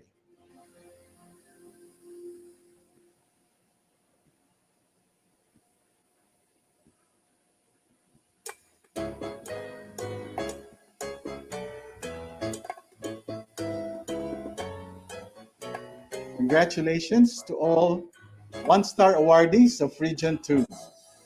Moving on to Region 3, from the province of Tarlac. A job well done to Concepcion Vocational School. Concepcion Vocational School has received a star award for one of their programs last 2017. For this year, they will be receiving 1-star level award for the following programs: Animal Production, NC2, for poultry chicken, another Animal Production for swine, NC2, and Agricultural Crops Production, NC2. To receive the award, we have the Acting Administrator, Ms. Consolacion A. Talisic, together with their trainers for Animal Production, Mr. Carlos D. Sonmola and Ms. Irene Taborlupa. For Agricultural Crops Production, NC2, we have Ms. Consolacion A. Talisic.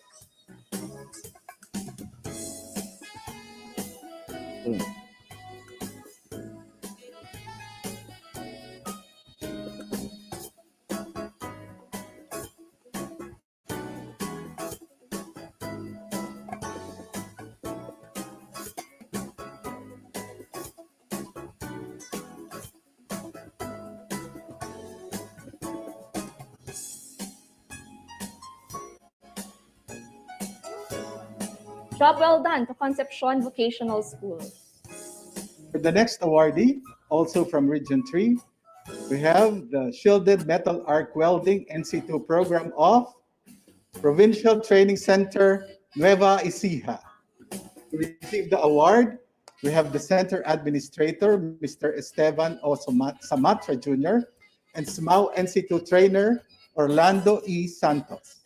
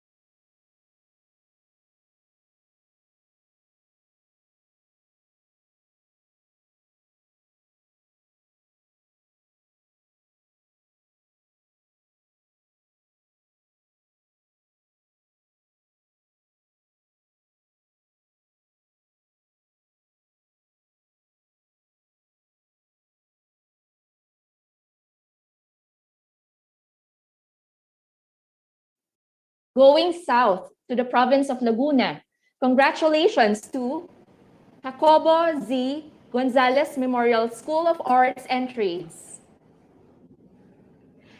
Jacobo Gonzalez Memorial School of Arts and Trades will receive a one-star level award for their Automotive Servicing NC2 and Computer Systems Servicing NC2 programs.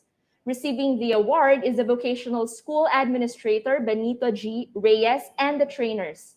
For Automotive Servicing NC2, trainers represented by Mr. Casimiro T. Tumagil and CSS NC2 trainers will be represented by Mr. Manex T. Sabidong.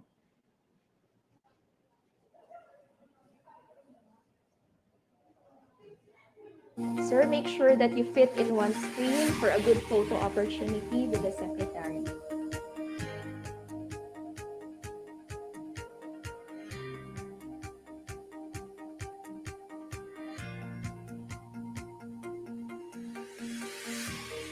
Congratulations to Jacobo Gonzalez Memorial School of Arts and Trades. Heading out to the neighboring town of Quezon, our next awardee is the Agricultural Crops Production NC2 program of Quezon National Agricultural School. To receive the award is Administrator Seferino Tolentino Jr. and trainer Miss Emily V. Gimpol.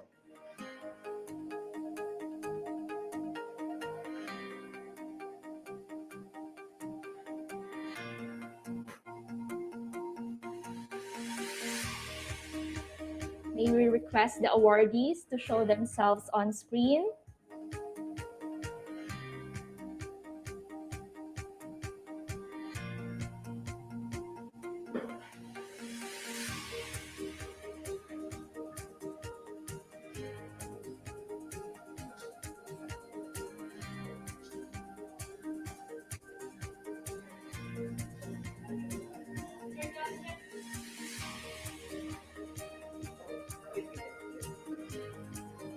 Naka-live.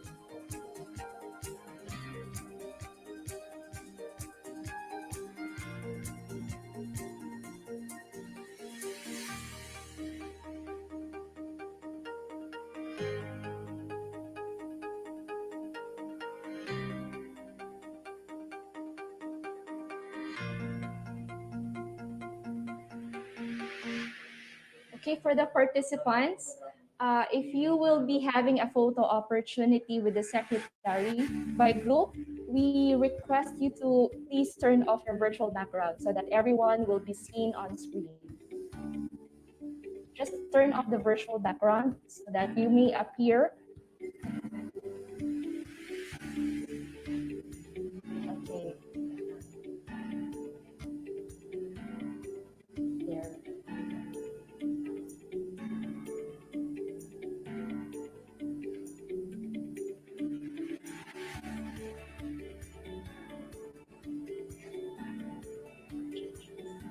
Congratulations to one of our consistent awardees, Quezon National Agricultural School.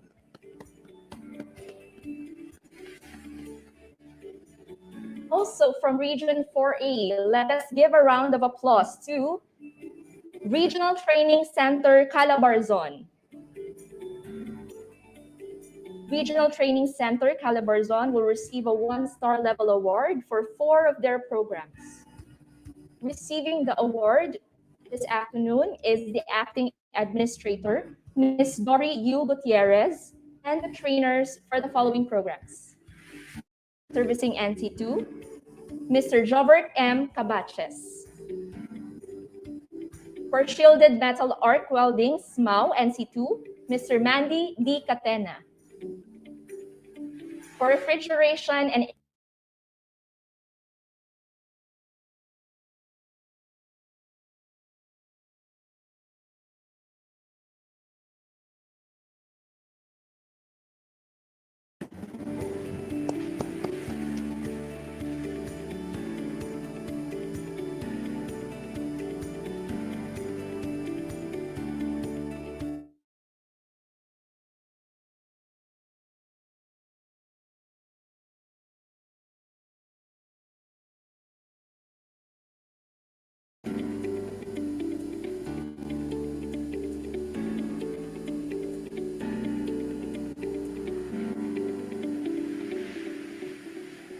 a job well done to Regional Training Center Calabarzon.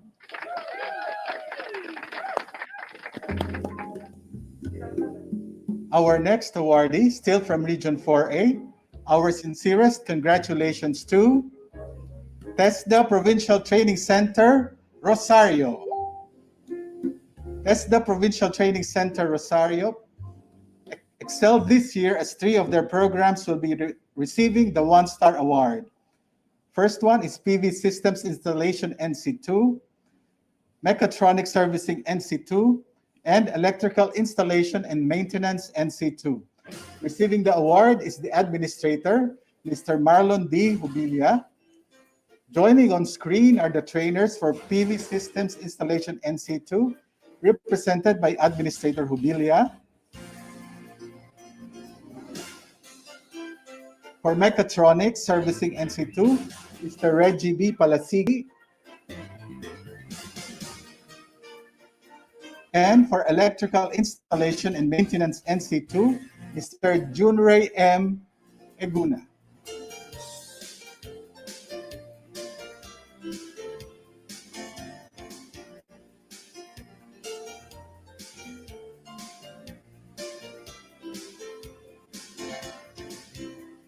Hats off to the management and staff of PTC Rosario.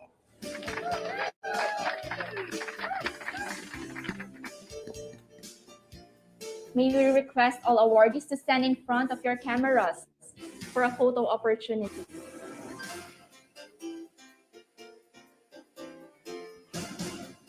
Our awardees from Region 4A, you're all admirable on your efforts to uphold quality TVET in your institutions. We are excited to meet our next awardee, who is our lone recipient from Region 5. A job well done to the dressmaking NC2 program of Sorsogon National Agricultural School. Receiving the award are the acting administrator, Mr. Roberto C. Mendoza, and trainer, Ms. Lorna D. Manaco.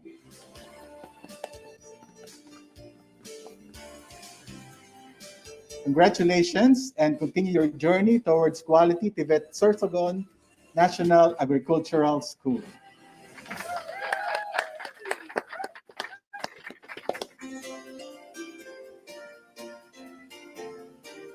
To find our next awardee, we will be traveling to Region 6 from the province of Iloilo. We have Housekeeping NC2 of New Lucena Polytechnic College. The award will be received by the acting administrator, Mr. Carlito F. Quintano, and trainer Maria Elma P. Gatiera.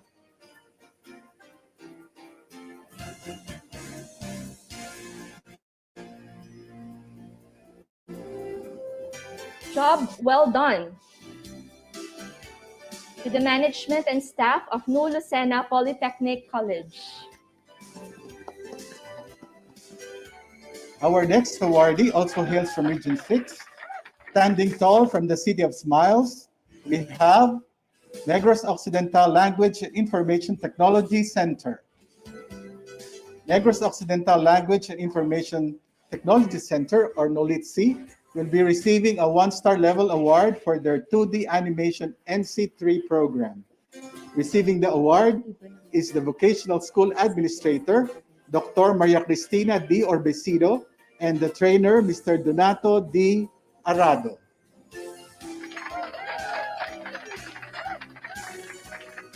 Congratulations to Nolitsi and all awardees from Region 6. Moving on to the province of Cebu, we have Computer System Servicing NC2 program of Regional Training Center 7. Please open your cameras to receive the award, RTC 7. Acting Administrator Wilkie Roma, together with the CSS NC2 trainer, Mr. Edito A. Lauron Jr. Congratulations.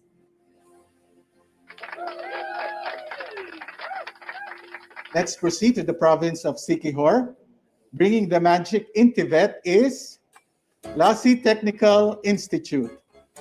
Lassi Technical Institute will be receiving a one-star level award for their Food and Beverage Services NC2 program. To receive the award, we have the administrator, Mr. Jose Chiquito M. Mahinay, together with the FBS NC2 trainer, Ms. Rosabeth Ann B. Gumahad. Congratulations to Lassi Technical Institute.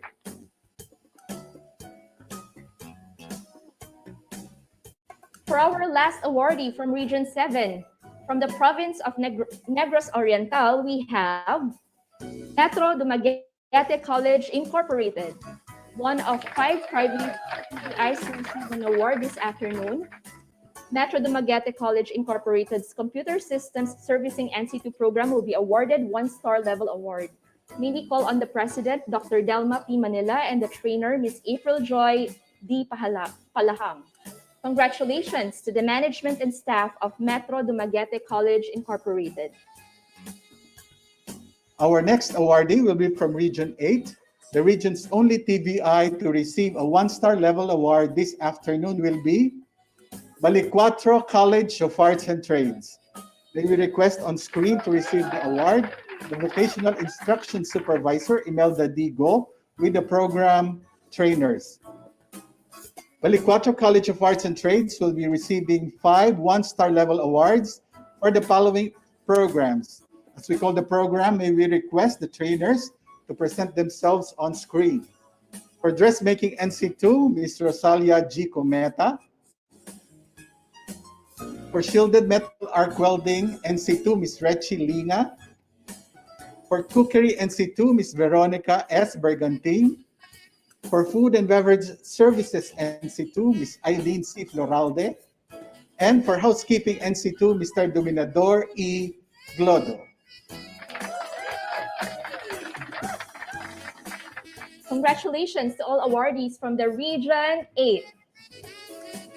Let us now proceed to the beautiful islands of Mindanao. Starting off with Region 11, from the province of Davao, our first awardee from Mindanao is Wangan National Agricultural School. Wangan National Agricultural School Production NC3 program will be receiving one-star level award. Receiving the award is the acting administrator, Melanie M. Domingo, together with the trainer, Ms. Erlinda V. Ferrer. Job well done to Wangan National Agricultural School. From the city of Davao, we have Regional Training Center Davao, Korea Philippines Vocational Training Center. Regional Training Center Davao, Korea Philippines Vocational Training Center will be receiving one-star level awards for their 2 programs, namely Driving NC2 and Motorcycle Small Engine Servicing NC2. To receive the award this afternoon is Administrator Constantino B. Panis Jr., together with the regional and provincial directors. We also request the trainers for driving NC2, Mr. Armando D. Bolivar, and motorcycle small engine servicing NC2, Mr. Ricky J. Dabalos. Congratulations to the staff and personnel of RTC Corfield. Again, we would like to remind our awardees to remove the virtual background so that you can be clearly seen during the photo op. Our next awardee from the province of Davao del Sur, we have Carmelo de los Santos, Senior National Trades. Their automotive servicing NC2 program will be awarded 1-star level. May we again request to turn on your videos, the vocational school administrator, Grace B. Florentino, and their trainer, Mr. Raymond L. Luxon, for a photo opportunity. Congratulations, Carmelo de los Santos Senior National Trade School. Moving on to our last awardee from Davao Region, we have Don Bosco Training Center, Mati Incorporated. Don Bosco Training Center, Mati Incorporated will receive a 1-star level award for their shielded metal arc welding NC2 program. Receiving the award is the training director, Father Rex M. Carbiliedo, SDB, and the Simao NC2 trainer, Mr. Zacarias A. Zayam. Sir, I can still see your virtual background. You may kindly remove your virtual background so that you can be seen clearly on screen. Congratulations to the management and staff of Don Bosco Training Center, Mati Incorporated. All the 1-star awardees from Region 11, we commend you for all your hard work and dedication. Carrying on to the province of Agusan del Sur. To start off, we have Agusan del Sur School of Arts and Trade. Agusan del Sur School of Arts and Trades, or ASAT, will receive 3 1-star level awards for the following programs: Automotive Servicing NC1, Automotive Servicing NC2, and Dressmaking NC2. To receive the awards for ASAT, may we call on OIC Administrator, Mr. Novialita A. Dispo, together with Regional Director Tarhata S. Mapandi. May we also request on screen to receive the awards are the trainers for the following program: for Automotive Servicing NC1, Mr. Jarmael Myth Soligor; for Automotive Servicing NC2, Mr. Agustino J. Cambolan; and for Dressmaking NC2, Ms. Evangeline C. Cabug.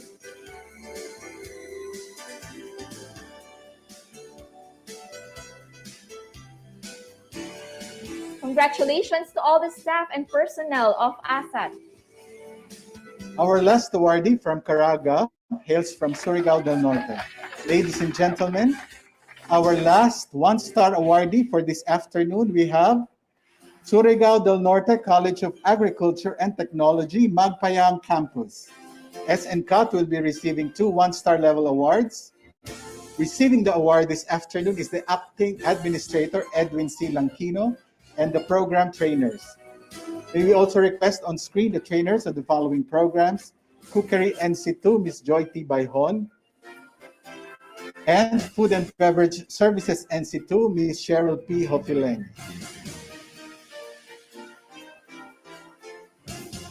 A job well done to the management and staff of Surigao del Norte College of Agriculture and Technology, Magpayang Campus. Congratulations to Caraga's 1-star awardees. It's our 48 1-star awardees for this afternoon.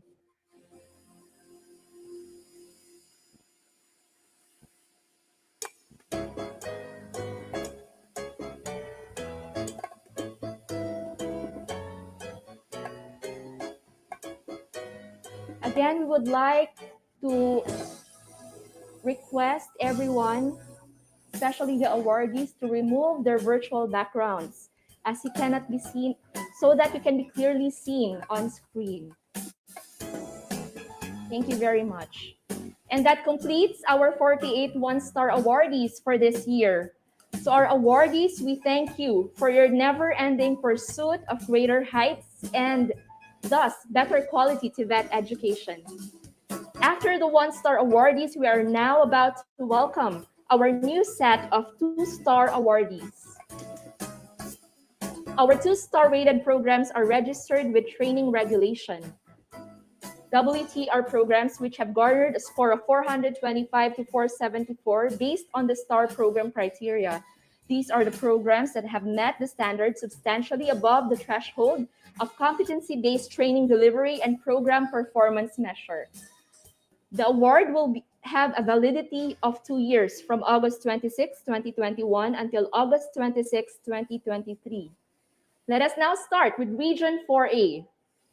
Our first two-star awardee exemplifies state-of-the-art when it comes to their facilities and equipment, bringing real-life experiences to its trainers.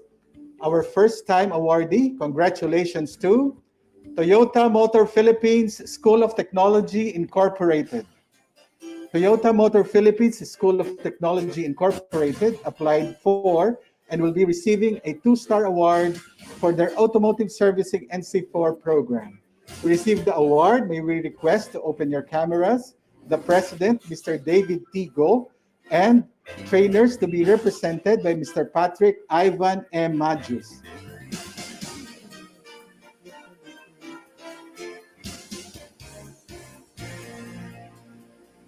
A job well done to Toyota Motor Philippines School of Technology Incorporated. May we request our awardees once again to kindly remove the virtual yes.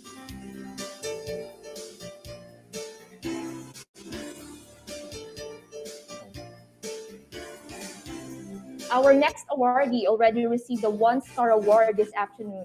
From Negros Occidental, we have Negros Occidental Language and Information Technology Center. Noah Litsi will be awarded two-star level award for their Contact Center Services NC2 and Visual Graphic Design NC3 programs.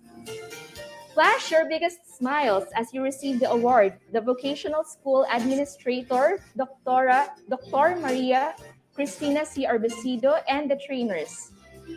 Ma'am, kindly remove your virtual background, please. Please remove your virtual background for a clear photo opportunity. For Contact Center Services NC2 will be represented by Mr. Larry Franco, and for Visual Graphic Design NC2, Mr. Donato D. Arado. A triple win for Negros Occidental Language and Information Technology Center.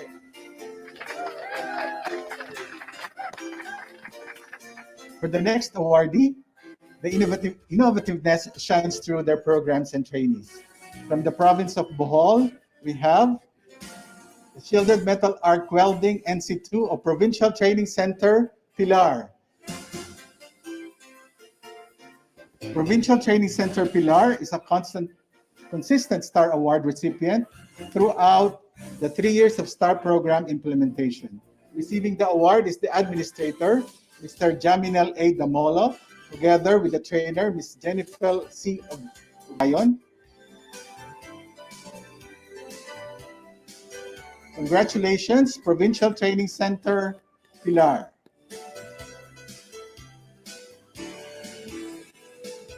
Let us now proceed to Northern Samar. Our next awardee will be receiving a two-star level award for its Shielded Metal Arc Welding SMAU NC2 program. We have Provincial Training Center Northern Samar or Katarman.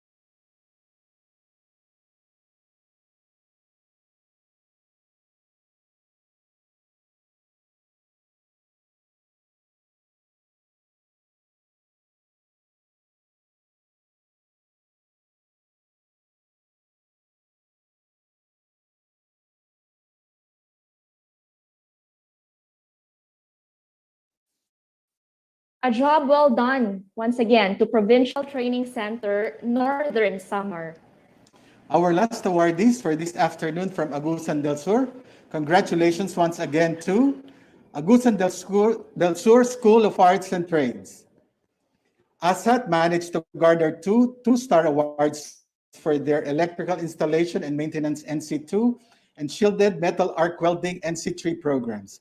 Receiving the award is the acting administrator, Novelita A. Dispo, with the trainers for EIM NC2, Ms. Gadis Grace D. Retauro, and SMAU NC3 trainer, Ms. Vanna Y. Gortifacion. Congratulations to the staff and personnel of Agusan del Sur School of Arts and Trades.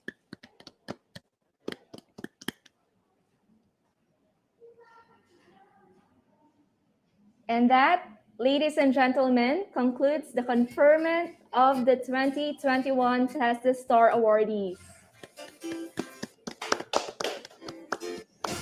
This year has been challenging, to say the least, but we are all proud of our TVI applicants, which chose to innovate and inspire others to not stop from learning and provide a glimmer of hope to our fellow kababayans. They have shown that education is partnered by quality management, opening doors of opportunities. To all our 2021 Star awardees, may this recognition push you to pursue greater things for technical vocational education and training in the country. As they say, with great power comes great responsibility. Be the role models of TVET towards our journey to a quality-assured and future-proof TVET in the Philippines.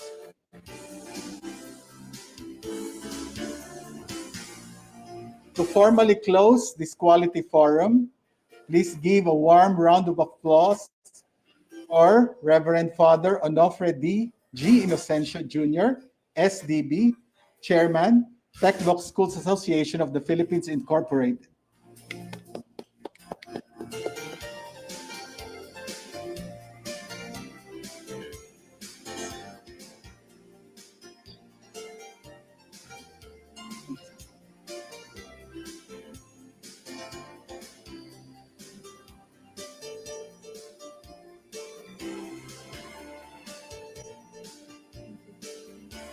Thank you, Father June, for accepting the challenge on behalf of the TVET institutions. Let us all work together to improve the quality of our TVET delivery during and beyond the pandemic. To Secretary Isidro S. La Peña, Deputy Directors General, TESDA officials and personnel, guests, ladies and gentlemen, thank you for joining us. Mabuhay po tayong lahat. Let us all uphold global standards for quality assured and future-proof TVET in the Philippines.